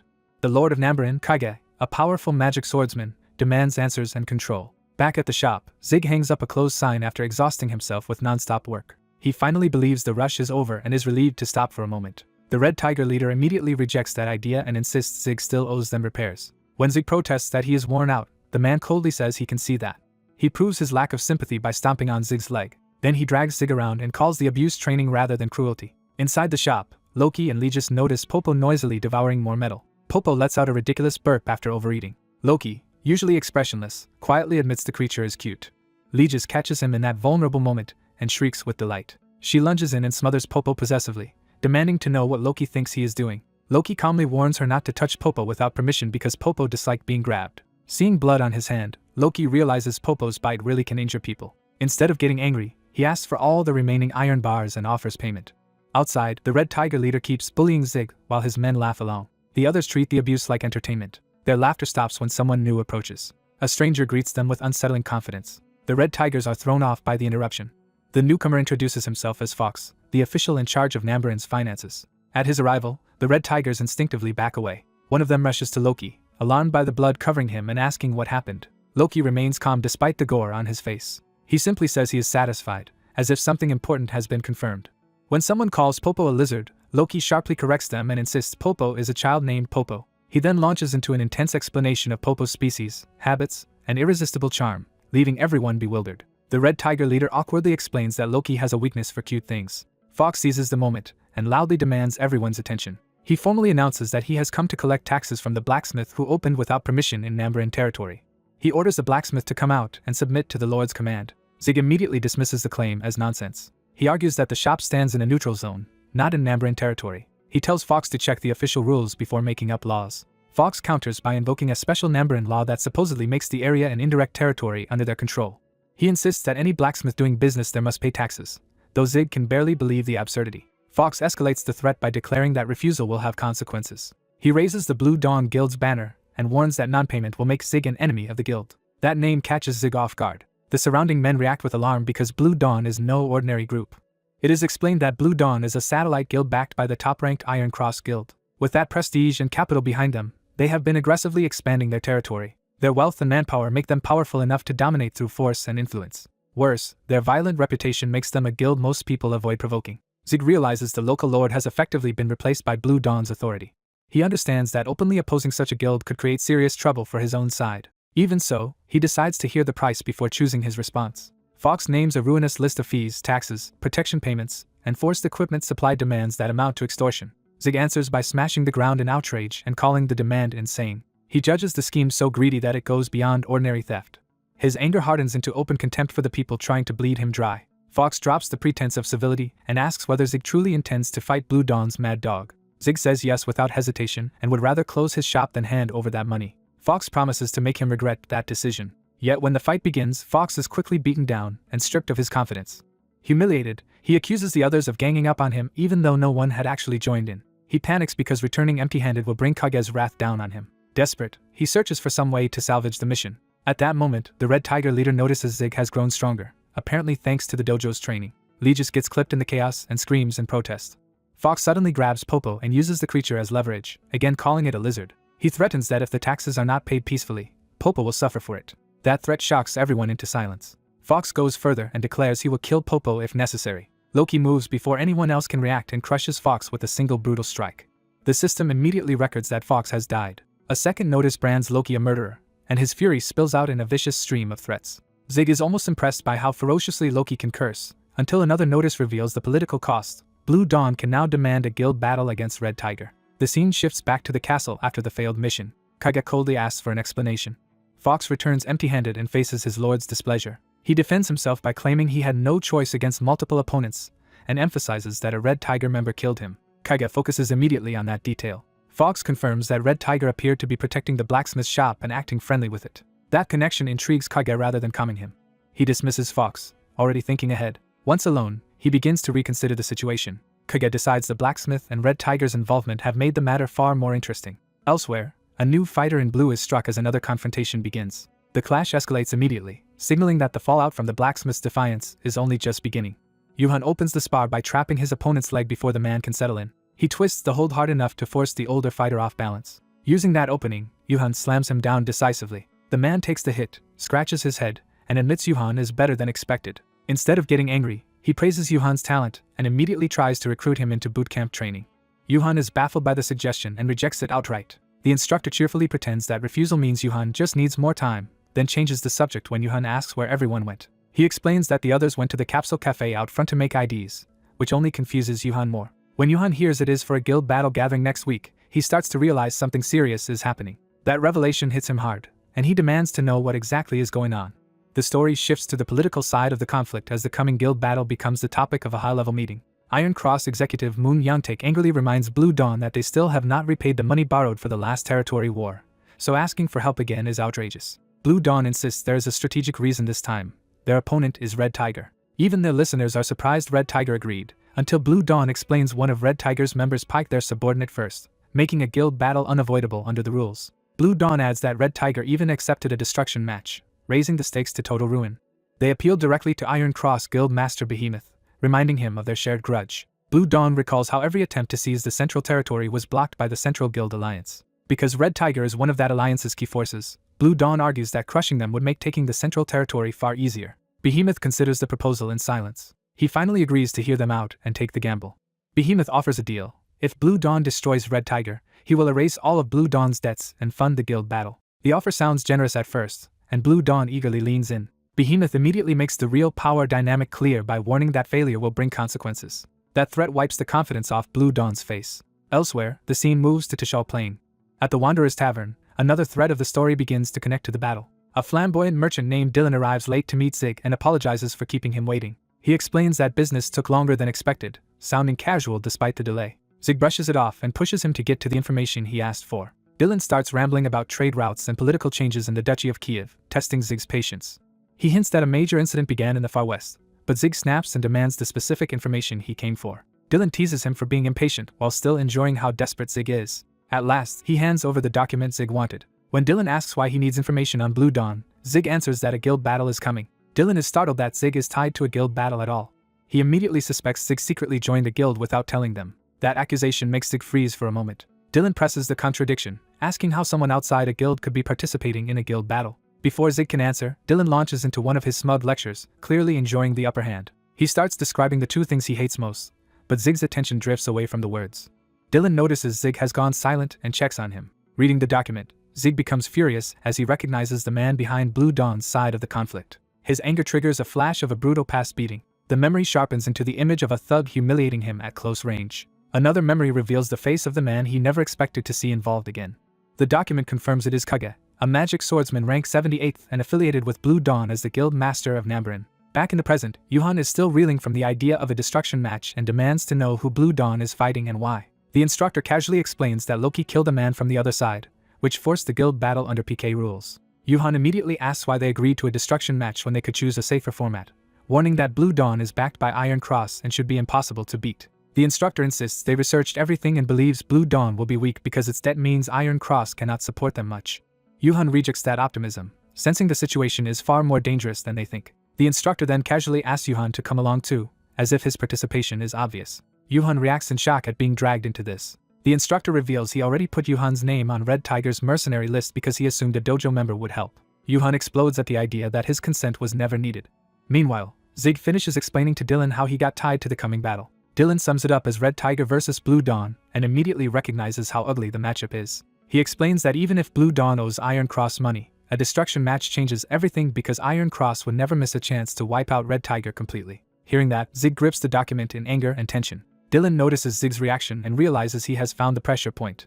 He addresses Zig more seriously now that he has his full attention. Dylan proposes a way out by inviting Zig to become an official member of his guild. He argues that Zig is not directly involved in the battle, and if he joins Dylan's guild officially, they can legally block Red Tiger from using him as a mercenary. That offer makes Zig stop and think. Dylan sweetens it by framing the choice as protecting Zig from being forced into the fight.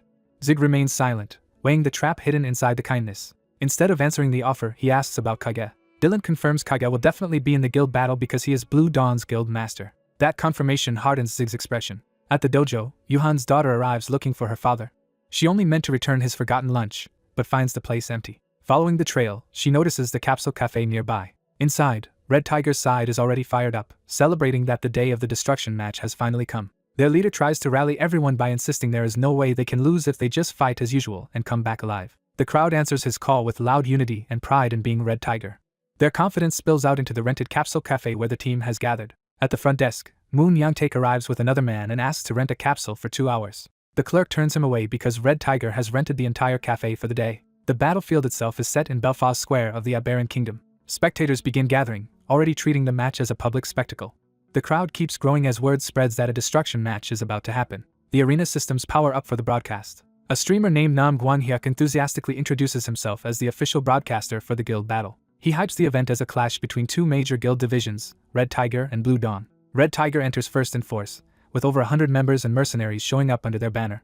The broadcaster turns to Blue Dawn, expecting a proper response. Instead, he is stunned by what he sees. Blue Dawn arrives with an army of roughly 1,200 people, turning the match into a massacre on paper. The broadcaster realizes that means around 1,000 of them are hired mercenaries, far beyond normal expectations. Kage dismisses the mercenary count as unimportant and boasts that the real difference is the myth-grade armor Behemoth lent him. He proudly reveals he is wearing the aggressive horse chest plate, one of the server's rare myth-grade items. Kage believes that armor alone boosts him enough to leap roughly 30 ranks and erase the humiliation of his past defeat. Certain this battle will secure his future, he vows to destroy Red Tiger completely. As the countdown nears, the broadcaster asks whether Red Tiger's undefeated history can survive this impossible matchup. Red Tiger's captain refuses to be intimidated, scorning anyone who relies on numbers. One of his men quietly admits that bravado only works for monsters like the captain or Kage, and fears they are doomed against so many enemies. The captain shuts down that weakness and reframes the battle as a matter of Red Tiger's honor, while Loki silently remembers the accusation that they were kidnappers was false. They realize Zig still has not shown up, even though he sent equipment ahead. When he also stops responding to messages, the captain assumes Zig got scared and decides to discipline him later. With only seconds left, Red Tiger is ordered to prepare for battle. The final countdown begins on Red Tiger's side. Blue Dawn waits with smug confidence as the timer drops towards 0. The countdown hits its final second. At the signal, Red Tiger charges first without hesitation. One cloaked spectator watches their reckless opening from the stands. That spectator is Zig's white-haired companion, clutching her cat and worrying about him. She reaches the place where Zig should have been and realizes he has vanished. Inside the abandoned shop, she finds the gear he prepared but no sign of him. A crumpled note on the floor catches her attention. She picks it up, already fearing what it means. The note confirms Zig left on his own. All it says is an apology from Zig. Back at the arena, the broadcast keeps running as the battle begins. A betting booth opens its final calls, turning the destruction match into a gambling frenzy. Almost all the money pours onto Blue Dawn. The bookmaker points out that hardly anyone is betting on Red Tiger, even with the payout multiplied tenfold. That silence says more than words about how hopeless the crowd thinks Red Tiger's chances are. Even Millions, the guild master of the third-ranked merchant guild Money Dance, sees no value in betting on such a lopsided fight. From the crowd's perspective, Red Tiger has already lost before the first exchange is finished. People openly talk as if they are watching Red Tiger's funeral. Zig's companion hears that contempt and lashes out at the spectators for writing Red Tiger off before the battle has even unfolded. She insists the result cannot be decided until the fight is actually over. The bookmaker notices her reaction and offers her the chance to put money behind her conviction. He directly asks if she wants to bet on Red Tiger. He opens the box, showing how little support Red Tiger has received so far. She hesitates, clearly torn between fear and loyalty. Trying to retreat, she mutters that gambling is bad, but the doubt in her voice reveals she wants to believe in them. Then she makes a reckless decision and pulls out a huge stake. She bets 1 million gold on Red Tiger, choosing faith over caution. The crowd is stunned, especially when they recognize Dylan of Gold Rush standing beside her, and realize this is no random wager. Dylan confirms the bet stands and reminds her there are no refunds. He mocks another gambler for losing his nerve, while making it clear he expects the result to prove him right. He then turns to Zig's companion, forcing her to own the choice publicly. She awkwardly accepts the situation, though she still looks deeply uneasy. Left alone with her thoughts again, she can only think of Zig. She quietly begs him to come back. Her panic spikes when she realizes Red Tiger's defeat would also destroy her own livelihood. On the battlefield, the captain enters berserk mode and turns himself into a living shockwave. He carves a blazing path straight through Blue Dawn's front line, scattering bodies in every direction. The first clash becomes a one-sided slaughter in Red Tiger's favor. The captain's lieutenant follows up with explosive attacks, and Red Tiger's morale surges as they realize they can actually break the enemy formation. A Blue Dawn fighter tries to counterattack with flaming martial arts. Red Tiger answers immediately, smashing him down before he can seize momentum. As the dust rises, the martial artist recognizes the man in front of him from a week earlier. He reveals he has been waiting for this rematch and has a personal score to settle. He makes it clear that his target is the Red Tiger fighter standing before him. He introduces himself as the man who handles Nambaran's finances in peace but becomes Blue Dawn's mad dog in war. He boasts that he is Fox, Arpedia's strongest martial artist. Before he can even finish his introduction, Loki kills him with a thrown strike, and the system announces Fox's death. Red Tiger instantly celebrates Loki's clean kill as the battle opens with a shocking upset. As the guild battle unfolds, spectators notice Red Tiger starting to gain ground against Blue Dawn. Some observers dismiss the idea that this is merely a contest of elite quality, arguing that Blue Dawn's own powerhouse, Kage, is just as formidable. They remind each other that Kage's high ranking was earned, not decorative. Kage proves it by unleashing Purgatory Slash, a devastating attack meant to wipe out Red Tiger's side in one stroke. He chains that into a tenfold barrage of crosscuts to finish the job before anyone can recover. The explosions tear through Red Tiger's forces, and Guilford is forced to brace himself amid the destruction. Guilford quickly locates Kage, and realizes the real threat is bearing down on him directly. Kage dives in with murderous confidence, treating the slaughter as a game and aiming to kill everyone in his path. He fires another lethal strike straight at Guilford, expecting the duel to end there. For a moment, even Kage seems certain the hit connected. Instead, Guilford's armor flares to life and nullifies the killing blow. Guilford immediately counters upward, forcing Kage back into a direct clash. Their powers collide violently, shaking the battlefield. The impact leaves the ground scarred and both men still standing. Guilford is stunned that Kage could react to him at all, given the apparent gap between them. Kage realizes the answer is Guilford's equipment, and identifies the aggressive horse chestplate, whose special ability automatically protects its wearer from lethal attacks at the cost of mana. Knowing brute force will not work cleanly, Kage decides to change how he approaches the fight. He presses harder anyway, planning to tie Guilford down long enough for the rest of Red Tiger to be crushed elsewhere. Guilford notices that wider danger and curses the situation. He realizes that if he keeps focusing only on Kage, Blue Dawn's superior numbers may wipe out his guild. At that critical moment, reinforcements finally arrive. A red-haired young man appears and reveals they are on Tashal Plain, the formal guild battlefield. He declares that it is time to turn the entire battle around. The story jumps back 1 week earlier to explain how that reversal was prepared. At the Wanderer's Tavern, Yuhan studies the upcoming guild battle while sitting with Dylan. Yuhan's attention fixes on Kage, surprising Dylan. He confirms that Kage, the Blue Dawn guild master, will personally participate in the battle. That confirmation revives Yuhan's grudge against Kim Piljing, the bully who tormented him in real life and now exists in the game as Kage. Yuhan is furious that even inside the game he is still being hounded by the same enemy. Dylan tries to get his attention, worried by how intense Yuhan's reaction has become. Yuhan thanks Dylan because this battle gives him a chance to finally take revenge. He vows that he is no longer the helpless victim he used to be and intends to repay everything done to him with interest. But after that burst of emotion, he forces himself to stop. Yuhan decides revenge will fail if he acts emotionally instead of rationally. He recognizes that guild battles are not duels, and that if Kage brings overwhelming mercenary numbers, Red Tiger has no path to victory. Unable to see a solution yet, Yuhan grows frustrated. He first thinks he cannot possibly ask Dylan for help. Then a sudden idea strikes him. He turns to Dylan and addresses him formally, ready to make a request. What catches his eye is Dylan's unusual earring, and he asks where it came from. Back in the present battle, Guilford keeps holding the line against Kage's relentless attacks. Kage understands the chestplate's dilemma perfectly. Strong attacks trigger its protection, while weak attacks only prolong the fight. Even so, he feels cornered because Guilford is surviving longer than expected. Kage openly praises Guilford's toughness while continuing to pressure him. He admits Guilford is enduring far better than most would against that armor-assisted assault. But Kage reveals that this stalemate is exactly what he wanted. His plan is simple. If Guilford stays occupied with him, Blue Dawn's numerical advantage will overwhelm the rest of Red Tiger. A noble spectator triumphantly declares that Blue Dawn is now certain to win. The same man celebrates his correct prediction and mocks Dylan for losing a huge wager. He keeps gloating that Dylan's arrogance has finally cost him dearly. Dylan stays calm and replies that this is why the man's guild, Money Dance, always finishes behind the truly strong players. When challenged, Dylan points to the battlefield itself as proof that raw ranking is not the whole story. He notes that Red Tiger's only hope, Guilford, is indeed struggling against Kage, and that normal reinforcements cannot legally enter because unregistered players would be treated as unlawful killers. The noble tries to resume boasting, convinced the rules guarantee Blue Dawn's win. Before he can finish, a massive disturbance interrupts the entire arena. The deafening shock reaches even Kage and Guilford, forcing both to pause. Others wonder if the battlefield itself is shaking apart. Then Yuhan appears on a ridge, casually greeting everyone and apologizing for arriving late. He adds that he left a letter beforehand, as if that should explain everything. Guilford is relieved to see him, while Kage dismisses the newcomer as an irrelevant novice. Yuhan grandly announces himself as Red Tiger's ace, which only confuses Kage further. Guilford immediately rejects that claim, embarrassed that Yuhan is overselling himself. Kage orders his side to ignore the nonsense and kill Yuhan at once. Yuhan still acts as though he is in complete control and prepares to begin his own move. Then even he is briefly startled by what appears overhead. A brilliant light descends, and something crashes into the battlefield behind him. The flash leads back to Dylan's explanation about the earring. He reveals that after the Duchy of Kiev fell in war, power there passed to the Lizardmen, and the earring is a souvenir from that territory. The memory shifts to the Lizardman ruler who had once apologized to Yuhan. That ruler had refused direct help at the time, saying his people first needed to rebuild what war had destroyed. Yuhan had silently accepted that answer, even if it disappointed him. Still, he had clearly not forgotten it. The present catches up as the promised support finally arrives, about 1,000 warriors. Those warriors are revealed to be a full Lizardman force standing behind Yuhan. Yuhan immediately orders them to attack.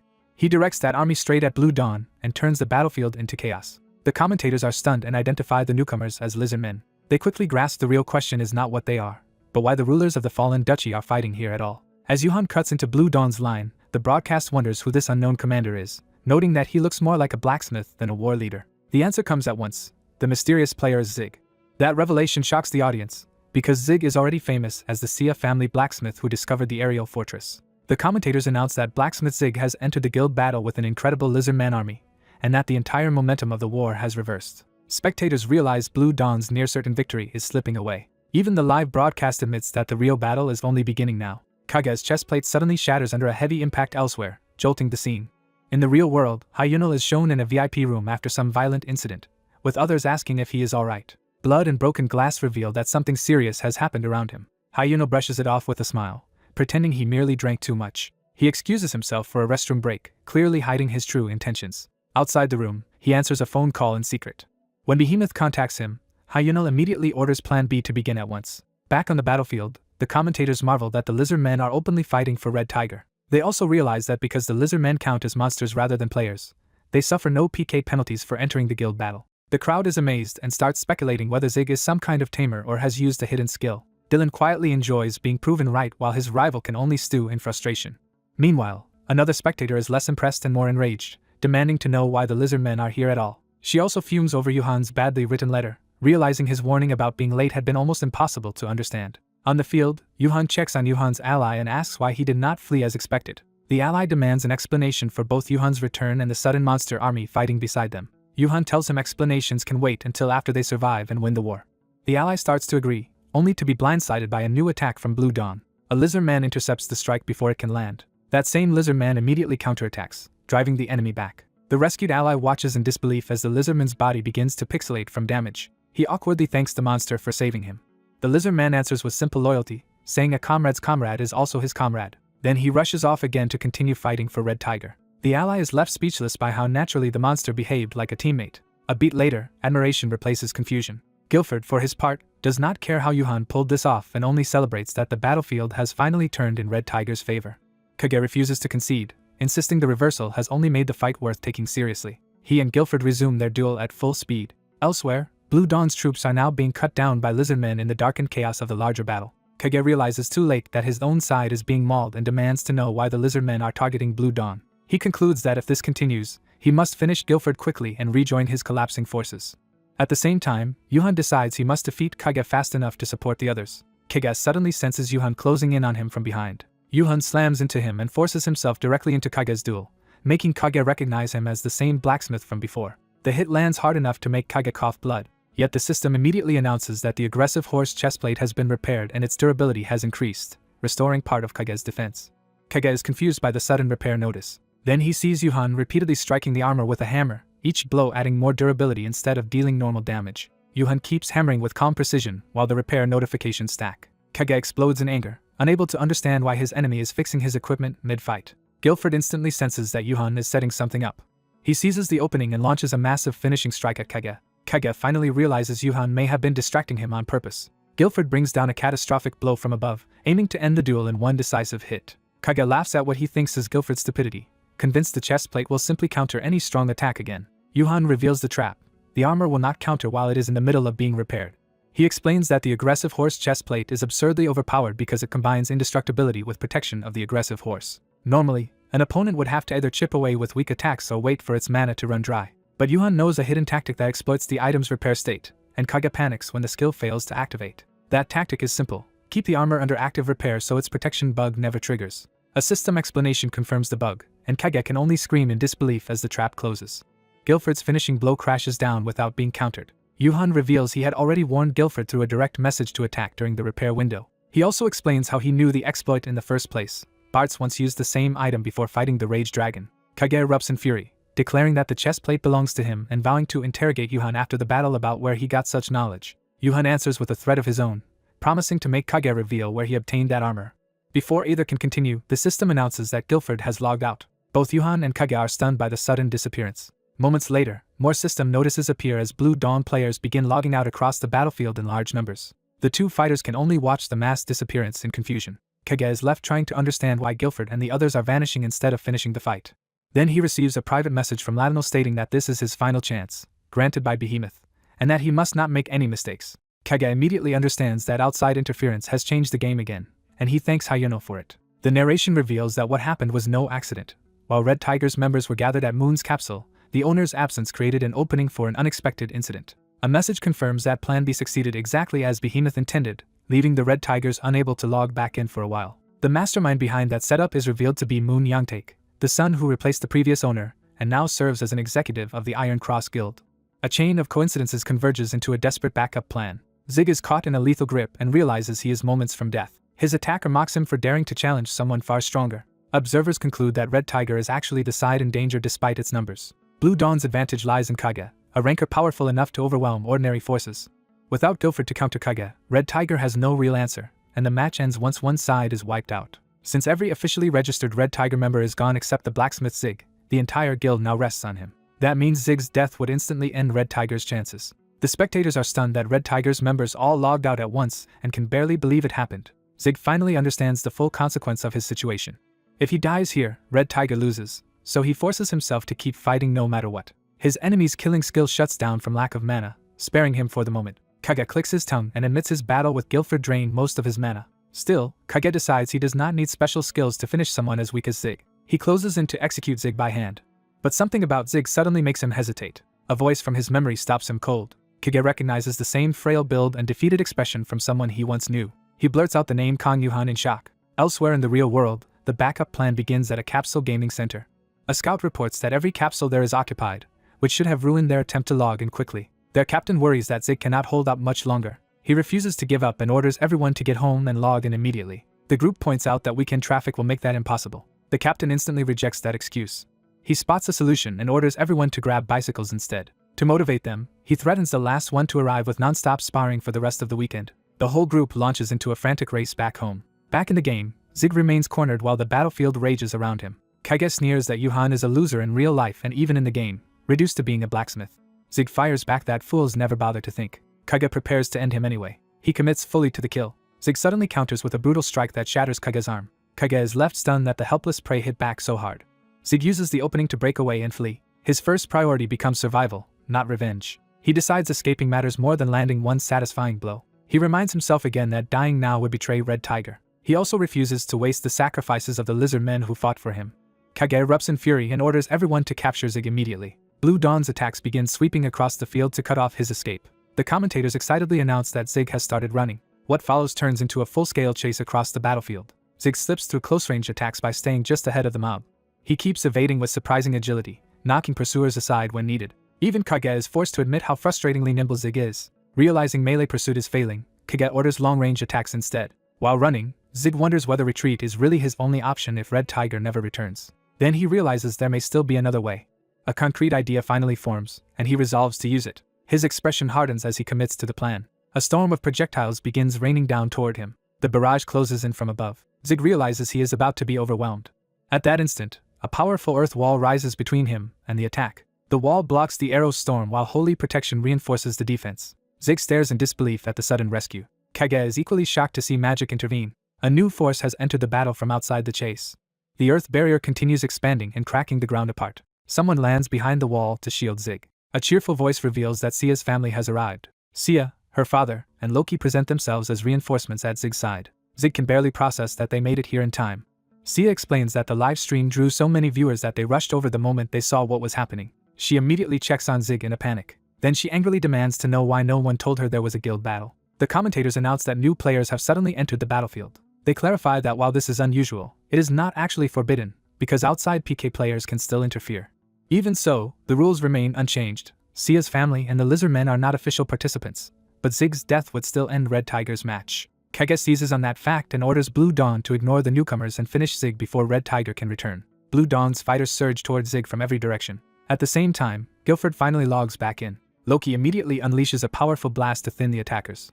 His spell kills one of Blue Dawn's players outright. The system brands Loki as a murderer for killing outside the guild battle rules. Even with that penalty, Sia's family keeps pressing the attack to protect Zig. Loki continues channeling more magic through his staff. Sia follows with a devastating wind spear.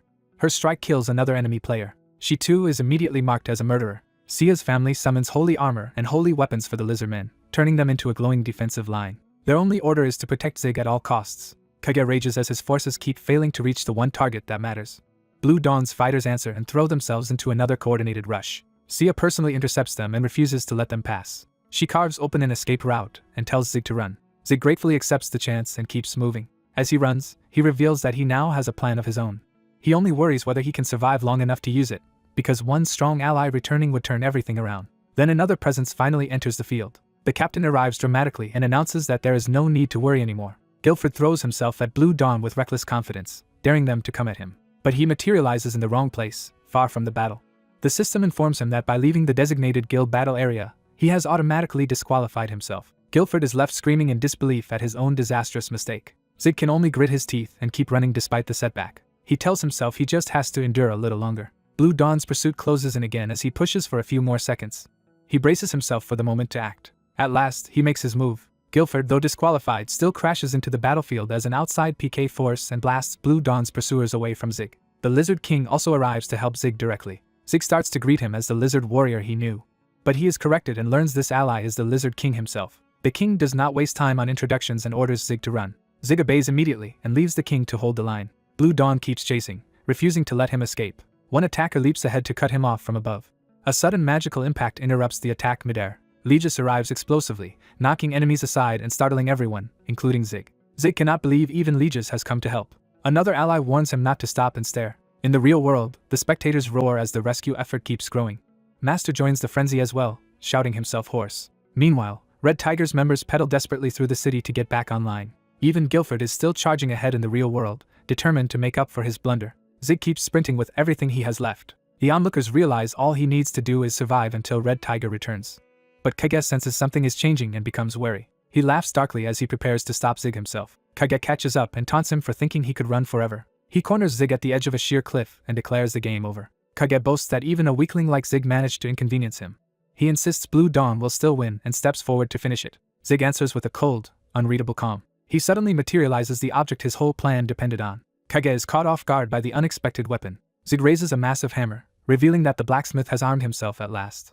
With new confidence, he rejects Kage's assumption that the fight is over. Kage realizes too late that he has misread the situation. Zig activates the hammer's mine ability and slams it into the ground. The trap erupts beneath Kage's feet before he can escape. A violent explosion tears through the cliffside.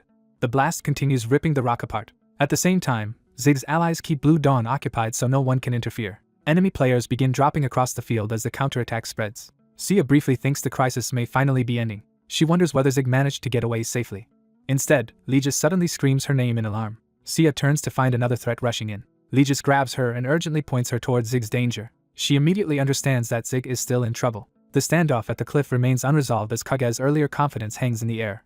He had been certain Blue Dawn would win no matter what. Zig's answer is simple and defiant. He declares that whatever Kan Yuhan used to be, the person he is now will never give up. With that resolve, he commits fully to the final strike. The mine detonates in full, turning Zig's desperate plan into a direct challenge to Kage's certainty. Zig suddenly smashes the battlefield apart beneath everyone. The ground ruptures so violently that huge chunks of earth are blasted upward. Blue Dawn's pursuers realize too late that he has destroyed the footing itself. As they rush after him, one of them demands to know what scheme he is trying now. Another catches Zig's calm grin and senses that this is not panic at all. Kage mocks him for running again and insists he is still the same coward as before. He keeps taunting Zig, claiming struggle is pointless and nothing will ever change. Driven by that contempt, Blue Dawn throws itself after Zig instead of stopping. Zig reveals the trap outright. Beneath them lies the swamp of despair. As everyone drops toward the swamp, Kage celebrates, convinced the fall will cripple Zig and secure Blue Dawn's win. Kage starts to declare victory, certain the match is over. Then doubt hits him as he reconsiders what Zig just said. While falling through the darkness, he realizes Zig meant to drag all of them down together. The full intent becomes clear. Zig was trying to force every pursuer out of bounds at once. Kage urgently tries to stop the others, but he is already too late. Before he can recover, Zig slams into him midair and seizes the initiative. Zig drives him downward and makes it clear he never intended to flee in the first place. Using his mechanical arm, Zig catches himself on a floating rock while letting Kage continue falling. He secures his hold and stabilizes himself above the swamp. Then he unleashes a giant grasping construct that snatches the rest of Blue Dawn and drags them into the swamp as well. The trap closes with crushing force. Hanging safely above the hazard, Zig admits the whole thing was bait. He spits one last insult at Kage as the plan succeeds. Kage splashes into the swamp and is immediately notified that leaving the battle area means automatic disqualification. The system confirms his removal, while the others sink after him. One by one, Blue Dawn members are flagged for leaving the designated battlefield. The mass disqualification is finalized as the swamp swallows them. Still clinging to the cliff, Zig realizes he has eliminated every enemy who chased him. He concludes that if Red Tiger removes the few Blue Dawn members still on land, the guild battle will be theirs. But Kage refuses to accept defeat and activates a hidden skill. A system message announces Death Hand, and his power surges back to life. The skill propels him upward from the swamp instead of letting him sink out. Zig is caught off guard by Kage's sudden return. A spectral hand shoots up toward Zig's perch. Kage rises after him, swearing he will never lose. Consumed by obsession, he reaches for Zig with murderous determination. He screams that he will never lose to anyone. As Zig is forced off balance near the cliff, he wonders whether both of them falling would make the result a draw. He immediately rejects that thought because if even one Blue Dawn member remains above, Red Tiger still loses. Accepting the cost, Zig realizes that if he falls now, the defeat will be his guild's. From the rim above, distant figures notice the crisis unfolding below. Zig understands he is out of options and curses the situation. Kage roars in triumph, believing he has forced Zig into a final losing fall. Zig's grip slips and his body drops away from the cliff. His mechanical hand opens as he loses his last hold.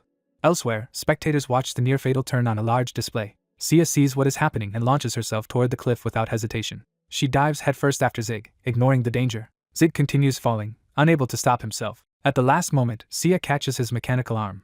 Zig stares up in shock at the hand that saved him. He recognizes Sia and can barely believe she came for him. She tells him to hold on as she commits fully to the rescue. Another ally grabs on behind her, turning the rescue into a chain. A second hand locks onto the line to help bear Zig's weight. Then a third joins, reinforcing the pull. More hands stack in, each person adding strength to keep Zig from falling. Sia orders everyone to pull together, and the whole team strains as one. Zig is left speechless, as he feels all of them holding on to him. With combined effort, they haul him back up over the cliff. Even Popo cries out as the rescue succeeds. The others shout with the same desperate effort until Zig is safe. For a moment, all of them hang suspended between disaster and relief. Then the entire group collapses onto solid ground together, exhausted but intact. Watching from nearby, Blue Dawn's remaining members are stunned by what they just saw. Even the nobles and onlookers who had expected a different outcome are left speechless. The system updates the count. Blue Dawn has no survivors left, while Red Tiger still has one, meaning Blue Dawn is fully disqualified. The battlefield board declares Red Tiger the winner. An announcer struggles to process the upset before naming the victor. The result is finally shouted aloud: Red Tiger has won. A gambler can only stare in despair as his money disappears with the upset. Another spectator laughs it off and admits Zig has a gift for overturning expectations. The victory display confirms that Red Tiger pulled off the impossible. Zig, still catching his breath, can hardly believe they truly won. The mood turns playful when the cattered woman immediately claims all the credit. The others call her out for joining the celebration late, and she fires back that she and Popo helped keep Zig alive. As the bickering continues, someone pokes Zig to bring him back into the moment. Sia addresses him directly, grounding him after the chaos. She gently asks him to tell the team when something like this is about to happen next time. Flustered by her closeness and concern, Zig awkwardly agrees. Before he can recover, another hand yanks at his clothes from behind. The silent mass teammate menacingly demands to know why he said nothing at all. Terrified, Zig promises he will explain everything next time. The blue-haired strategist laughs and remarks that youth has its charms while the others simmer in the background. With the battle over, he suggests they should be on their way. A sudden voice cuts in and orders everyone to stop, mocking their happy ending. Kage crawls back up from the swamp, furious and sneering at them for celebrating too soon. He complains that he meant to end things cleanly, but they kept crossing the line. Sia and the others immediately turn on him for trying to ruin the guild battle after it was already decided. Kage calls out Zig by another name, Kan Yuhan, making him visibly flinch.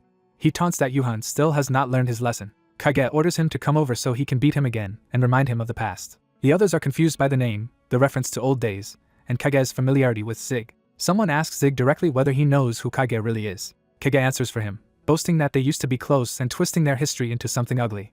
Zig coldly asks whether that is really how Kage wants to describe it. Kage smirks and points out that the others clearly do not know who Zig is. The team turns toward Zig, waiting for an explanation he does not give. Kage reveals that the blacksmith called Zig is actually Kan Yuhan, and sneers that he used to be his toy. He drags up a cruel childhood game in which Yuhan was treated like a punching bag. The memory exposes years of abuse, with Kage mocking how much effort it took just to set up those humiliations and inviting another round. Kage laughs at the pain he caused, but someone cuts him off with a firm refusal. He still tries to frame it as a game and offers to fight Yuhan personally, as if granting a favor. Zig accepts the confrontation on one condition: if Kage loses, he must reveal where he got that armor. Kage scoffs at the idea that Zig could ever beat him. Sia watches closely, reading the tension beneath Zig's calm. The others remain silent, unsure how much of this history is real. Even the loudest members fall quiet as the situation turns serious. Zig's expression hardens as he decides how to face this. He thinks the people around him must be disappointed by what they have learned, and believes they have every reason to be.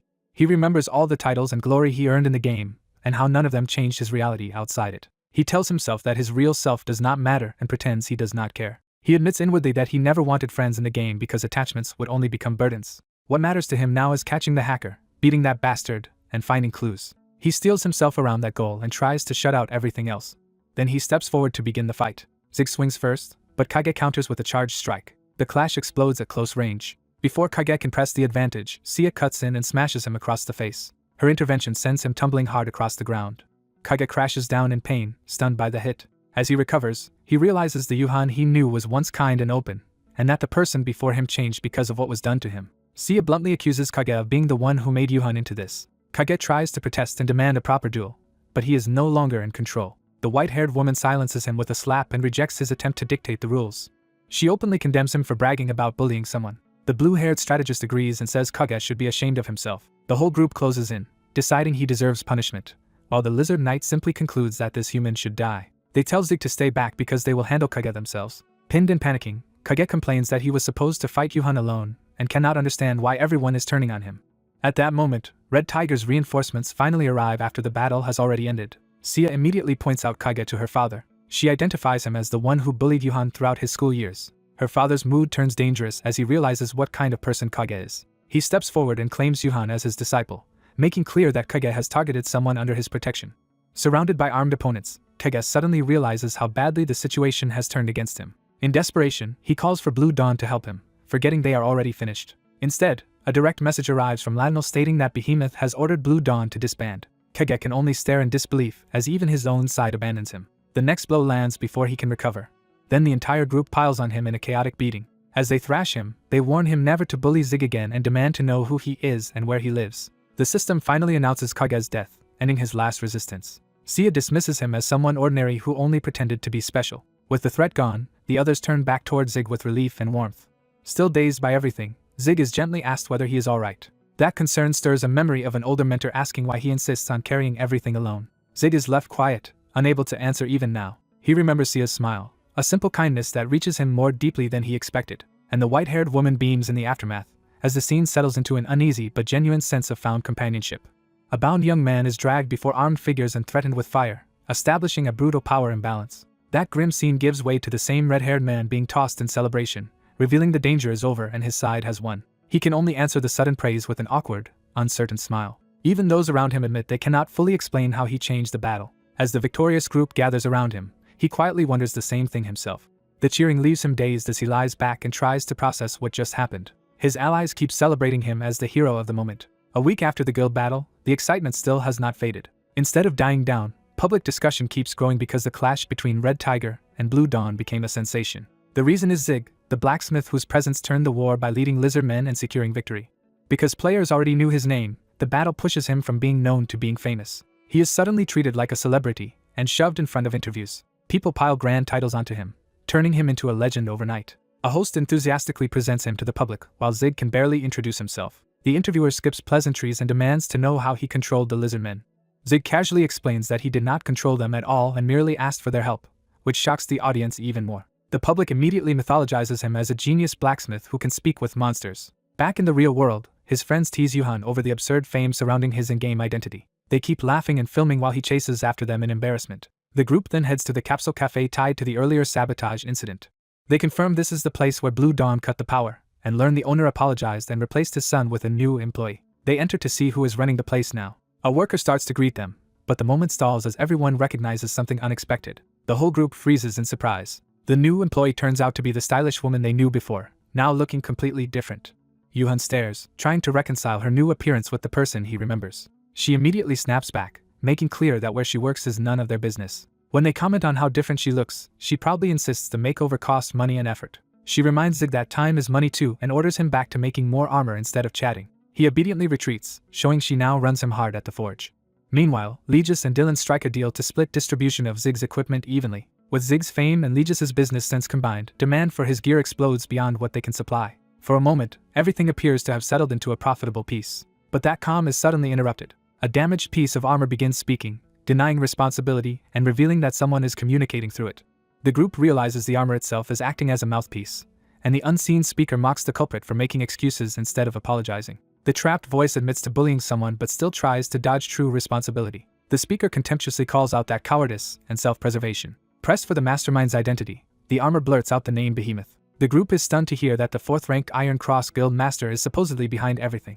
The armor prepares to explain why that name matters. It reveals that Behemoth is actually Zhang Haiyuno, someone from Yuhan's real-life past. Yuhan is shaken to realize this is the same former student president from his school. The armor adds that Haiyuno is the grandson of the Hakram Foundation's chief director, tying him to real-world power as well. It explains that Haiyuno first approached the culprit by wanting revenge on Yuhan for reporting the school to the police. The armor further reveals that Haiyuno supplied the gear and has been orchestrating events from behind the scenes. Before the confession can continue, the speaker tries to insist he did nothing wrong. Zig silences him by smashing the armor apart. Holding a fragment marked Bartz, Zig realizes Haiyuno somehow possessed Bartz's armor. He first considers whether Haiyuno might simply have bought it on the market. But another possibility immediately troubles him more. He recalls the suspicious bug that delayed his master's return during a fight in another location. That memory confirms the delay really did happen at a critical moment. He remembers his master being caught in a chokehold because of that interruption. The enemy had even bragged that without the bug he would have reached Blue Dawn in time to destroy them. That boast now makes Zig question whether the bug was deliberate sabotage. The more he thinks about it, the less the pieces feel accidental. He remembers the desperate pleas as his master was nearly killed because of the delay. Zig begins to suspect Zhang Haiyuno may also be the hacker behind the interference. If Haiyuno is both the hacker and the one with Bartz's armor, then the whole chain of events suddenly fits together. But Zig still cannot understand why Haiyuno would target him unless Haiyuno somehow knows he is Bartz. As he struggles with that impossible thought, someone arrives at the forge. A stranger asks whether this is Zig's blacksmith shop. Zig absentmindedly says the shop next door is Zig's, trying to brush the visitor away. He keeps refusing service because the shop is not even open yet. Then he senses something dangerous from the visitor. His expression hardens as he realizes the man came for him. The stranger confirms that he has indeed found the right place. He greets Zig like an old acquaintance, immediately making the encounter personal. Zig is caught off guard by the familiarity. The man addresses him directly as Bartz, proving he knows the hidden identity. He mocks the idea that Bartz would be hiding as a mere blacksmith. The visitor boasts that no wonder he could not find Bartz before, since Bartz was concealed in plain sight. He repeats the name Bartz with unmistakable certainty. Zig is rattled that a complete stranger knows him by that name. He also notices the man is carrying a weapon that should belong to Bartz. The intruder immediately attacks and dares Bartz to block with the shield. Zig barely raises the armor piece in time and is horrified by the attacker's monstrous force. The blow detonates against the shield with overwhelming power. Zig is blasted backward across his own workshop. He scrambles up, injured and confused, while his health drops. Then he realizes the attack has wrecked his forge, which enrages him even more. He demands to know who this lunatic is and why he is destroying someone else's shop. The attacker ignores the complaint and praises Bartz for surviving the strike. Zig realizes the man is not listening to anything except his own obsession. The intruder launches another attack, eager to test Bartz again. He channels a skill through his weapon with practiced precision. Zig recognizes that the man is not reckless at all but highly trained, which makes him more dangerous. The attacker keeps up a relentless assault, forcing Zig to defend with the armor fragment. A heavy strike nearly breaks through Zig's guard. The man taunts him, convinced Bartz cannot keep blocking forever. Zig studies the pattern and realizes every movement is efficient and disciplined. From the weight and control behind the attacks, he judges the man to be at least level 100 and likely a ranker. That only deepens the mystery, because someone this strong should already be famous. Zig keeps circling back to the same question of how this unknown ranker knows he is Bartz. Looking at the shield again, he suspects the information may have leaked through Kage. The broken talking armor reminds him how exposed his secret may already be. He wonders if Kage sold out his identity to the Iron Cross Guild. Even while thinking, he has to keep parrying the attacker's relentless blows. A powerful clash sends both of them airborne for an instant.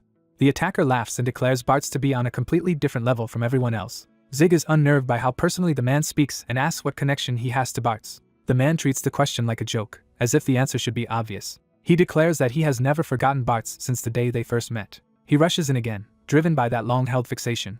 His face shows manic excitement rather than simple hostility. Before he can land the next blow, a red-armored figure cuts in and intercepts him. The newcomer dismisses him as another weak challenger, while the attacker finally names himself Jens and vows to defeat Bartz. Jens is amazed by the Red Knight's reaction speed even as his strike is stopped. He keeps attacking anyway, thrilled by the resistance. Then he unveils another technique, raising a glowing barrier to press the fight further. The Red Knight answers by drawing a sinister crimson blade. One devastating counterattack blows Jens away and shatters his momentum. Jens is stunned by the overwhelming gap in power. That shock takes him back to the first time he ever faced Bartz and felt utterly outclassed. From that day on, his ambition changed from becoming the top player to defeating Bartz specifically. Even now, that obsession still defines him. He openly declares that his new life goal is to beat Bartz. Zig finally realizes Jens is not acting on behalf of Yahello or Iron Cross at all, but out of a personal fixation. Jens insists that today will be the day he finally defeats Bartz. He even imagines the fame he will gain as the man who beat Berserker Bartz. Zig tries once more to explain that he is not Bartz and is only a production-class blacksmith, not a real fighter. Jens rejects the explanation outright, convinced Bartz is merely hiding his true self. Zig gives up on reasoning with him and admits to himself that he does not even remember who Jens is. Jens charges again, still intoxicated by his fantasy of rivalry. Zig decides the only way to stop him is to break the weapon Jens is using. Jens activates a lightning-charged skill through the sword he obtained from the elf village. Zig steels himself, determined to subdue the reckless maniac by force. He counters with a precise strike aimed not at Jens, but at the weapon itself. The blade cracks under the impact. Jens stares in disbelief as his treasured weapon shatters. Zig remains calm, having found the one opening that mattered. Jens is too shocked to understand what just happened. The realization finally hits him that Bartz broke the weapon in a single exchange. Zig apologizes to the heavy sword as if it were a damaged creation and promises to repair it later. Jens drops to his knees, crushed by another defeat. Even in defeat, he admires Bartz and concludes that a rancor remains a rancor regardless of class. Zig stubbornly repeats that he is not Bartz, though Jens still refuses to accept it. Jens cheerfully calls Bartz his rival and promises to win next time. He casually tells Zig to stay alive until their next match and starts to leave, leaving Zig baffled. Before Jens can go, Zig stops him to ask where he got that broken weapon. Jens says he received it in an elf village as a quest reward from an NPC named Arsane. The name Arsane catches Zig's attention, especially when Jens adds that the NPC was an elf blacksmith. Zig immediately recognizes the elven blacksmith as the clue he has been missing. He decides on the spot to head for the elf village and pursue the hacker through that lead. The story shifts to the hidden forest where that village lies. A man arrives at an entrance formed by intertwined vines and realizes he has found the elf village. He steps forward into the concealed area. At that same moment, two ornate spears cross to block the way. The intruder halts in surprise as the village's guardians challenge his approach. The elves make their hatred clear and warn that humans like him are forbidden from entering their forest. Back in the aftermath of another clash, Zig decides to leave since his weapon is broken, but someone stops him. Zig presses for a reason, unwilling to be delayed without explanation. The other man points out Zig's damaged weapon as the real issue. He unexpectedly offers to repair the weapon for Zig. Zig distrusts the offer and reminds him that the damage happened during their fight. The man admits fault and frames the repair as taking responsibility, while pretending he will not force the matter. Zig reluctantly hands over the weapon, deciding to trust him once as long as it is fixed properly. The man agrees cheerfully, then reveals he only promised to repair the weapon, not return it. He flees with the weapon and leaves Zig fuming that the next encounter will become another fight. Once the thief is gone, Zig is relieved but bitterly notes how much chaos that lunatic caused. He looks over the wrecked area and realizes he is now stuck cleaning up the larger mess as well. Even so, Zig quickly recovers his mood. He decides the trip was still worthwhile because he obtained Bartz's old weapon and a clue tied to it. He promises his own ruined weapon he will remake it once his repair ability reaches full mastery. From the clue, Zig concludes he needs to find a blacksmith named Arsane in the elf village. He reasons that the hacker must have sold his stolen weapon to that NPC. With that possibility in mind, Zig resolves to head to the elf village himself. He arrives at the strange, hidden forest surrounding the village. The entrance impresses him, and he realizes he has finally found the elves' domain. A player-made guide explains that many people have trouble locating the elf village and offers directions. Following the guide, Zig understands why the village stayed hidden so long and senses that this forest is unlike any other. After all that effort, he hopes Arsane will provide a real lead, and he grows eager to meet the elves. His imagination immediately fills with idealized visions of graceful, beautiful elves. He steps forward expecting that fantasy to begin. Instead, he is abruptly ordered to stop. An elf ambushes him from behind, pins him, and repeats that a filthy human will go no farther. Zig is stunned by how violently the elf reacts. He tries to explain himself while being forced along. The elf drags him into a trap zone and keeps him under control at knife point. Zig realizes the village entrance is protected by hidden traps as well as hostile guards. One archer threatens to shoot him if he moves again, making it clear this is an execution-ready standoff. Remembering the guide's warning, Zig deduces there must be some hidden condition for entering the village. Still trapped, he desperately wonders what that condition could be. The guards simply order him to leave the forest and reject him as a human. Zig points out the absurdity that they are the ones physically preventing him from leaving. Before the situation can worsen, a new voice interrupts the guards. A woman descends dramatically into the scene. She lands with the confidence of someone the elves recognize. Sia intervenes and demands that Zig be released, declaring him her friend. She insists he is trustworthy, though the guards remain reluctant because he is still human. Zig is shocked to find Sia here, and she happily explains that a quest led her to stay in the elf village long enough to befriend the elves. Her sudden rescue leaves Zig openly emotional with relief. Sia takes charge and prepares to prove Zig's worth to the suspicious elves. She summons fire spirits to serve as a test of his purity. Sia explains that these salamanders will judge whether Zig is acceptable. Zig stares at the floating flames, unsure what he is even looking at. One of the flames reveals itself as a salamander, a tiny fire spirit. More salamanders gather around Zig instead of attacking him. Sia explains that salamanders are low-rank fire spirits, and that winning the spirits' approval is the fastest way to win the elves' approval. The spirits immediately take a liking to Zig, and Sia realizes his work as a blacksmith is probably why. Because Zig constantly works with fire, his affinity with fire spirits is naturally high, which surprises even him. The guards grudgingly admit the salamander's judgment means Zig handles pure fire often, even as Zig hears them insulting him. Once the spirits accept him, the elves finally agree to welcome him into the village. With Sia leading and the guards escorting, Zig is finally allowed inside.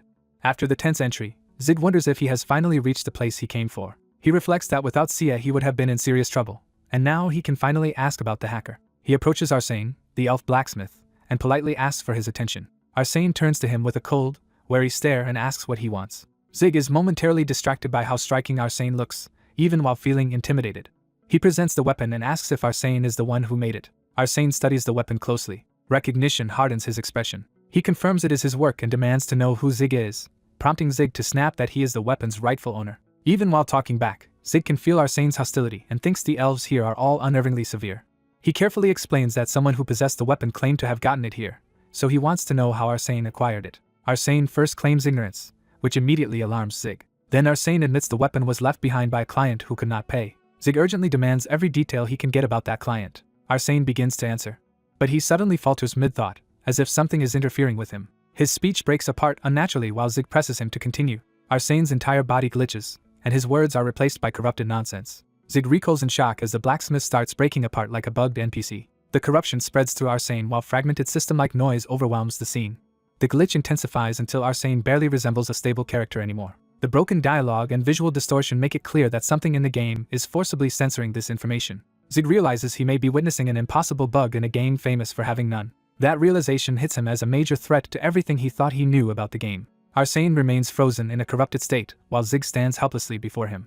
Sia returns just as Zig is still trying to process what happened. She sees the distorted figure too and confirms this is not just Zig's imagination. Zig asks if she can see the glitch as well, desperate for confirmation that it is real. Sia suggests reporting the bug, while Zig admits he has no idea what triggered it beyond asking a question. She tells him to repeat the exact same question so they can test the cause. Zig steels himself and prepares to try again. When he repeats the question, Arsene immediately glitches again, proving the topic itself triggers the corruption. The blacksmith's response is once more swallowed by static and unreadable fragments. After the second attempt, Zig is exhausted by the strain of witnessing it. Sia admits she has never seen or even heard of a bug like this, and Zig agrees it is deeply unsettling.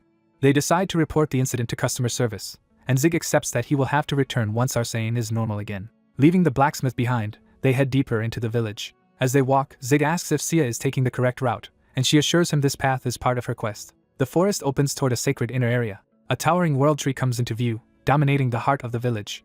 Sia points ahead and explains that she only needs to meet the elf high shaman to finish her quest. The world tree looms over them as they approach the ritual site. Sia explains that her Mycenia quest required visiting the elf village to obtain the Wings of the Wind, and she asks whether Zig finished the aerial fortress restoration quest. Zig proudly says he already completed it, even showing off his assembly level 6 achievement. Sia is impressed but notes that several other players have already finished or nearly finished their own related quests. She proposes that once her quest is done, they should head to Mycenia together, and Zig asks if she can leave her current quest so quickly. Zig agrees because his lead on the hacker has been cut off for now anyway. They decide to wrap up Sia's quest first and contact the others afterward. Sia smiles, energized by how close she is to finishing. The sacred tree seems to respond as they near the ritual platform. Sia's confidence grows as if she already senses success. She suddenly turns it into a race to the world tree, teasing Zig as she dashes ahead.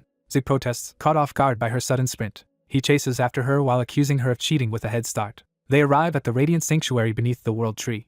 Together they step onto the ceremonial platform before the altar. Sia places a flower on the altar as an offering to begin the rite. Zig watches, confused by the simplicity of the ritual. The altar erupts with light, signaling that something far greater has answered. A divine figure descends in a blaze of holy radiance. The elf high shaman appears before them in full splendor. She looks directly at Sia and asks whether Sia is the one who called her. The high shaman addresses Sia warmly as a dear friend of the elves. Sia respectfully confirms her identity and status. A system message rewards Sia with the title Dear Friend of the Elves, confirming her bond with them. She accepts the title immediately. Sia formally states that she has helped 124 elves to earn this audience, a number that leaves Zig stunned. The high shaman thanks her and grants the elves gratitude and blessing. Even the world tree itself seems to acknowledge the moment. The high shaman says the world tree has recognized Sia as well. As proof of that recognition, she prepares to bestow a reward. She presents the Wings of the Wind, an epic treasure formed from the world tree's pure magic and tied to control over wind. Sia is overwhelmed that she has finally obtained the item she came for. She reaches out to receive it. Instead of a simple handoff, the high shaman moves with sudden force towards Sia. Both Sia and Zig are left wondering whether the gesture was some kind of trick. Before they can react further, the high shaman stops them and continues speaking. She reveals that she knows exactly who sent Sia on this quest. She identifies that person as Ivanius III, mage of the Mycenia kingdom, shocking both Sia and Zig. The high shaman says Sia herself is worthy to possess the item. But she immediately warns that the one who sent her may not be worthy at all. She asks how much Sia knows about Mycenia. Sia only knows it as an ancient kingdom destroyed long ago, and wonders if something is being hidden from them. The high shaman explains that Mycenia's people were extraordinary despite being human, but their brilliance was matched by arrogance. She says that when Ivanius first sought the Wings of the Wind, she believed it was for building the aerial fortress. Zig begins to suspect Ivanius may have misused the artifact somehow. The high shaman tells Sia to remember one crucial truth. She warns that good intentions do not always lead to good outcomes. Even so, she insists Sia should take the item. Sia hesitates, unsure how to respond to such a grave warning. The high shaman resolves the dilemma by giving Sia 2 Wings of the Wind and instructing her to keep one while delivering the other. Sia is left speechless by the unexpected trust placed in her. The high shaman adds one final warning and invokes a darker memory. She declares that Ivanius is far from good, even as the quest updates, and orders Sia to deliver the item to him for her reward. Elsewhere, the blacksmith's shop is abruptly closed for maintenance, suggesting the strange corruption around Arsane is still unresolved. The party regathers in person after spending time apart on separate quests. Ofen remarks that it has been a long time since all 5 of them met together like this. Erin proudly shows off a rare new staff she bought while Loki remains characteristically quiet. The others praise the purchase and note that the whole party has grown stronger through new levels and gear. Erin shifts from bragging about her upgrade to asking about the missing leader who summoned them. She complains that Zig called everyone together and still has not arrived. The group waits by the door, irritated that he is late. Zig finally rushes in, apologizing and claiming he had to pick something up first. Erin scolds him for being the last to arrive to his own gathering, and he brushes it off. Without further delay, Zig announces their destination, the newly opened aerial fortress map. They head to the new region north of North Arc, where the aerial fortress has appeared as a major new map. The fortress city is already crowded with players and merchants taking advantage of the excitement around the new area. At the royal palace entrance, players are being blocked by beastfolk guards. The crowd protests because the map is open, so they expect unrestricted access to the palace. The guards firmly state that humans cannot enter the palace without permission. Frustration spreads as players realize there is a hidden quest inside and no one knows how to trigger it. Zig confidently leads his party through the crowd, marked by the title of Discoverers of the Aerial Fortress. The waiting players recognize him as the blacksmith tied to the lizard army, and wonder why he is here. A reptilian guard immediately recognizes Sia and her companions and addresses them as expected guests. Sia awkwardly greets the guard, realizing they are not late at all but specifically awaited. The guards open the way and invite the party inside, stunning everyone outside. The rejected players erupt in outrage and scramble to record proof that someone has been granted special access. As the party enters, onlookers hurriedly capture images of the moment. The palace doors close behind them, cutting off the crowd. Inside, they are welcomed by the spectral King Ivanius III, who hails them as the heroes he has been waiting for. The party reports that they completed every preparation he requested. Sia and Erin present 2 of the required components, the Wings of the Wind and the Holy Water. Zig and the others confirm the remaining requirements are also ready, including floating magic, Deborah's clues, and the necessary assembly skill. Satisfied, the king declares that the restoration can finally begin. He grants an interim reward of 30,000 gold for finishing the first phase, which Zig happily accepts. Before they can relax, new quest windows appear in front of the party. The next phase orders them to pour holy water, install floating magic in the basement, build the control system in the forge, and activate the Wings of the Wind. A cat-like palace guard is assigned to guide them to each required location. The party follows the guide, assuming this restoration quest is nearing its end. Meanwhile, the king's expression darkens, hinting that his intentions are not as noble as he appears. His hidden malice becomes more apparent as he watches the party proceed. At the first sight, Eren confirms where to pour the holy water while asking what to do with the wings of the wind. The guide tells Sia to hand over the wings of the wind directly instead of activating them herself. A remembered warning resurfaces that the king is far from benevolent. Even so, Sia decides to entrust the item to the guide so it can be delivered to the king. The party moves on to the lower levels to continue the restoration. In the Mycenia basement, Olfen is surprised by how vast the hidden facility is. He begins preparing the floating magic, warning that drawing the magic circle will take time. At the Mycenia forge, Zig reaches the workshop where his part of the quest must be completed. Using Deborah's notes, he studies the design and realizes he first needs to make 2 large cogwheels. He starts forging the first component with confidence. His first attempt fails completely, and the system bluntly informs him that he failed to create the large cogwheel. Zig admits the task is much harder than he expected. He regroups and decides to push through the difficulty for the sake of the next reward. Motivated by greed and pride, he throws himself back into the work. He carefully compares the blueprint to the part in his hand and adjusts his process. After repeated forging and fine-tuning, he finally gets the shape right. The system confirms his success in creating a large cogwheel and raises his skill proficiency. With the first major piece done, he moves on to the detailed control system. Zig spends a long stretch assembling delicate mechanisms across the workbench. He successfully completes the detailed control system as well and gains another large proficiency increase. Pleased with himself, he prepares to install the finished device. He works through the final assembly with intense concentration. The completed mechanism is presented before the king along with the gem-like component tied to the restoration. Ivanius is ecstatic, convinced that his fading kingdom can now truly be revived. His attendants verify that the floating magic and holy water are functioning exactly as required. The king inserts the key component into the mechanism and praises the result. He unleashes a surge of dark power into the restored system. The device absorbs the energy and begins to activate.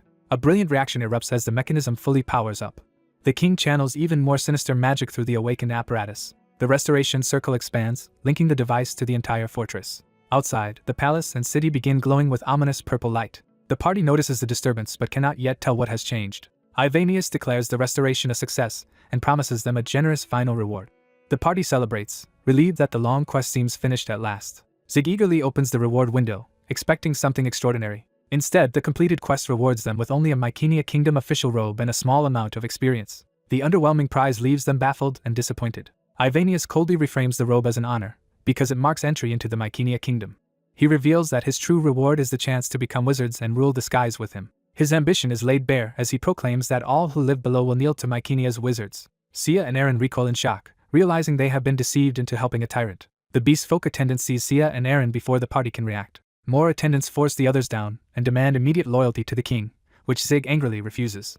Ivanius threatens to turn them into sacrifices for the aerial fortress if they will not submit. Outside the palace, ordinary players in the city continue shopping, unaware of the danger building beneath them. One bystander notices something strange as the ground begins to shift. Cracks race across the city streets. A violent burst erupts from the ground, signaling a massive change in the map.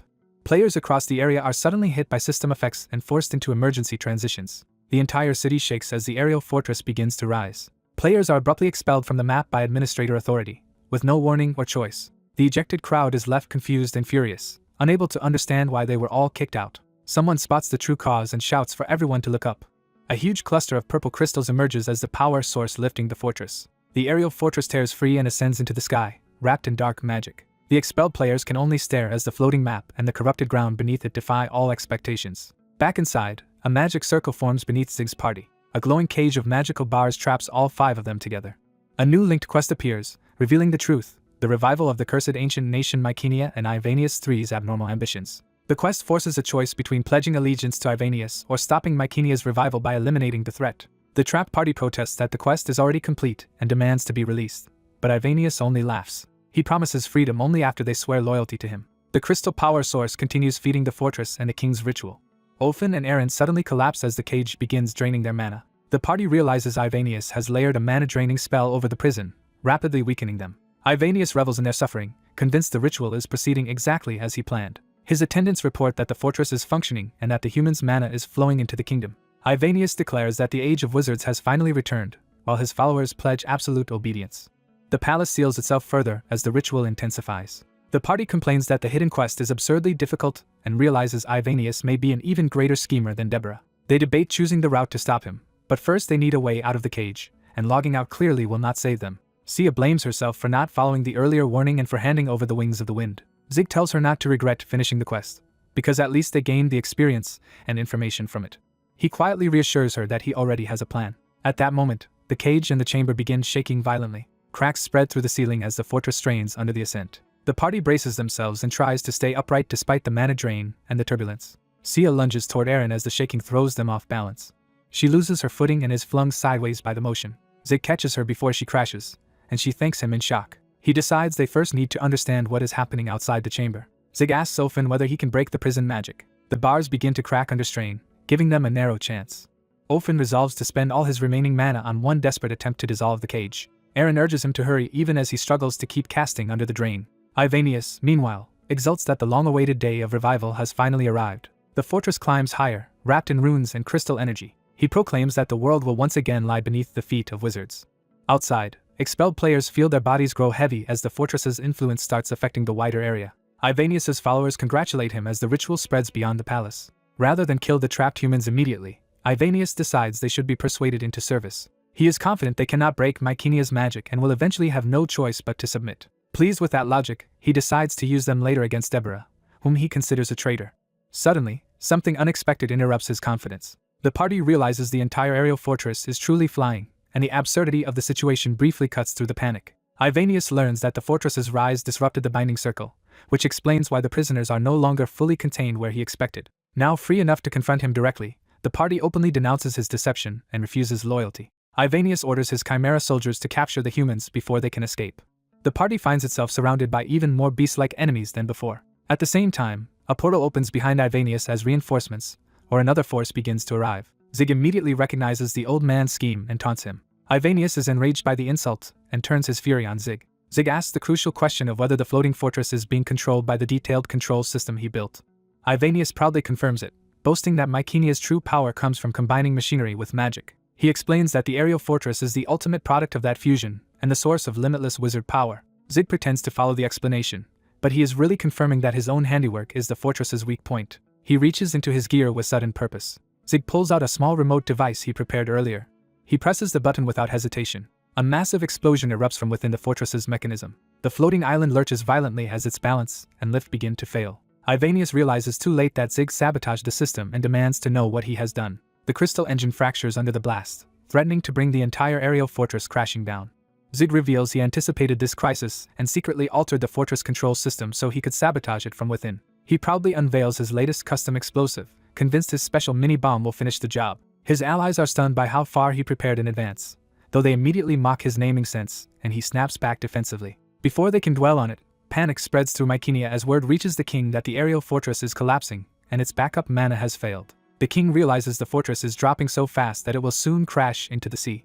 Furious and desperate, he unleashes his power in a last attempt to stop the disaster. A massive surge of magic erupts from him as he tries to force the fortress back under control. Zig's sabotage pays off when the blast destroys a key magic stone instead of stabilizing the fortress. The resulting chain reaction tears through the system and sends more destructive energy across the crumbling stronghold. Seeing the chaos intensify, the party huddles behind a shield while their mage admits his mana is nearly exhausted and can only protect them briefly. The shield barely holds as the collapsing fortress keeps raining destruction around them. Their mage realizes his mana still has not recovered enough to solve the larger problem. As the defense falters, everyone notices a new blast veering towards Zig. Zig is thrown off the broken fortress and suddenly finds himself falling into open air. He loses his footing completely and drops away from the others. The fall becomes a free plunge, and panic finally breaks through his bravado. Zig tries to save himself with his wire, but he immediately realizes he is falling too fast for it to catch him. At the last moment, a wind-powered hand reaches him from above. The wind wraps around Zig and slows his fall before he can be lost. The rescue steadies him just enough for a brief moment of relief. Sia dives after him and catches him herself, refusing to let him fall alone. Held safely in her arms, Zig realizes Sia has saved his life. They land back near the others, who confess they feared Sia had fallen too, while Zig brushes off the scare with forced lightness. When Zig asks how she managed that rescue, Sia explains she learned to use the wings of the wind thanks to the High Shaman. At the same time, the sabotage's effects spread through the fortress floor as the magic network continues breaking apart. A report reaches the king that the magic circle and magic stone are destroyed. Mana is no longer being absorbed, and he realizes the intruders truly crippled his plan. The ruined system disintegrates further, confirming that the fortress can no longer sustain itself. With the drain gone, the party's mana suddenly returns in full, turning the tide in their favor. Zig openly admits he expected this and detonated his hidden weapon for exactly that result, earning admiration for having planned everything ahead. But before they can celebrate, the entire aerial fortress lurches downward again, and the survivors realize they are still trapped on a falling island. Chunks of the fortress break away beneath them, and the group can do little but panic as they plunge together. At first they try to reassure themselves that falling into the ocean might be survivable, until Zig warns that this sea is anything but normal. He identifies it as the polar ice sea, a mana-charged ocean so cold that anyone who falls in will freeze almost instantly. That revelation turns their fear into urgency, and Zig curses himself for not expecting the fortress to descend this far or this fast. Elsewhere on the collapsing fortress, the king's followers report that the floating magic circle is broken, but he still orders them to gather every scrap of mana they can. The party's mage admits he cannot cast properly while shaking and that levitating everyone without a magic circle is impossible. Zig asks Sia to carry them with her wind technique, but she confesses she still cannot control it well enough for the whole group. With no safe answer left, Zig forces himself to think through one last option. Before he can act, Iron loses her footing and slips off the fragment they are riding. Sia immediately lunges after her while the others shout in alarm. Sia catches Iron with wind, but the falling speed makes it hard for her to keep balance, and Loki is left stranded on the fragment above. Loki dives after them on his own, refusing to let the group split apart. Zig realizes that even if he uses his wire, he cannot haul all three of them back by himself. Just as the situation becomes impossible, a new voice calls out to them. Iron braces for another fall, only to find herself suddenly caught by someone unexpected. Zig recognizes the newcomer in disbelief. Legis appears in person, cradles Iron to safety, and completely derails the panic with his dramatic entrance. Zig can barely process why Legis is there at all. Legis explains he came because he was worried Zig would make money without him, and he is still furious that the blacksmith shop was destroyed in Zig's absence. He reveals he came straight from the wreckage of their ruined business, still holding Zig responsible for leaving him to deal with it. Even so, Legis orders everyone aboard his hot air balloon first and promises to scold Zig properly only after they survive. Zig starts organizing who aboard, but a warning shout cuts him off when danger appears behind him. A stray attack strikes the rock beneath the mage, knocking Zig off again just as rescue seems secured. He plummets past the balloon, and Sia can only cry out while Legis curses his stupidity. Zig finally crashes into the balloon basket, battered but alive. As he catches his breath, Legis stands over him and reminds him this is not a place to lounge around. Zig then notices the fortress fragments still falling toward the sea below. The remains of the aerial fortress slam into the polar ice sea and begin sinking into its lethal waters. Watching from above, the party reasons that the trapped Mycenians should die in that cursed sea, and Zig openly hopes the kingdom's people are finally finished. Legis immediately punishes him for erasing an entire map and ruining the chance to profit from it properly. But his anger gives way to concern as he checks whether Zig was hurt, especially whether his arms are still usable. When Zig questions the sudden concern, Legis bluntly explains that Zig is his investor and his blacksmith shop is Legis's source of income. The others start lamenting the disappointing reward for such a dangerous quest, while Legis keeps fussing over Zig's condition for practical reasons. Sia reminds everyone that surviving and avoiding enslavement by Mycenia matters more than the payout they expected. That perspective shifts when the group is told to check the actual quest result before complaining. The hidden quest is declared complete, awarding a massive 1 million gold in 3 levels, instantly transforming disappointment into shock. The reward leaves the party ecstatic, with both the money and the rare level gains far beyond what they imagined. Even the usually stoic Tank is visibly satisfied once he sees his share. Zig realizes the hidden quest was worth everything and starts dreaming about rebuilding his destroyed blacksmith shop. Legis quickly reminds everyone that their survival was largely thanks to him and begins angling for his cut, while Iron is already planning what to buy. As the balloon drifts over the ice sea, the party excitedly spends the reward in their heads until the mage has to stop them from rocking the basket. Far below, the wreckage of Mycenia disappears beneath the freezing water. The sea grows quiet again, leaving only drifting ice and the aftermath of the kingdom's fall. On one ice floe, a black cat calmly walks across the frozen surface, hinting that something from Mycenia endured. The cat moves alone among the floating ice as the cursed sea settles. Then a clawed hand suddenly grips the edge of an ice floe from below. The king drags himself out of the polar ice sea, somehow surviving what should have killed everyone else. His followers gather around him in shock, and he answers their concern with bitter rage rather than relief. With the aerial fortress destroyed, the barrier sealing this region is now gone as well. From the open sky, the king calls out Zig's name with murderous intent. He swears that the next time they meet, he will crush Zig personally. His vow echoes over the empty sea, turning their victory into the promise of a future rematch. The survivors of Mycenia are left stranded on the ice, alive but broken. The story then shifts to DreamHack's real-world offices, where the developers sit in tense silence after the disaster Zig caused the game. A quiet image of the sea underscores how much of the game world has been altered by one player's actions. The vice president struggles to contain his frustration over the ruined project. He demands to know whether the map really crashed exactly as feared. The development lead answers with unsettling calm, treating the catastrophe as exactly the kind of thing Zig would do. The vice president explodes, furious that months of preparation were destroyed by a single player and insisting someone must answer for it.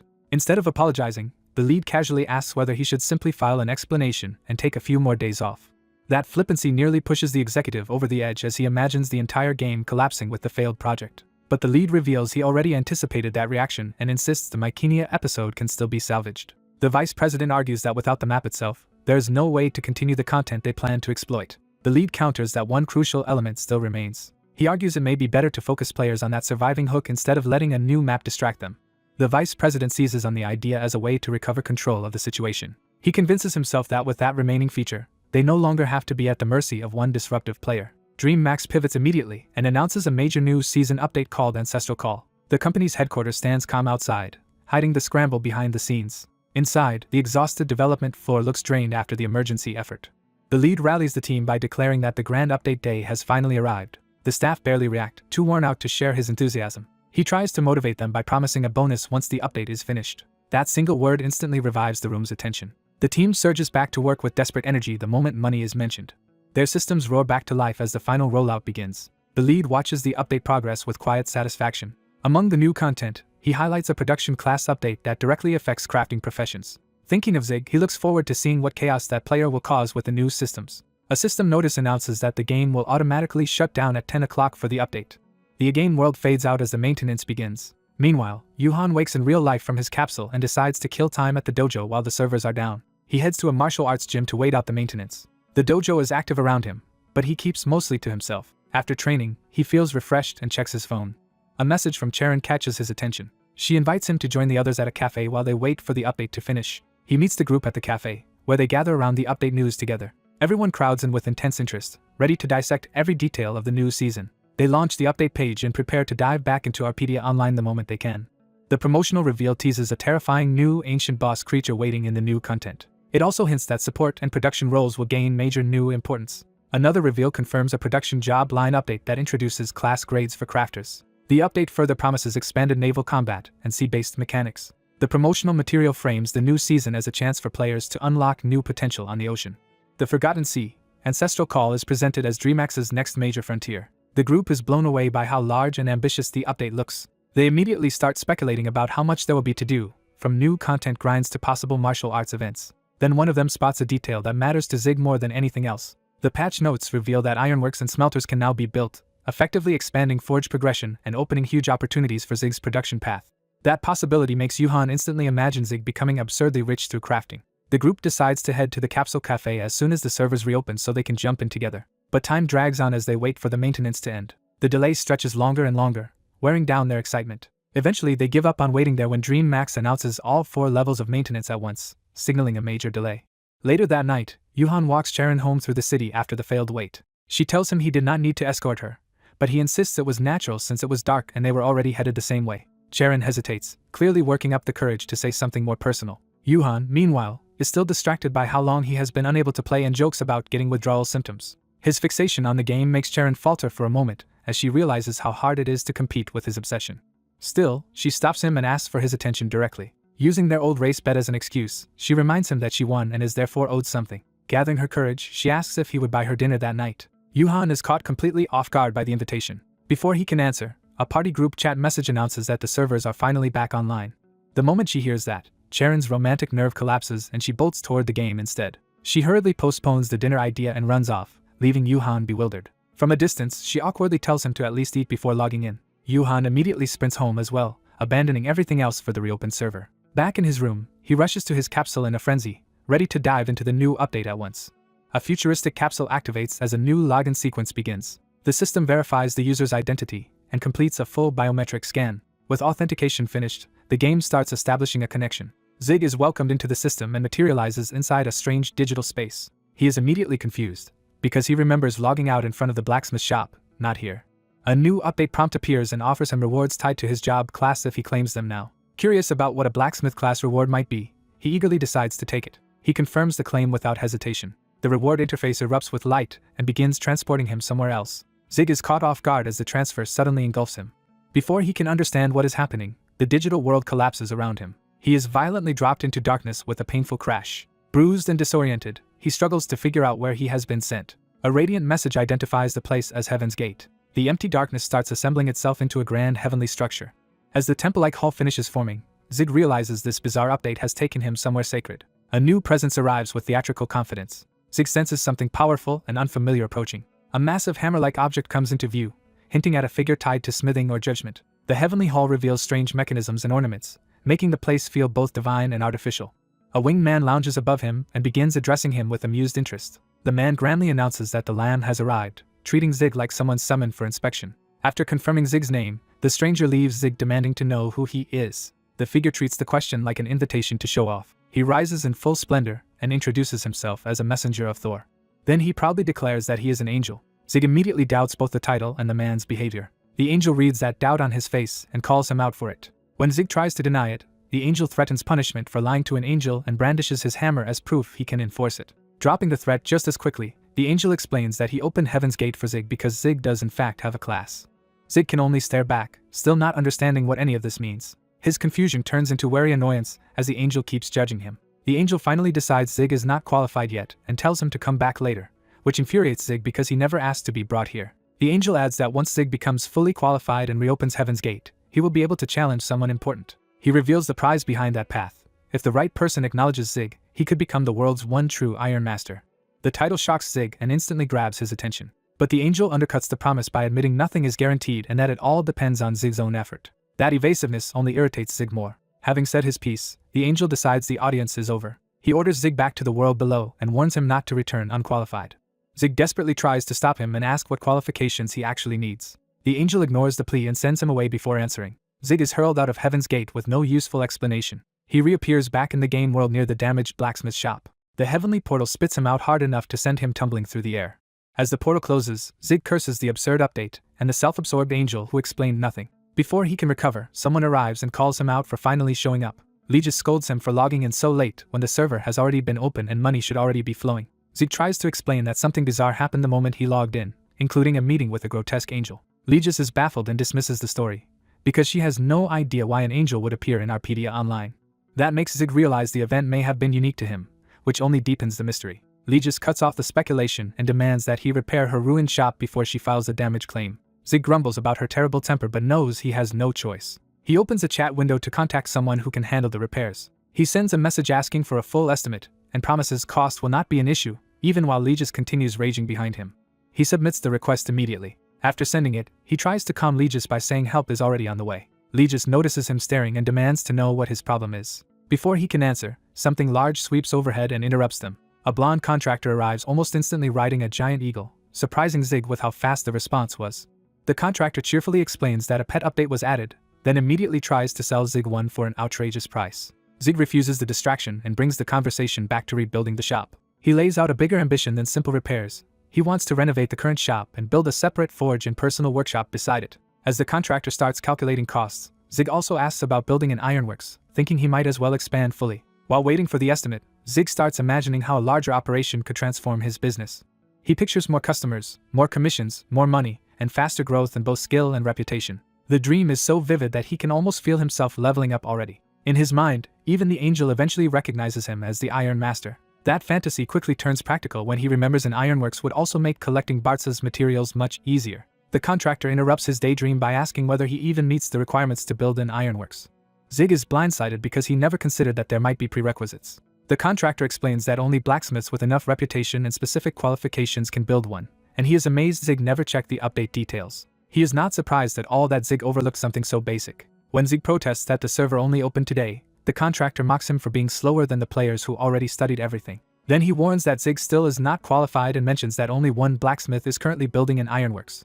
That blacksmith is Bullion, the second-ranked blacksmith, already far ahead of everyone else. The contractor adds that a successful ironworks also needs a unique signature product, and Zig has no idea what his would be. Even so, the contractor finishes the estimate for repairing the shop and presents a total of 500,000 gold. Zig accepts the price surprisingly easily and asks for the work to begin at once. The contractor is stunned until Legis explains that Zig is rich from a rare quest reward and was already doing well before the guild battle. Realizing he could have charged more, the contractor momentarily regrets being honest before scrambling to flatter Zig instead. He recovers by praising Zig as a treasured customer, and Zig lets the awkward mistake pass. The contract is finalized and the repair job officially begins. Just as he is about to leave, the contractor remembers one more crucial detail. He casually informs Zig that building an ironworks costs around 10 million gold, assuming Zig can handle it.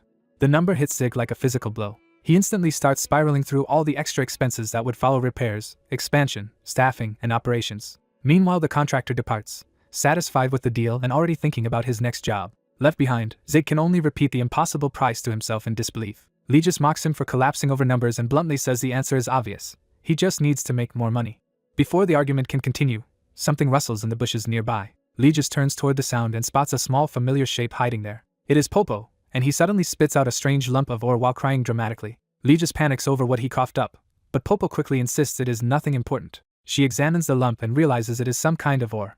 The moment she analyzes it, she understands it is far more valuable than it looks. Her mood flips instantly as she recognizes a massive windfall. She excitedly shoves the ore at Zig and demands that he look at it too. Still dazed, he barely processes her excitement at first. She forces the ore into his hands so he cannot ignore it.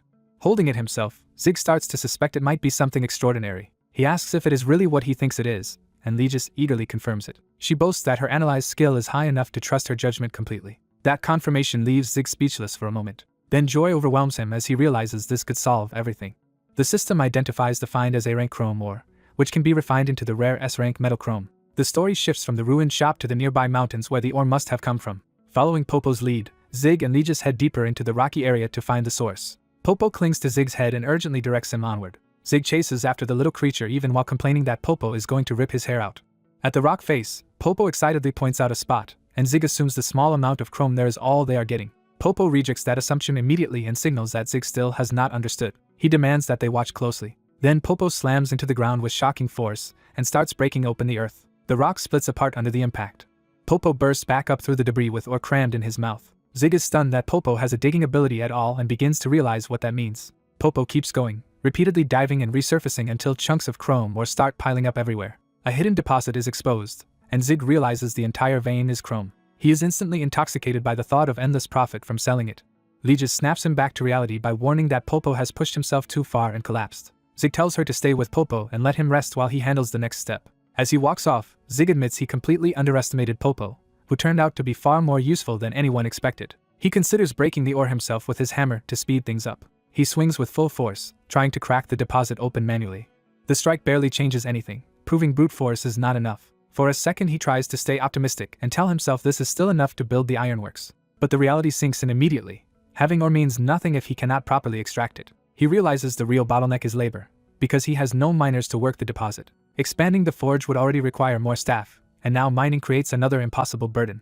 He bitterly regrets spending so much on repairs when he should have prioritized a way to exploit the mine. The system reminds him that mining is a unique skill tied to blacksmiths and miners, which only makes him panic over where he is supposed to find qualified workers. For a moment he considers going back to his master for help. He immediately rejects that idea, convinced his master would just throw him out again. Meanwhile Lee just dotes on Popo, praising him for finding valuable food all on his own. When Zig tells her to stop fussing over Popo and leave, she hesitates instead of following. She asks the obvious question, if he has found a mine, why is he not mining it right now? Zig answers that something this important has to be handled correctly from the beginning. He decides the next move is to go to the kingdom, by land, and think through a proper plan for the ironworks. The scene shifts to the kingdom city where he intends to secure that future. Zig heads straight to the land office to see what property he can acquire. While waiting, he overhears other customers noting that taxes have become cheaper since the Blue Dawn Guild lost control of the area. When his turn comes, he is surprised to find the office staffed by lizard men. They greet him warmly and ask what brings him there, leaving him confused about why they are the ones handling land sales. The lizard men explain that Bartz won the land and handed management of it to them. Because overseeing the territory was too troublesome, Bartz subcontracted the whole domain to the Red Tiger Guild. In exchange, the guild spars with Bartz's men as part of the arrangement. That is why the lizard men are now running the office in his place. Zig quickly pieces it together. Bartz controls the aberrant territory but outsourced the work because it was a hassle. The absurdity of Bartz dumping territorial management on the lizard men hits someone nearby hard enough to make them collapse. A battered man suddenly senses that someone, somewhere, is talking about him. That odd feeling passes while he remains sprawled on the floor, too dazed to do anything about it. Elsewhere, Zig visits a reptilian land broker and reveals that he has come to buy property. He points out a stretch of mountain land and asks for the price of that whole section. The brokers are stunned that the frugal Zig is suddenly making such a large purchase.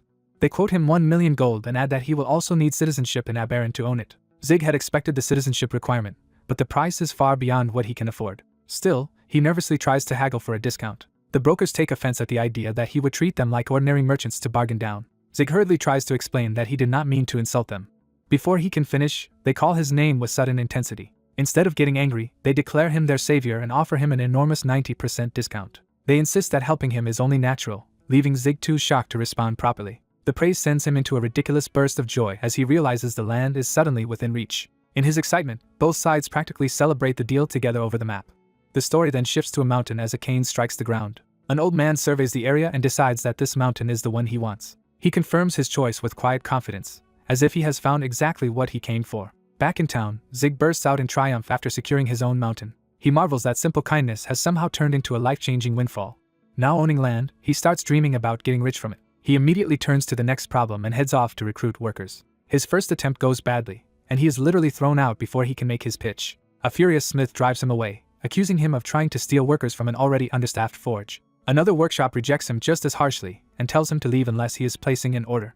The same answer follows from every forge. No one has spare labor, and Zig is chased off again and again. One blacksmith at least explains the situation politely, telling him that every forge is overwhelmed and workers are scarce. That smith even mistakes Zig for a job seeker and offers him work instead. Zig leaves discouraged, realizing the labor shortage is real and widespread. He checks the player notice board and recalls hearing that more people had taken production jobs after a recent update. But the listings are full of inexperienced newcomers demanding money to be taught, convincing him that searching there is pointless. With no workers found, he returns to his land empty-handed. When he arrives, he finds construction already underway on his property. Zig is baffled to hear someone confidently directing the work, as if the place belongs to them. A silver-haired woman is openly managing materials and asking about delayed lumber deliveries. Zig protests that this is his forge site and demands to know what she is doing there. She coolly answers that it is her shop too, leaving him speechless at her audacity. A worker nearby says the building should be finished in about a week. Since he still has no blacksmith, Zig decides that timeline actually works in his favor. He changes focus and decides to find a miner first, reasoning that he can at least inspect the vein himself with his own mining-related skills. He calls for Popo, inviting the little companion to come do something fun. Popo happily leaps onto his head, ready to tag along. The silver-haired woman instantly guesses that Zig is heading to develop the mine. Realizing she has seen through him again, Zig gives up hiding it and lets her come along if she wants. She joins him enthusiastically, already fantasizing about turning the mountain's chrome into immense wealth. The three of them head down the road together toward the mountain. Their greed turns into a silly marching song about building everything out of chrome. That mood is cut short when a heavy staff slams down in front of them. A voice stops them cold. The old man from the mountain path stands waiting for them. Neither Zig nor his companion recognizes him at first. The old man says he heard the entire Cape Mountain range had been sold. He asks whether Zig knows who now owns it. Zig instantly senses that getting involved with this stranger will become a major headache, so he pretends ignorance even though he himself is the owner. Popo and the woman are stunned by how shamelessly he lies to the man's face. Zig tries to brush the encounter aside and leave before it gets worse. But the old man repeats his name, making it clear he already knows exactly who he is. In a flash, the old man moves. He swings his pickaxe with explosive force and confirms that Zig is the mountain's owner.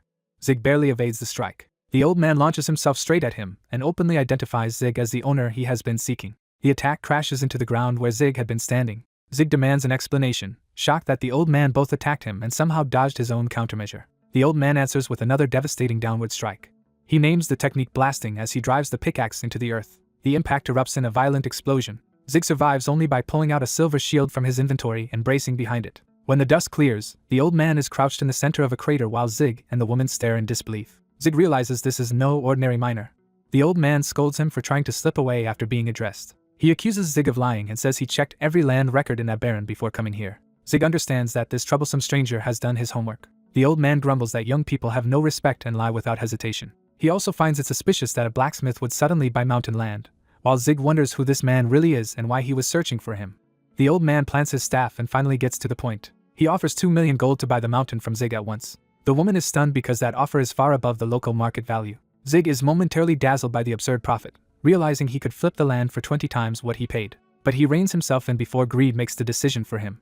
He remembers a lesson from his father that abandoning a business just because it seems to be doing well is the fastest way to ruin it. So he refuses to sell despite the tempting offer. His partner nearly strangles him in disbelief at turning down that much money. Zig tries to calm her and silently remind her that the chrome vein could be worth far more than a cash offer. His attempt at silent communication fails completely, and she only looks more disturbed. He is left regretting his choice of business partner. The old man notes Zig's refusal and presses further. He argues that the mountain is remote and harsh, and offers to raise the price if money is the issue. Zig starts to refuse again, but the old man cuts in with a new number. The sudden increase leaves both Zig and the woman blank with shock. Zig insists again that money is not the problem. He explains that his blacksmith shop is already operating here, and he has no intention of relocating, especially now that business is going well. The old man immediately asks whether he would sell the forge too for the right price. Zig, now half-testing the old man's obsession, asks for the first offer. The old man answers with 300.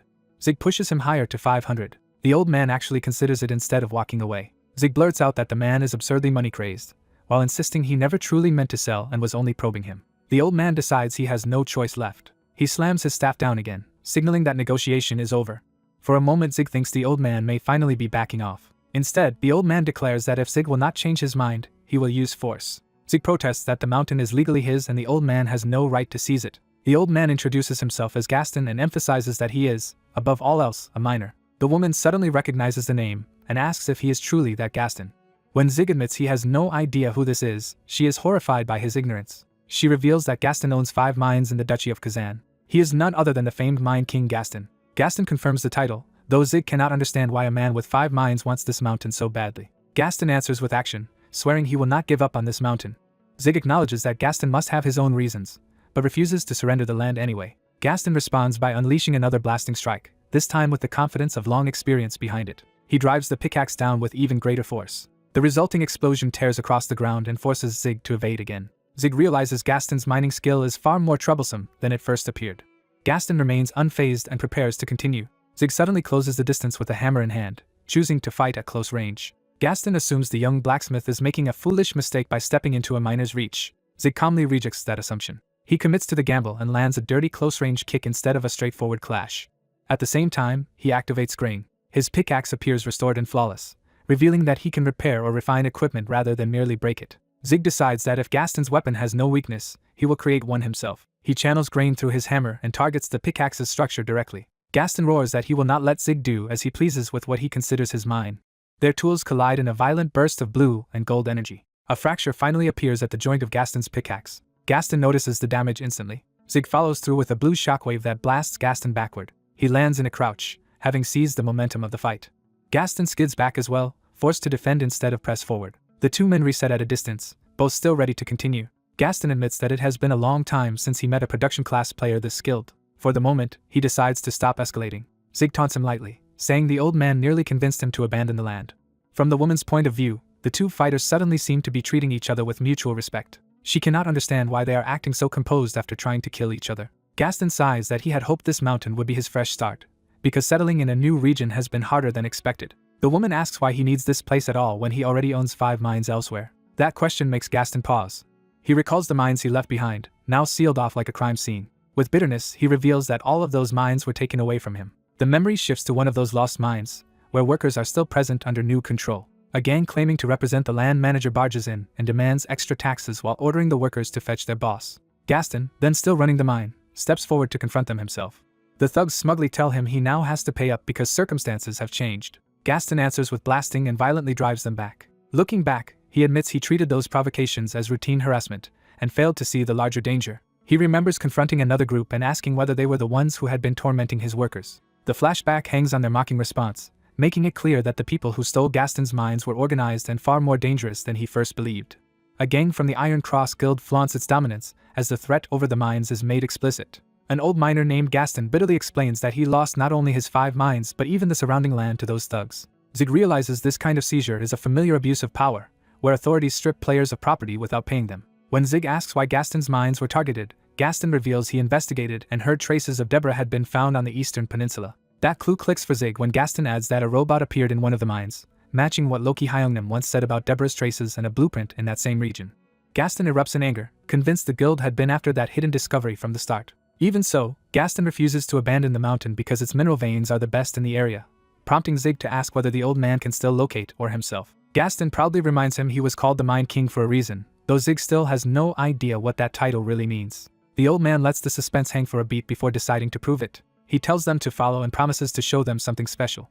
Gaston drives his staff into the ground to activate his skill. He unleashes mineral exploration, sending a magical survey through the land. A glowing map of the mountain rises before him as he reads the terrain like a veteran prospector. Gaston casually marks out multiple ore zones, leaving Zig and his companions scrambling to keep up with his vague directions. Pressed for specifics, he identifies the deposits clearly: chrome in one area, copper nearby, and iron farther off. To verify it, Zig orders Popo to dig. Popo burrows into the ground at the indicated spot. The little creature pops back up with copper ore, proving Gaston's scan was accurate. Their companion panics because Popo tries to eat the dirty ore instead of handing it over. Zig confirms for himself that a real mineral vein is there, and Gaston's reputation suddenly feels justified. When Zig asks how he learned such a skill, Gaston begins explaining his past. Gaston says he started as an ordinary miner after school, built a family through hard labor, and earned everything he had by digging rock. Zig awkwardly assumes Gaston's wife must have passed away after hearing that sentimental story. Instead, Gaston cheerfully reveals she is alive and thriving as a ranker in another game, where she enjoys a youthful avatar and freedom from old age. Zig and his companion realize they completely misread the mood. Gaston adds that his mining life is what gave him mineral exploration, then immediately tries to show off his son's photo collection until both of them shut him down. Zig finally steers the conversation back to the point and asks what Gaston actually wants now. Gaston answers with absolute certainty that he will never sell the mountain. He explains that he has no desire to become rich again and does not want to spend this game chasing wealth the way he did in real life. After a pause, he admits there is only one thing he truly wants. Gaston declares that he simply wants to keep mining until the day he dies. That answer gives Zig an idea. He respectfully addresses Gaston and says he wants to make an offer. Zig proposes a deal where Gaston keeps full freedom over the mine while Zig leases the land and handles everything except the actual mining. Gaston does not understand at first and asks what Zig means. Zig clarifies that he will pay all development costs, taxes, and every other nuisance that usually burdens a mine owner. In return, Gaston would only need to do what he loves and keep mining. Their companion jumps in to formalize the proposal. She activates a merchant skill to calculate and draft the terms on the spot. Using magical interfaces, she rapidly assembles the contract framework. The commission figures and conditions are computed in real time for Gaston to review. She presents the final commission from their side, leaving Gaston staring at the numbers in disbelief. The amount is high enough to make him hesitate despite his claim that money no longer matters. Zig quietly decides that even if Gaston says he does not care about profit, he still deserves to be paid properly. Gaston asks if the offer is truly real, and Zig assures him that a man should not break his word. Reassured, Gaston finally agrees. Zig treats the acceptance as a perfect win-win arrangement. Privately, he celebrates because securing this mountain means he no longer has to wander around searching for ore. Once the deal is settled, Zig asks the practical next question, whether Gaston has workers to run the mine. Gaston fumbles, revealing he has not actually prepared for development at all. He lectures Zig that a mine needs workers, speaking like an expert despite the obvious gap in his plan. Then he boasts that when he was the mine king, he had loyal subordinates who followed him everywhere. He admits they split up after his downfall, but insists they were excellent men he treated well, which makes Zig suddenly think of a new opportunity. Zig calls Gaston back before the old man can drift off into nostalgia. He asks to find those former subordinates too and excitedly suggests they go recruit them together. Their companion confirms that Gaston has chosen to contract with Zig. With that settled, she invokes the formal procedure for binding the agreement. A magical table of contract appears, complete with all the tools needed to seal the deal. She writes out the detailed terms, covering the work, payment, and every condition that matters. When the contract is ready, she hands it over for review. She explains that this contract drafting ability is a rare merchant class skill only top-ranked merchants can obtain. Gaston takes that as proof that Zig's group must be trustworthy, while she teasingly reminds Zig of his own shady reputation. She tells both parties to read carefully and sign with the enchanted pen. Zig and Gaston examine the document side by side before committing. Once both signatures are placed, the contract becomes official and is stored in their inventories. Gaston is impressed by how instantly the agreement is notarized and accepts it as perfect. With the paperwork done, he suggests they move immediately. He offers to lead Zig to the place where the workers he needs can be found, the Duchy of Kazan. The scene shifts as they arrive at a massive gate. Zig and Gaston stand before the Eastern Peninsula stronghold known as the Duchy of Kazan.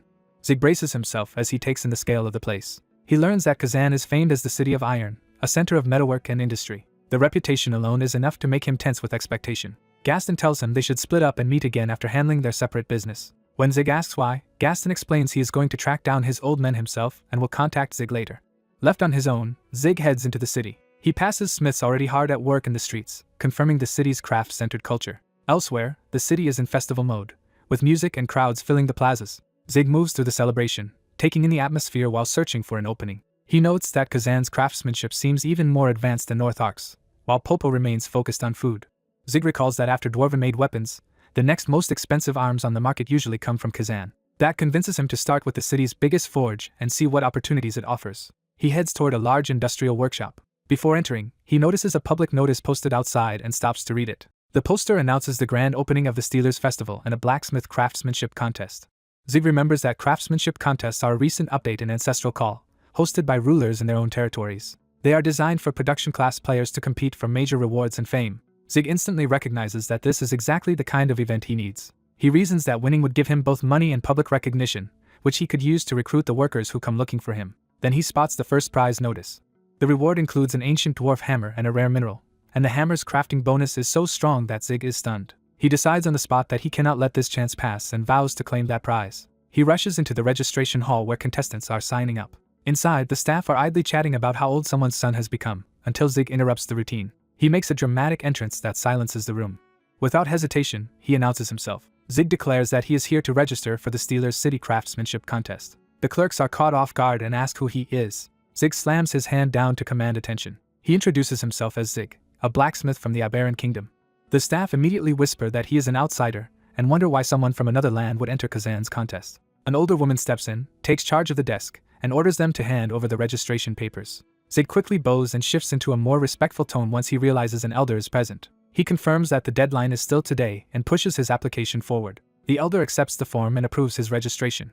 Before he leaves, she stops him with a warning. She tells him plainly that this contest will not be easy. In her view, trying to win in Kazan as a foreigner is almost suicidal. She even offers to cancel his application if he wants to back out before it is too late. Zig refuses, saying victory and regret are things only time can decide. His answer makes the elder look at him differently. He leaves the application in her care and jokingly warns her not to secretly throw it away. After he goes, the elder admits that although outsiders are unlikely to be allowed to win, the boy at least has nerve. One of the clerks mocks him further, suggesting he belongs in a combat contest instead of a forge. The next day, the contest begins in the Duchy of Kazan. Competitors and spectators gather as the event opens. A lively host takes the stage to whip up the crowd. She calls everyone to attention and prepares to start the show. The Steelers City Craftsmanship Contest is officially declared open. The crowd roars for local favorite Eren and Loki's forge, making it clear who the public expects to win. Loki notices a disturbance in the crowd and looks over. He spots Zig among the contestants. Neither Loki nor the others recognize him, and they assume he must be some nobody from a nearby village. Another competitor dismisses him as a country bumpkin from Aberran. The surrounding smiths laugh that an outsider entering Kazan's contest can only end in humiliation. They are certain he cannot score well because he is not from the city's elite forging circles. Loki suddenly recognizes something familiar in the way the newcomer moves. A confident set of footsteps approaches the arena floor. The figure's presence alone shifts the mood. Then the undefeated champion Eren appears, and the crowd erupts in certainty that he will win again. Even the other competitors are unsettled by Eren's arrival and the overwhelming support behind him. Zig turns toward the cheers and sizes up the man everyone fears. The host finally signals for the actual forging to begin. The rules are announced. Each contestant has 90 minutes to craft the weapon they are most confident in. They are also warned that any extra materials beyond the provided stock must be approved in advance by the judges. With that, the contest starts under fireworks and applause. Zig immediately grabs one of the provided metal ingots. He decides to forge a sword, convinced it is the king of weapons. At the same time, he reveals to himself that he has brought a hidden advantage. He secretly drops special blue spheres into the forge with the metal. The fire reacts violently, turning into an unnatural blue blaze around the ingot.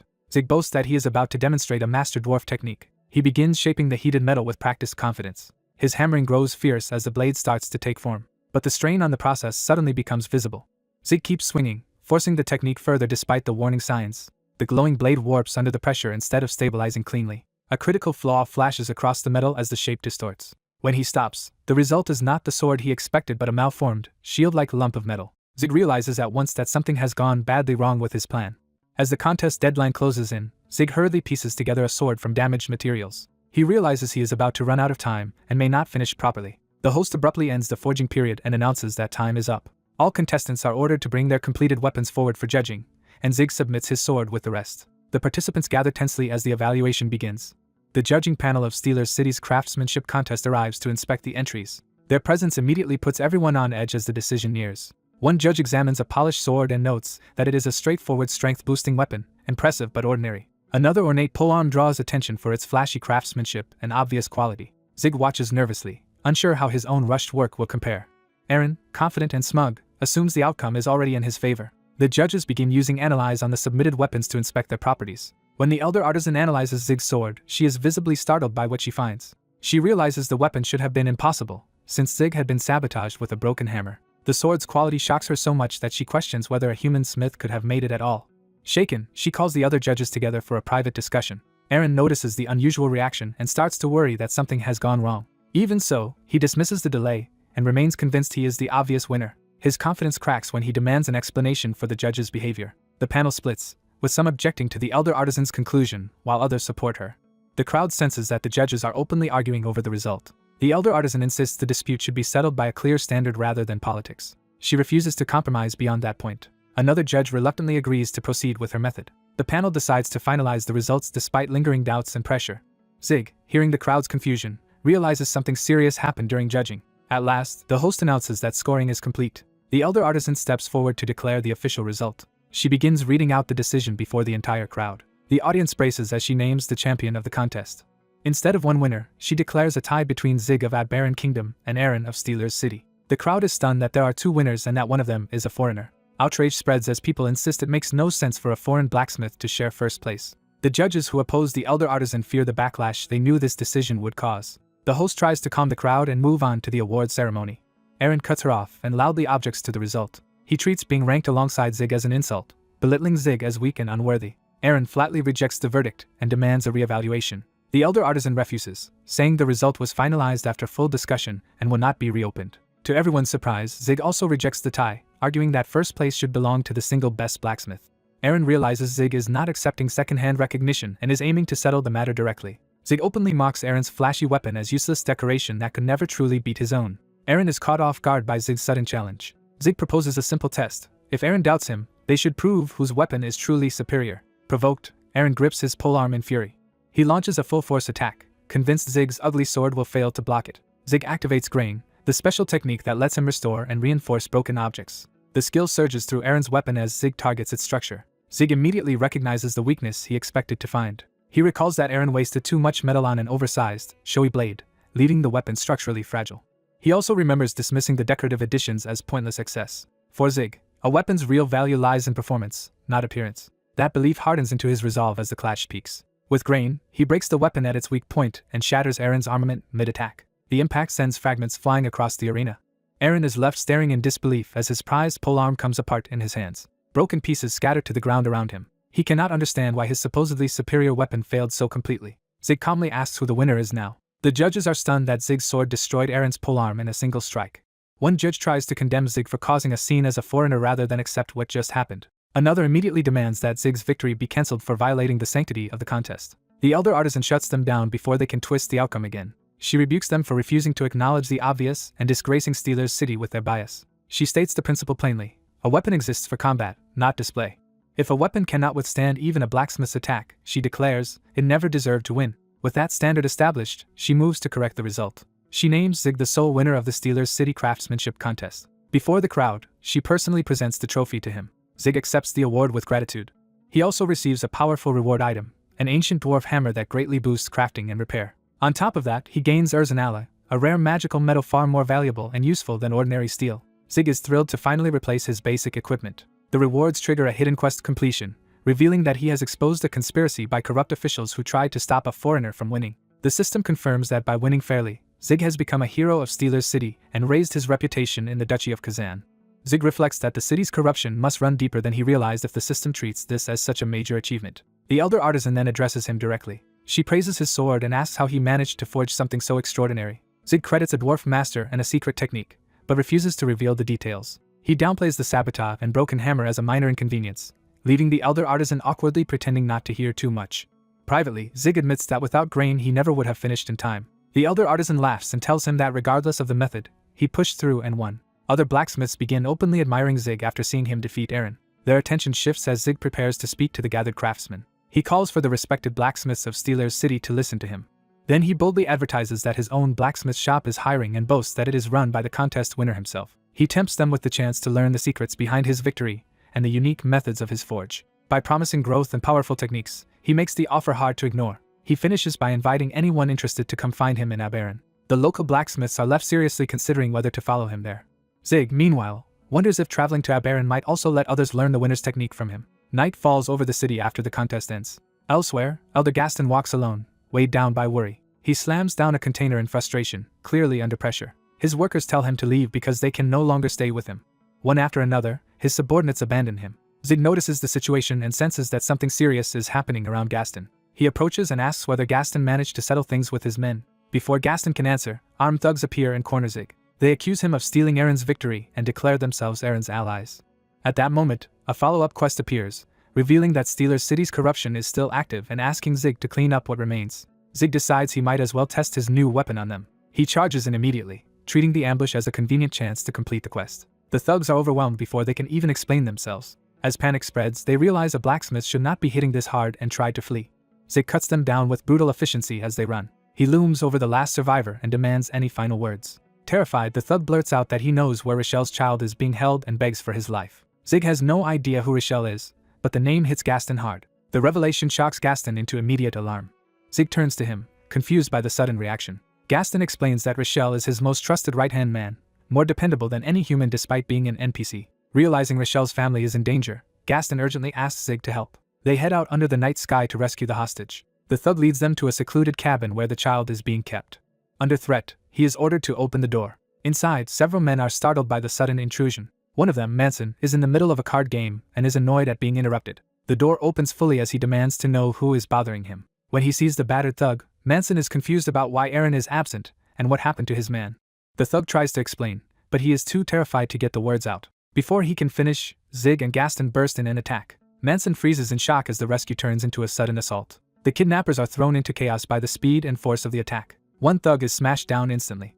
Another is hurled aside before he can react. A third is struck just as brutally. Within moments, the room is full of unconscious bodies and only the hostage remains unharmed. Zig asks Gaston whether they found the child. The frightened boy runs into Gaston's arms, and the quest completes as the rescue succeeds.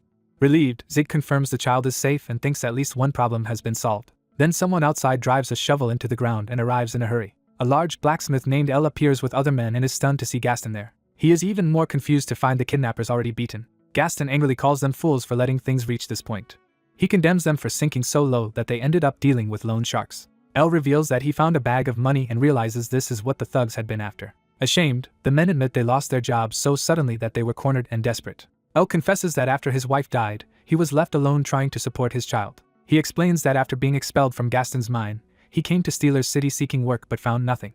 The locals refused to hire foreigners, leaving him trapped and humiliated. His child tries to comfort him as he breaks down over his failure. L admits that in desperation he borrowed money from Aaron's people and became trapped by the growing debt. Zig is exasperated that the game system keeps turning every mess into another quest and responsibility. Gaston suddenly offers L a job if he is willing to follow him again. L is stunned by the unexpected forgiveness. The other former workers instantly try to take back their earlier rejection and beg to return as well. Their loyalty comes rushing back, and Gaston laughs that everyone has finally found their resolve again. He then introduces Zig as the man who will be their new boss and orders them to show him proper respect. The workers bow to Zig at once, leaving him awkwardly accepting his sudden promotion to boss. With the miners seemingly no longer an immediate issue, Zig thinks one problem has been settled. A sudden system alert interrupts that relief. Sia urgently contacts Zig, telling him to log out at once because she has major news. The scene shifts to a brightly lit real-world event space. A reception for Arpedia Online players is underway under Dream Max's banner. The event is clearly an official gathering tied to the game's developers. Fans and creators are already treating the reception like a major public spectacle. Sia and Yuhan arrive and are overwhelmed by how crowded the venue is. Unsure where they belong, they try to figure out how this reception is organized. Even with invitations in hand, Sia still worries they may not really belong there. Yuhan reassures her that their names are on the invitations, though he still has no idea what the event is really for. The sight of a buffet instantly distracts Sia from her anxiety. She grandly decides to turn the buffet into her own personal challenge while Yuhan humors her. Before she can fully indulge, the room darkens and the program begins. Yuhan notices the event is starting just as Sia has barely begun eating. An official host steps onto the stage and welcomes the players. He announces the special Arpedia Online reception event. The crowd erupts because the speaker is Sun Sichin, a famous public face of the game. Yuhan is puzzled that everyone is acting as if seeing him in person is extraordinary. On stage, Sun Sichin calmly takes in the audience.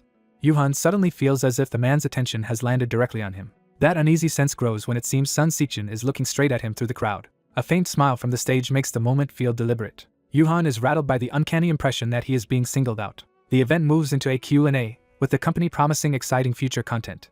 A player asks whether a previously discussed balance patch will be updated later. Sun Sichin gives a polished corporate answer, saying there is not enough data yet and the matter will be reviewed. He then opens the floor for one final question. Another attendee asks about the new class grade system and what conditions determine who earns it. Sun Sichin seems amused by the question.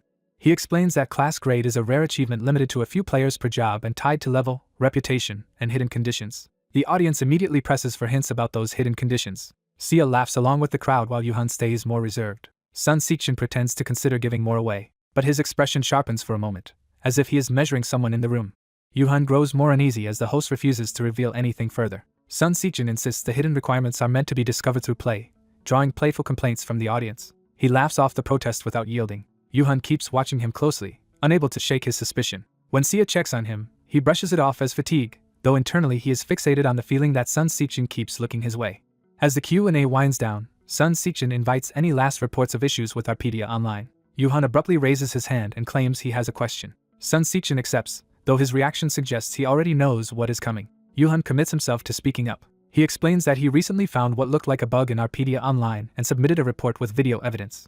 He adds that customer service never even acknowledged receiving it. The accusation lands heavily. Yuhan presses further, asking how a supposedly bug-free game could ignore such a report. Sun Sichin apologizes smoothly and claims he never received that report, promising to check whether it was overlooked. Without addressing the substance of the issue, he tries to end the Q&A. He formally closes the session and thanks everyone for attending. The audience is left dissatisfied, wondering whether there really was a bug after all. People quickly realize the questioner was Blacksmith Zig, and his identity starts spreading through the room. Sia and Yuhan are suddenly recognized together, confirming to others that they were the ones involved in the report. The crowd swarms them with excitement, asking about the bug and their in-game exploits. Attention shifts to Sia's party and the rumors that they were inside the aerial fortress when it crashed. Sia is stunned that strangers know so much about them. The rumors are backed by eyewitness claims that Sia's party entered the aerial fortress map that day. People demand to know what really happened inside. Others jump to the wrong conclusion and assume the reported bug must have caused the fortress incident, while Yuhan tries to deny that connection. As the crowd closes in, someone begins forcing a path through them. Game reporter Yunbai arrives with the popular streamer and VTuber Sino, pushing straight toward Yuhan. They refuse to let the crowd monopolize the moment and assert control of the encounter. Yuhan is baffled that everyone is fixating on him when there is an entire event around them. Yunbai and Sino abruptly frame Yuhan as the center of a live broadcast. Sino reveals they are streaming live to a huge audience and puts Yuhan on camera. Yunbai teases the viewers by asking if they know who he is. She introduces him as Mr. Zig, the blacksmith who has become one of Arpedia Online's hottest topics. Then she excitedly asks him for a quick interview. Sia watches uneasily as Yunbai crowds close to Yuhan for the stream. She is even more unsettled that Yuhan is simply letting it happen. The attention spills onto Sia when someone asks what she values most in choosing party members. Her awkward answer only encourages a flood of overeager offers from players who want to friend her, party with her, or carry her through dungeons. Sino notices the chaos and decides to intervene. He distracts the crowd by falsely shouting that Director Sun is handing out special coupons. Yuhan is dragged along before he can question the lie. Sino quietly tells him to follow. The crowd instantly abandons them, though some fans still insist Sia matters more than any coupon. Sino leads them to an elevator and presses the button. He tells Yuhan that someone is waiting for him upstairs. Yuhan is confused and wary, especially with Yunbai still tagging along behind him. Upstairs, he finds a lone figure waiting in a private room. He cautiously announces himself. The man turns, and Yuhan is stunned. The person waiting is Sun Sichin himself, the head of the development team, who greets Zig like someone he has long wanted to meet. Yuhan is shaken that the developer already knows exactly who he is. Sun Sichin apologizes for his theatrics and admits he had been looking forward to meeting both Yuhan and Sia, though only Yuhan could be brought up. Yuhan demands to know why he was singled out. Sun Sichin praises him as the player who stopped the Mycenia Kingdom conspiracy, which only deepens Yuhan's suspicion about the real reason for this meeting. Yuhan bluntly asks whether this is about the bug he reported. Sun Sichin repeats the word bug as if challenging the premise itself. He treats the matter with unsettling amusement rather than concern. He confirms that a report about the issue did exist, but he reveals that after review, the developers concluded it was not a bug at all. Yuhan protests that the NPC had frozen and stopped responding exactly like a system failure. Sun Sichin calmly insists that it still was not a bug. He explains that the incident was actually part of the game's hidden scenario design and marvels that Yuhan keeps uncovering content no one was meant to find so easily. Yuhan realizes the strange silence around Bartz's item source was also deliberate scenario behavior, not broken programming. Sun Sichin tells him his playstyle exceeds the developer's expectations and that he now has very high hopes for him. That praise only makes Yuhan more uneasy. He cannot understand what Sun Sichin really wants, and then the developer pointedly asks whether he should stop calling him Zig. The implication is unmistakable. Sun Sichin suggests he could instead call him Bartz. Yuhan finally snaps and demands to know why this man is doing this to him. He accuses the company of abandoning him after his account was hacked and of now denying an obvious problem, but Sun Sichin coldly replies that he has never lied to him. The developer dismisses the hacking as Yuhan's own responsibility and says the matter has already been handled. Then, with eerie confidence, he asks whether Yuhan is planning to quit Arpedia Online. Yuhan refuses, insisting he cannot quit before he catches the hacker who ruined his account. Sun Sichin says that is exactly what he expected, because Yuhan is the one who will see Arpedia Online through to the very end. He clasps Yuhan's hands and says he will be watching closely for his next moves. Yuhan is left speechless by the intensity of that declaration. Sun Sichin ends the meeting by wishing him luck. As he leaves, he deliberately addresses Yuhan as Mr. Bartz. Back in the game, Zig's forge construction is finally completed. The workers from Steeler's City are impressed when they arrive and see the finished forge. Zig greets them and confirms they have come to learn champion-level blacksmithing skills there. They respectfully ask to work under him for a trial period, and he agrees to show them around. Though exhausted, Zig begins touring them through the yard, main forge, shop, and living quarters. The workers are impressed by the scale and quality of the facilities. Their tour is interrupted when Legis, the shop owner, appears. She warmly welcomes the newcomers and introduces herself with practiced charm. The workers are instantly captivated by her beauty. Behind that sweetness, however, her inner thoughts reveal she sees the new hires as labor to exploit, and Zig somehow hears the contrast. When one worker asks to see the shop, Legis smoothly refuses because it is supposedly still being cleaned, leaving Zig feeling guilty for misleading them. The tension breaks when a strange little creature suddenly launches itself into the scene. The startled workers have no idea what this bizarre animal is. Lee just introduces it as Popo, the forge mascot, and claims it came because it was worried about her. She calms Popo and tells it these workers will now be part of their daily life. Popo immediately accepts food from the workers. Lee just even invites them to feed it themselves, which only deepens their confusion and fascination. As the men bond with Popo, Lee just watches with amused satisfaction. She then notices Zig looks troubled and demands to know what is wrong. Zig claims he is only tired from lack of sleep, but she does not fully buy it. Still, he pushes the concern aside and resumes the tour. Lee just remains suspicious as she watches him. The group moves into the forge proper, where the workers will actually be stationed. They are amazed by the size of the workspace, and Zig offers to teach anyone who wants to learn casting. Their old foreman returns from surveying the mine and calls for Zig. He proudly reports that the mine survey is complete and presents a map of the area. He urges immediate construction and asks Zig to send the workers to the chrome mine as soon as they arrive, then reminds him about arranging a construction company. Zig agrees, already realizing he will have to contact Dylan and sacrifice even more rest. Then he casually asks whether the foreman can also handle the expenses. The foreman agrees without hesitation, until Zig sees the enormous total and nearly loses his composure. Even so, the workers enthusiastically throw themselves into the job, and Zig resigns himself to the burdens of being the boss. A few days later, operations have expanded to the Cape Mountains. A proper mining site is now active there, complete with workers, carts, and safety measures. Back at Zig's blacksmith shop, the forge is blazing at full capacity. Zig directs production like a real master, pushing his workers to turn out simple weapons quickly and safely. The forge begins mass-producing weapons at speed, and Zig is thrilled that his workshop is finally functioning the way he envisioned. As finished blades line up beside the adoring Popo, the forge's new era truly begins. At the reopened forge, Zig's weapons are selling so well that customers are being pushed toward immediate purchases with repair perks. The shop's revival is obvious from the crowds, its expansion, and the still endless repair line. The booming business leaves Zig with a satisfying pile of earnings. As he rests, he admits that production work feels far more rewarding now that he is creating instead of merely surviving. He remembers how, back when he was Bart's, everything felt like a desperate chase. That memory leaves him tense as he turns over the unresolved problems still hanging over him. He concludes that DreamX's vague talk about expectations was really just a refusal to help, meaning he has to solve the hacking mess himself. Accepting that, Zig steels himself to keep handling everything alone, just as he always has. His frustration hardens into a vow to personally catch the hacker who targeted him. Not long after, a familiar group heads back toward his forge after a long absence. Jackal and the others approach in high spirits, wondering whether Zig is inside. They laugh as if they are reuniting with an old comrade, fully expecting Zig to welcome them. They arrive at the now impressive forge and are struck by how successful it has become. When Zig appears, his cold indifference instantly crushes their confidence, and makes them doubt he will even meet them properly. Inside, the workshop is orderly and well-equipped, reflecting how far Zig has come. While they arrive, Zig is still thinking through the hacking incident and realizes no one else is going to resolve it for him. Reviewing his status, he sees that casting is nearly level 5 while alloying lags behind as his weakest skill. He starts searching for a way to raise alloying quickly, knowing it is a difficult skill to train efficiently. A clue points him toward unlocking ironwork by raising all of his production skills past a hidden threshold. He is still baffled by the strange angel's earlier advice, but decides skill growth is the only clear path forward.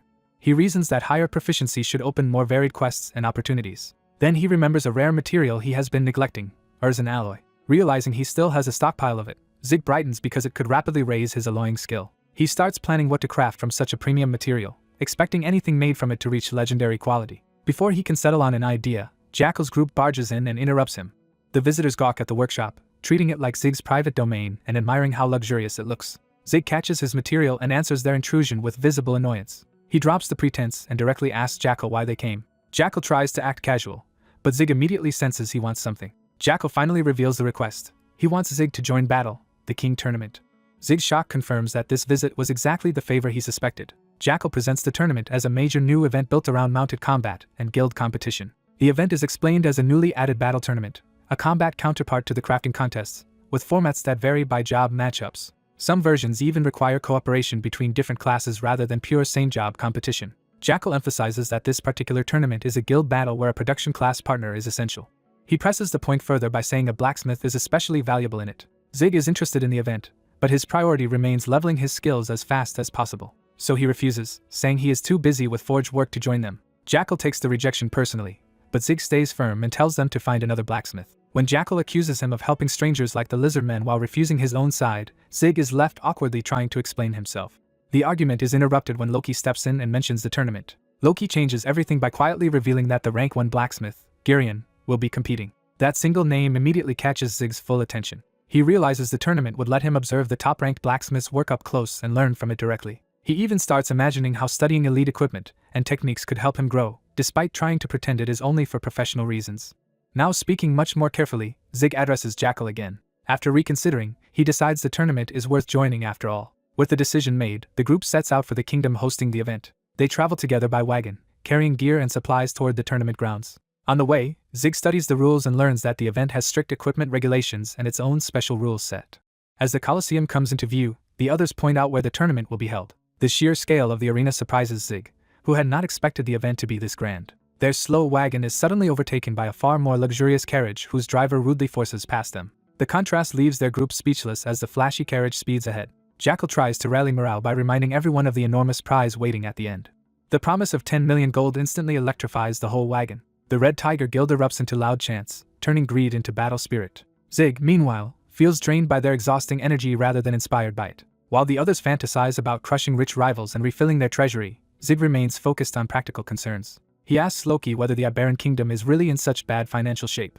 Loki explains that because no one there knows how to manage land properly, they have failed to supply the lizardmen with meat, creating a serious economic problem. Zig wonders why Captain Guilford is not here for something like this, only to learn he left on a bizarre bootcamp training trip. Since their captain ordered them not to return without prize money, Loki is under pressure to make this tournament count. Zig then asks what the first place reward is besides the gold. When Loki says it is some kind of relic key, Zig initially dismisses it as unimportant.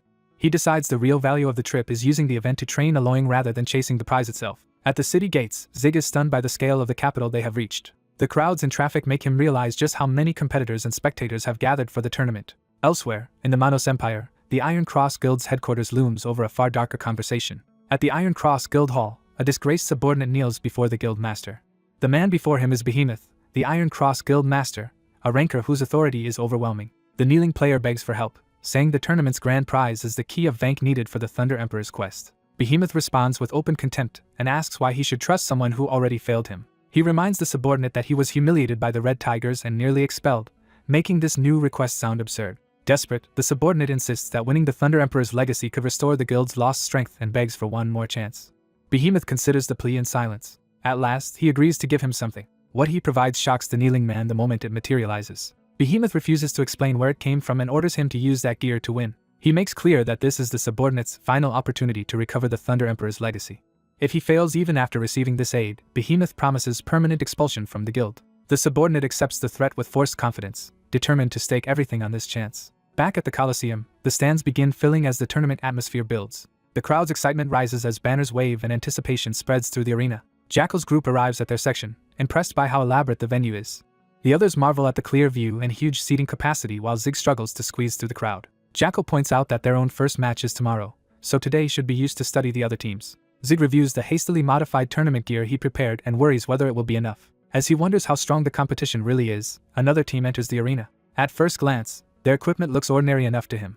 Still, Zig decides the real value lies in observing their tactics rather than their appearance. He fixes his attention on the arena, ready to analyze the match. Then Jens spots him and loudly calls him Bartz again. Jens greets him like an old rival, delighted that Zig showed up. Zig immediately shuts him down and demands to be called by his real name.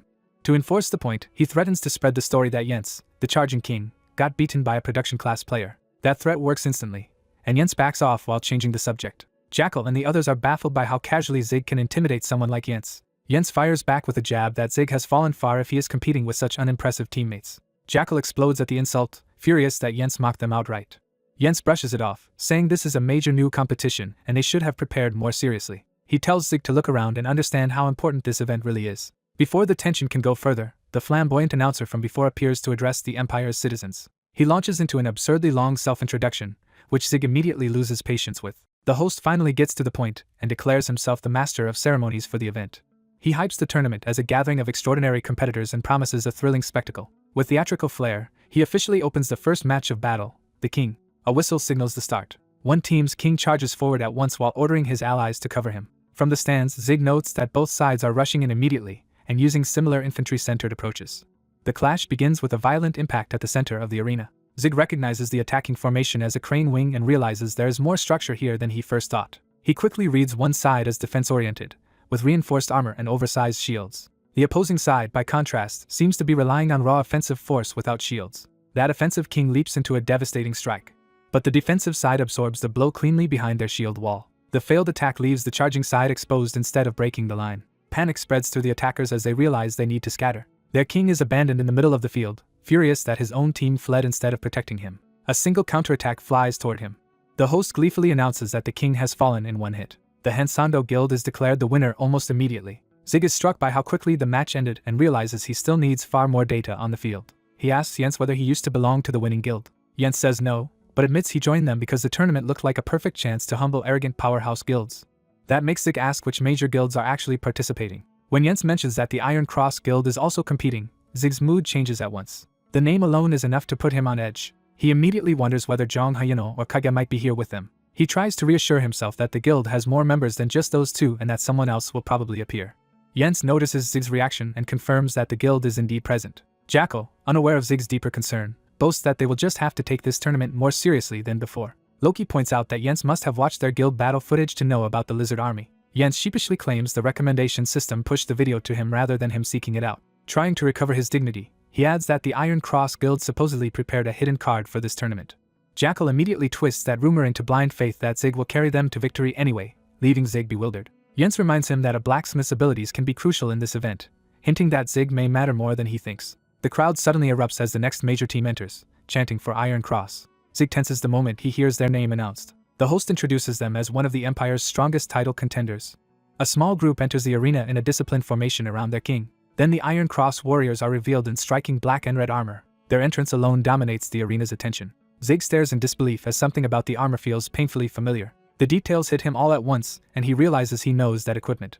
He focuses on the armored figure, trying to confirm what he is seeing. The name etched into the armor leaves no doubt. Zig recognizes the set as his own creation and is stunned that it ended up here. The announcer formally presents the Iron Cross Guild's mysterious representative, heightening the shock. As the crowd starts identifying the armor as the red bone plate mail once used by Bartz, Zig realizes his past has just stepped into the arena in front of everyone. A legendary piece of gear is introduced, the red bone plate mail, an SS-grade armor with overwhelming defense and strong resistance to fire-based physical and magical attacks. Because it can only be obtained by slaying the Rage Red Dragon, the armor became inseparable from the name Bartz, and someone bitterly remembers how much effort it took to earn it. When that armor appears at the tournament, people immediately wonder if Bartz himself has returned, and the Iron Cross Guild suddenly looks like the favorite to win. One observer is furious because the crowd is being fooled by the helmet and armor alone, even though he has no idea who the wearer really is. As suspicion spreads, even his companion jokes that the fake Bartz must be using shadow clones, only to learn that no such trick is involved. The armored rider makes the deception official by boldly declaring himself Bartz the Berserker and announcing his return to Arpedia. That performance leaves at least one witness stunned and desperate to know who is really behind the mask. The tournament moves on as the announcer opens the second match, pitting the Iron Cross Guild against the Black Crescent Moon Guild. The supposed Bartz enters the arena in full red armor, fully embracing the role and drawing all eyes to himself. Black Crescent Moon's king, Kira, refuses to be intimidated and boasts that even the real Bartz would not be enough to bring him down. His confidence lasts only until the attack begins and he realizes too late that he is already in danger. A blinding strike erupts before anyone can react, ending the clash almost instantly. Even the announcer is caught off guard by how absurdly fast the result comes. The fake Bartz wins with a single blow that takes down the enemy king, handing victory to the Iron Cross Guild in one hit. The arena explodes with cheers as the crowd fully buys into Bartz's triumphant return. Watching from the stands, Zig realizes the Iron Cross infantry never even had to move and concludes that a monster like that makes strategy almost unnecessary. While the celebration continues, another team quietly enters the arena for the next match. The fake Bartz stands in silence as the crowd showers him with admiration and nostalgia. He then leaves the arena, moving through the stands while the tournament carries on around him. As he passes spectators, he politely asks to get by, keeping his identity hidden behind the armor. Nearby viewers marvel at how heavy the armor must be and note that wearing something like that would demand enormous stamina. A red-haired armored woman arrives too late to watch the previous match and realizes she has already missed it. She had wanted to study the other teams firsthand, but the chance is already gone. Rather than being upset, she takes the missed match in stride and turns her attention to what comes next. The announcer introduces the next team as she enters the arena. The Gori Guild appears in full armor from head to toe, even protecting their horse, making their defensive concept obvious at a glance. They present themselves under a separate team name, the Ironclad Cavalry, emphasizing their specialized mounted strategy. Many spectators think the idea is excessive and doubt a horse can even move properly under that much armor. Zig disagrees and immediately recognizes that the design has tactical value, surprising the people around him. He explains that because only the king may ride a horse in this battle format, the horse is both a privilege and a fatal vulnerability.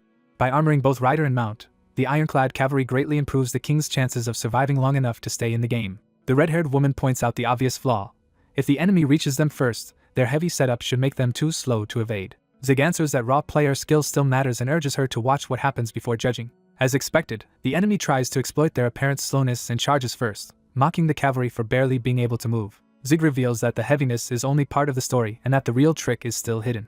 At the critical moment, the armored cavalry suddenly launches its counterattack with shocking speed. The attacking rider is caught completely off guard when the supposedly sluggish target moves first. The ironclad cavalry strikes the enemy horse directly, toppling rider and mount in an instant. The enemy king crashes to the ground, ending the match before he can recover. The announcer declares the ironclad cavalry victorious, and Zig points out that protecting their own horse also let them focus on destroying the opponents instead. He praises the tactic as a smart first match strategy, while noting that adapting as the tournament progresses will matter just as much. His sharp analysis makes the nearby spectators suspicious, and they start asking who he is and why he understands the tournament so well. His guildmates proudly expose him as Red Tiger's Blacksmith, Zig, and brag that no one is taking him away from them. The red-haired woman takes note that the Red Tiger Guild will fight tomorrow and quietly marks them as worth watching. Addressing Zig directly, she says she is eager to see what kind of equipment he will bring to that match. The day at the arena comes to an end as the sun sets over the city. People leave satisfied and already plan to return early the next morning for more tournament action. Outside the arena, a man runs up to the red-haired woman and scolds her for skipping work to watch the matches. She turns, and her in-game identity is revealed as Paulin, a level 115 warrior. Paulin reminds him to use that name while she is in character, but he urgently warns her that the Iron Cross Guild has brought Barts and that their strategy must be revised. The narration reveals that Paulin is actually Girion, the top blacksmith of the Republic of Berisha and the #1 blacksmith in Arpedia Online. Despite that lofty status, Girion treats the summons casually and complains about yet another meeting, showing the contrast between her fame and her attitude. She agrees to attend later, and her companion notes that she spent a long time at the arena for someone who was supposed to be working. Girion admits she found someone interesting there, and when she names Zig, her companion immediately recognizes the name. He explains that Zig is a blacksmith known for adventuring far beyond what most production class players ever do, which has made him unexpectedly famous. Zig's reputation includes discovering the aerial fortress and commanding the lizard army, feats so unusual that some people doubt he even does real smithing. Girion flatly rejects that dismissal and insists that Zig is a genuine and highly talented blacksmith. When asked why she thinks so, she says he carried himself like a blacksmith with extensive combat experience rather than a mere crafter pretending to fight. She also suspects that his rapid rise may come from some hidden skill, and her companion wonders if he possesses a gift comparable to hers. Girion cannot say for certain yet. Still, she decides he probably does not have a skill on her level, revealing both confidence and curiosity. Even so, her real interest remains fixed on Zig rather than on the fake Barts drawing all the attention. She openly says the blacksmith interests her more than the supposed Barts from Iron Cross. Back at Red Tiger's workshop, Zig reviews the tournament and realizes the ironclad cavalry could become a serious problem if his guild has to face them. He asks who Red Tiger's first opponent will be so he can prepare accordingly. Jackal tells him their first match is against a rookie team with no blacksmith and only basic equipment, so the opening round should be manageable. Zig agrees the first match is safe, but notes that the real issue is that the ironclad cavalry likely awaits them after that. With that in mind, he decides it is time to inspect and improve Red Tiger's equipment. He reminds everyone that no amount of skill or strategy matters if the gear itself is garbage. Morning arrives, and the next day of the tournament begins. Zig immediately gets to work on the armor, modifying it with practiced precision. After examining the result, he wonders whether he should push the improvements even further. Before he can continue, someone bursts in calling for Barts. An enraged man grabs Zig and demands action against the imposter wearing Barts' identity, refusing to waste time arguing over whether Zig is really Barts or not. He declares the deception unforgivable and insists he cannot let anyone stain Barts' name after spending years chasing him. Zig counters that anyone capable of wearing the red bone plate mail must be at least level 200, and asks whether this hot-headed accuser could actually defeat someone like that. He then warns that causing a scene now would only get the man disqualified before he even competes, which finally forces him to back down. Once the anger cools, Zig points out the deeper mystery. If the imposter is truly that strong, why would he bother pretending to be Barts just to enter the tournament? He recalls that the fake Barts displayed impressive stats in the arena, suggesting there may be more to the trick than stolen equipment. Zig also becomes suspicious about how the imposter obtained armor that should have belonged to Barts in the first place. Linking that theft to the earlier guild battle incident, he starts to suspect the hacker may be connected to the Iron Cross Guild. Rather than discouraging him, that possibility gives Zig an idea and even seems useful to him. He makes it clear that he has no intention of ignoring the imposter. Zig decides he will catch the fake Barts, but only after dealing with the tournament match in front of him. The arena fills again as the quarterfinals begin. The announcer enthusiastically welcomes everyone back and kicks off the next round of Battle the King. The first quarterfinal ends with Ashram Guild advancing to the semifinals. The second quarterfinal is announced as Red Tiger vs Gori, and spectators immediately notice something odd. Red Tiger appears to have abandoned heavy armor entirely and enters in what looks like basic leather gear instead. The ironclad cavalry laughs at the sight, convinced Red Tiger cannot possibly face them with so little protection. Even Girion is caught off guard and wonders what Zig is trying to do. The answer comes when Red Tiger's weapons begin to move with unusual ease and speed. Their king charges forward confidently, refusing to reveal the plan until the fight itself proves it. The crowd realizes Red Tiger is moving far faster than expected, and begins to suspect the light gear is the point rather than a mistake. The ironclad cavalry scrambles to raise shields, but Red Tiger is already on top of them. The first impacts land before Gori can fully set its defense. Red Tiger's rapid assault breaks through the formation and throws the armored defenders into confusion. Girion watches closely as the attack heads straight for the enemy king. She tries to stop the strike, but Red Tiger has already committed to the decisive blow. The enemy king is caught completely exposed by the speed of the attack. Girion's allies can only shout a warning too late as the opening collapses around her. She realizes too late that Red Tiger's true target has slipped behind her defenses. The hit lands cleanly, and the shock on her face shows that she never imagined Red Tiger could overturn the matchup so quickly. Zig's strategy succeeds exactly because it attacked the one weakness Gori never expected anyone to exploit. The crowd erupts as the upset becomes undeniable. Spectators praise Red Tiger for completely overturning expectations and executing a plan that had clearly been prepared in advance. Other players quickly understand the logic. By reducing weight and trusting their base defense, Red Tiger traded excess protection for overwhelming speed. When people ask who could have designed such specialized equipment, the answer spreads through the arena. It was Zig. That revelation makes Girion reassess him again, realizing he is far more formidable than she had anticipated. Impressed rather than threatened, she decides she wants to invite Zig over sometime and learn more about him. The third quarterfinal begins, bringing the Iron Cross Guild and its fake Barts back into the arena. Their opponents are so awed by Barts' reputation that they treat the match like an honor and vow to fight him with everything they have. The imposter answers their sincerity with cold silence. He immediately unleashes a brutal attack that tears through the opposing formation. The enemy is overwhelmed almost instantly, unable to mount any meaningful resistance. Watching from the stands, the furious Barts chaser grows even angrier, hating not only the impersonation but the fake Barts' fighting style as well. Then he notices something off about the way the imposter moves and starts to suspect there is another identity under the armor. He points out that the weapon handling looks exactly like Kage's style, the same player who was humiliated by a blacksmith in the previous guild battle. His companion wonders if that means the Barts in the arena is a complete fraud. Meanwhile, the opposing team steels itself and tries to hold formation against the charge. Their king orders everyone to stand firm and face Barts honorably, determined not to break even if defeat seems certain. The imposter answers that resolve with a devastating area attack that blasts the entire formation apart. He rides through the wreckage like an executioner, finishing the match with overwhelming force. His weapon burns with power, making the victory look even more theatrical and convincing to the crowd. The announcer declares another lightning-fast Iron Cross victory, reinforcing the myth that Barts has truly returned. Away from the cheering fans, the imposter mocks the spectators for swallowing the act so easily. He reveals his real edge. Just before the match, he coated his blade with paralysis poison, ensuring his opponents never had a fair chance. That confession finally pushes the Barts chaser past his limit, and he decides he cannot tolerate the fraud any longer. Even when Zig tries to stop him, the man insists he cannot stand by while Barts' name is dragged through the mud. The fake Barts, meanwhile, basks in the crowd's adoration and keeps playing the role for every admirer who approaches. Zig reflects that the real Barts never behaved like this, which only confirms how hollow the performance is. He warns the angry man one last time that causing a disturbance before the tournament ends will only make things worse, but the warning changes nothing. Seeing that reason alone will not stop him, Zig decides to try a different approach. He asks the man to listen first before charging in and creating trouble for everyone. Zig leans in and quietly shares a plan instead of arguing further. Rather than rushing the imposter blindly, he proposes handling it in a way that actually suits a real fighter. His point is simple: if the man wants to act, he needs a real reason and a smart one. The scene shifts to the Iron Cross Guild's private quarters, where entry has been restricted. Inside, the supposed Barts is alone behind a door marked off limits, hiding from the public eye. Once the armor comes off, the truth is exposed. The fake Barts is actually Kage, collapsed on a bed and groaning in pain. He clutches at his body as the after effects of his cheating begin to hit hard. His helmet slips from his grasp as the strain becomes impossible to ignore. Kage curses, realizing the cost of his shortcut is catching up to him fast. His status window shows the damage clearly. His level and core stats have all dropped significantly. Faced with those losses, Kage can only despair at how badly he has weakened himself. A warning window explains that he is suffering heavily from an action restriction debuff, and he realizes the potion's side effects are worse than expected. The item is identified as Berserker's Blood, a forbidden potion from a secret dungeon recipe whose powerful effects are explicitly banned. Kage feels his body slowing and slipping out of his control as the debuff worsens. He stares at the remaining bottles in panic, knowing that using all 5 would push his level below 100. Even so, with his hand trembling over the bandages and the potion still tempting him, he hesitates on the edge of making an even more desperate choice.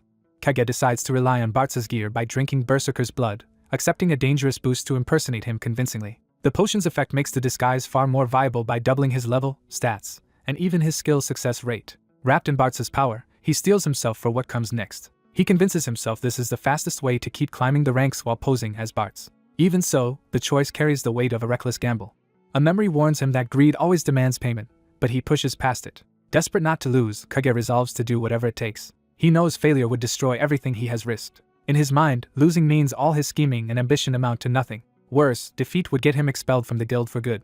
As he hardens his resolve, frantic knocking interrupts him from outside his room. Kage freezes, immediately sensing trouble. He snaps at the visitor for barging in, but the guild member urgently cuts him off. The messenger reveals that someone outside claims to be Bartz's real-life friend. Outside, fans and content-hungry players are already gathering, eager for any glimpse of Bartz. The situation instantly turns disastrous for Kage. When Kage reacts too sharply, the messenger notices his panic but lets it pass. Meanwhile, the supposed friend keeps pounding on the door and calling for Bartz to come out. The crowd is told Bartz refuses to answer no matter how many times he is called. That only makes the stranger's claim more suspicious and more important. The man introduces himself as Bartz's friend and says he only came because Bartz finally logged in again. He loudly calls himself Jansu and insists Bartz should recognize him, stunning the onlookers. The crowd immediately swarms him with questions, treating him like a key witness. Jens from the Blue Iron shamelessly plays along, boasting that of course he is strong if he is Bartz's friend. His smug performance makes it obvious he is enjoying the chaos. Inside, Kage panics and orders the messenger to make up anything and send the man away. He reminds himself that if his impersonation is exposed, the tournament and his account could both be ruined. The game's strict anti-impersonation policy turns the situation from embarrassing to catastrophic. Forced to act, the guild finally opens the door. But instead of Bartz appearing, the messenger claims Bartz says he does not know the man outside.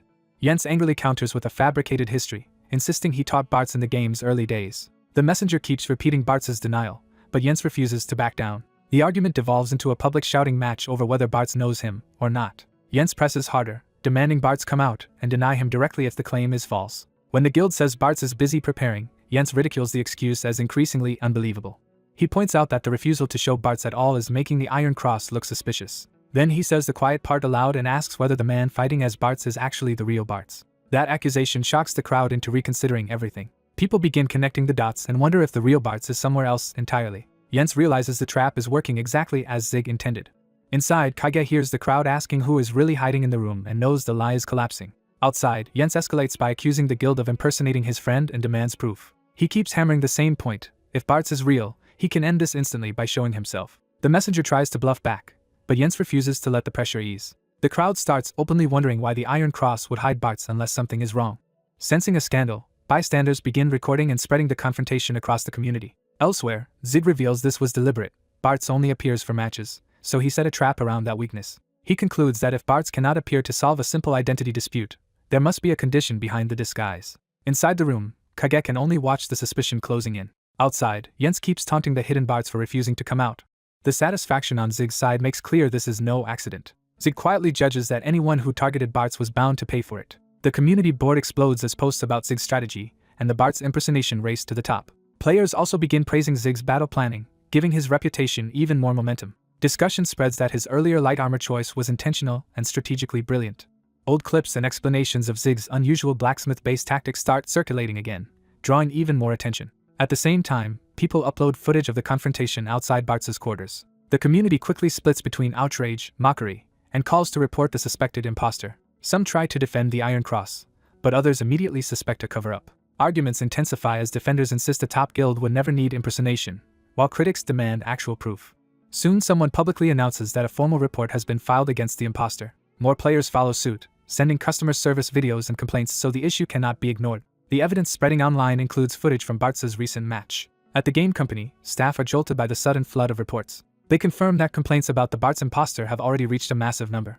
The timing alarms them, especially because Bartz's account hack happened long ago and is resurfacing now. One executive orders an immediate investigation before the notice board chaos gets worse. But Director Sun abruptly stops them and says that will not be necessary. When challenged, he dismisses the panic and insists they do not need to rush to catch anyone. He argues that the supposed fake has not directly harmed another player, and that the evidence is still too vague for disqualification. The others are uneasy, but he keeps control of the room. Instead of intervening, he decides they should wait until the tournament is over. He reveals the real reason: Yuhan wants to handle this personally. While the company hesitates, the game world moves on toward the next stage. Zig succeeds in smelting a rare chrome alloy, gaining a major crafting breakthrough. He immediately sees how it can reinforce the armor he has been preparing. He hammers the new material into shape with growing confidence. The result is chrome armor, sturdy enough to rival the heavy cavalry's prized equipment. Zig is pleased that he can now keep the speed of light gear without sacrificing durability. His crafting skills all rise to rank 5, and he unlocks the ability to build ironworks. For Zig, this is the milestone he has been chasing. He celebrates the double gain, planning to start building ironworks once the tournament is over. But first he turns back to the immediate war. He vows to finish the Iron Cross before worrying about anything else. With the armor complete, he shifts his attention to improving the weapons. He studies the spear and decides it needs a function beyond simple combat, gathering magical materials and tools. He appreciates that Lee just managed to collect everything he needed on short notice. Then he begins drafting a magic circle to alter the weapon. The enchantment design takes shape under his hand. As he works, he reminds himself they only need to beat one more team to reach the final showdown. If they win once more, Red Tiger will face the Iron Cross in the finals. He commits fully to the enchantment. With the circle complete, he prepares to put his production skills to practical use. He activates the process, turning his workshop into a burst of magic and light. The next day arrives at the Colosseum for the semifinals. Elsewhere in the arena, important figures gather to watch. Behemoth personally escorts a royal guest with unusual deference. The guest is revealed to be the NPC ruler of the Manos Empire, Empress Minerva. Her presence immediately raises the stakes. Spectators are stunned that Behemoth entered alongside the Empress, proving just how much influence he has accumulated. Minerva makes clear she came because Behemoth requested it and expects not to be disappointed. Behemoth accepts the pressure without flinching. Privately, he turns his attention to Kage and warns that this is his last chance. The announcer opens the final match everyone has been waiting for. The host whips the crowd into a frenzy as the decisive battle begins. The arena erupts with cheers. The announcer introduces the first semifinal as a clash between two formidable guilds. One side is the Blue Lions. The other is the Iron Cross Guild. Behemoth readies himself for the fight with open confidence. Behind the mask, Kage is consumed by murderous intent toward the man who exposed him. Behemoth mocks his unstable state instead of taking him seriously. Kage fires back that a fake like Behemoth has no right to talk, exposing how badly the accusation still haunts him. Behemoth ends the taunting and decides to settle things through battle. He launches the opening attack with a full cavalry charge. Riding straight at the enemy, he declares that this is the language they both understand best. The semifinal officially begins in earnest. Iron Cross and Blue Lions collide in the first semifinal match. Behemoth orders an aggressive opening charge to overwhelm them immediately. Observers note that he is repeating the same reckless rush from the start. But Kage anticipated exactly that response. He reveals he tampered with Behemoth's horse before the match, causing the charge to fail at the worst moment. As Behemoth is thrown off balance, Kage orders his side to surround him. Behemoth realizes Kage has sabotaged him again and demands to know what trick he used this time. The Blue Lions close in, trying to trap the isolated Iron Cross leader. Kage breaks through the encirclement anyway, smashing past the attackers with brute force. His speed and control leave the Blue Lion stunned, unable to understand how he is maneuvering so well. Kage presses the advantage with a vicious grin. Berserker's blood is amplifying even his riding skill, letting him outrun and outmaneuver opponents who only know how to charge blindly. Behemoth checks on his men, and they urge him to focus on surviving Kage's assault. Kage suddenly notices a new threat closing in from the side. The Blue Lions try to pin him down by pushing from multiple angles, believing he cannot evade forever on horseback. One of them lunges in to cut off his escape route. The attacker commits fully, trying to finish Kage in one strike. Kage sees the opening instantly. He counters with a brutal upward slash. Even as he attacks, he realizes the exchange is becoming dangerous enough that he could still be dragged down. He spots Behemoth repositioning for another decisive move. Behemoth seizes what he thinks is his chance to turn the fight. He swings hard from horseback, aiming to crush Kage before he can recover. But the moment of impact does not go as Behemoth expected. Kage's empowered strike crashes through the exchange with overwhelming force. The Berserker's blood timer shows only a little over 2 minutes remaining, making every second critical. Kage knows the boost is running out, but he refuses to slow down. Instead, he surges forward again, proving he is far from finished.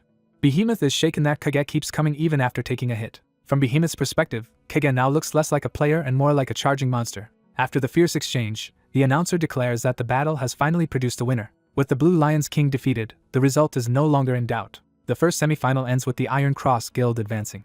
After the match, one fighter asks how the investigation went. The report confirms their suspicion that the Barts they fought was weaker than before and likely not the real one. They add that the opponent fought through a critical wound as if he had gone numb, and was racing against the limit. The red-haired strategist regrets losing only because he lacked that information and presses for anything else useful. The other fighter recalls that Barts grew more desperate as the battle dragged on and never stayed active for long. That pattern leads them to a clear conclusion. Whatever empowered him only lasted 10 minutes. They suspect an illegal substance with a harsh drawback, explaining both the reckless aggression and the quick retreat afterward. Since they cannot prove any of it, the red-haired man is pleased that the fake Barts will reach the finals, because that outcome suits his own scheme. His companion reminds him that their own guild, the Red Tigers, still has to survive the semi-finals first. The red-haired man brushes that off, confident because he is the one supplying their gear. The semi-final begins with the Red Tigers charging into the arena. He boasts that his preparations make defeat impossible for them. The opposing side is stunned when their spears and magic fail to damage the Red Tigers' armor at all. Spectators erupt in disbelief at how absurdly durable the equipment is. The red-haired supplier proudly reveals the secret: an ally armor with massive magic resistance. With that advantage, the Red Tigers quickly topple the enemy king and end the match. The Red Tigers advance to the finals, and their backer basks in the victory as proof of his craftsmanship. He keeps bragging while his companion, more irritated than impressed, tells him to stop before he gets sick. Soon the ruler of the event formally announces that the final battle is about to begin. He praises the competitors for the exceptional fights that led to this moment. He declares that their performances have made the championship even more thrilling. With a ceremonial blessing, he opens the final, Iron Cross vs. Red Tiger. The match starts immediately as the armored king of Iron Cross surges forward. Red Tiger's mounted king answers with a direct charge of his own. An Iron Cross infantryman rushes in first, vowing to bring Red Tiger down. The Red Tiger side activates a red lightning enchantment on their weapons. The Iron Cross fighter suddenly feels his spear being dragged out of line. Before he can understand it, the pull intensifies and yanks his weapon upward. He panics as the spear starts moving on its own, no longer under his control. The Red Tigers reveal the cause by displaying a weapon crackling with magnetic power. From the stands, a white-haired woman excitedly calls out to someone below. A flashback shows that 10 minutes before the finals, Legis arrived at the arena with companions. One of them marvels at the size of the venue and jokes that he should have entered too. Legis focuses on cheering for Zig and the others, hoping this last match will make them champions. They spot the Red Tigers entering, and the little creature Popo enthusiastically cheers for Loki. Popo suddenly freezes, sensing something strange. Alarmed, Popo squirms in the white-haired woman's arms and tries to warn them. The warning points them toward the arena floor, where they realize Zig is unexpectedly out there. A rule reminder explains that registered guild staff can be swapped in as backup members, and the red-haired planner fumes at Zig's reckless decision. Back in the fight, the Red Tiger infantry spread out as their magnetic trap takes hold. The Iron Cross king mocks his own men for scattering, not realizing they are being forced away. One of the trapped infantrymen is dragged again by his weapon. He can only watch in confusion as the pull worsens. Another soldier is hauled bodily toward the Red Tigers and protests that magic should be forbidden in this event. Loki recognizes what is happening and realizes the effect is not spellcasting in battle but an enchantment built into the weapon.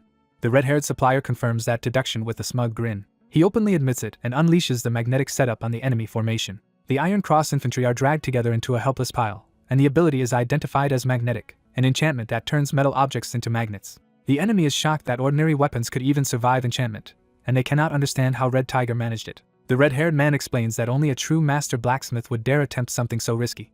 He credits their genius smith and taunts the enemy for losing their nerve. Even so, he notes that magnetic also limits Red Tiger's own attacks, but he has already planned around that. Their real goal was never to strike directly. Instead, they intend to isolate and hunt the lone enemy king. Realizing the trap, the Iron Cross king curses and wheels his horse away from the immobilized infantry. He reasons that if he gets too close he will be affected as well, while his infantry are already useless. He prepares a counterattack from range. A Red Tiger rider notices the incoming move too late. The Iron Cross king unleashes Wheel Slash, a sweeping flaming strike from horseback. The attack detonates across the battlefield in a burst of fire. Confident again, the Iron Cross king boasts that Red Tiger cannot handle the flames of his Dragonbone spear. He expects the trapped infantry to burn, only to see them still advancing through the fire. He is stunned that the Red Tigers endured the Dragonbone spear's flames. The firestorm parts as his confidence starts to crack. Red Tiger's infantry surge through the blaze and close the distance. The Iron Cross king suddenly finds himself surrounded by converging attacks. For the first time, fear flashes across his face. A violent clash erupts around him, throwing men and gear aside. In the chaos, someone abandons the horse and moves in on foot. The Iron Cross king senses a new threat at point-blank range. A Red Tiger fighter launches himself straight at the king in midair. The red-haired planner watches with interest, realizing this next move is not part of his design. When the king demands an explanation, he admits he has no idea what the attacker is trying to do. A system notice reveals the berserk boost on the attacker has less than a minute left. The countdown keeps dropping as the attacker forces himself onward despite the strain. The Iron Cross king answers with another blazing counter. Even with only seconds rapidly slipping away, the attacker keeps pressing through the assault. The timer falls further, making it clear he has almost no time left. He finally crashes into the king's mount and breaks the enemy's balance. The king's spear is knocked free and sent flying away. The Iron Cross king sneers that this was all a bluff and that his opponent can no longer do anything. The attacker answers by pointing out that the real Barts should have been far faster than this. That accusation lands harder than any blow, exposing the king as an imposter. The red-haired attacker steps in close, now certain of what he is facing. He calls the fake king a fraud, and the imposter starts to recognize him. At that moment, Berserker's blood expires, his stats crash, and the backlash hits all at once. A severe action restriction debuff activates for 20 minutes, leaving him barely able to move. Even crippled, he realizes this is the only opening he will get. He shouts to the crowd to pay attention. Then he publicly declares that the man in front of him is not Bartz at all. The fake king instinctively clutches at his chest, rattled by the exposure. The attacker vows to prove the accusation immediately. The imposter panics as the final strike comes down. The blow tears through him and knocks him from the saddle. His body crashes across the arena floor.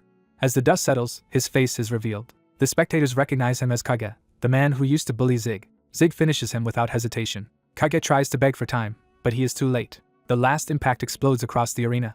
A system message confirms Kage's HP has dropped to 0 and that he has died. The announcer, stunned, declares that Red Tiger's infantry has taken down Iron Cross's king. With that upset, Red Tiger is officially named the winner of battle, the king. The crowd immediately turns on the fallen king's reputation, concluding that the fake Barts was exposed because no real legend would lose to a foot soldier in one hit. Elsewhere, a green-haired man coldly dismisses Kage as a useless failure. The ceremony moves on as the announcer calls the runner-up team forward. From above, Zig watches the defeated Iron Cross members approach the podium. His friends finally reach him and call out in relief. They swarm him with praise, celebrating how completely he pulled off the impossible. The white-haired woman congratulates him too, while hinting that he still does not grasp the full consequences of what he has done.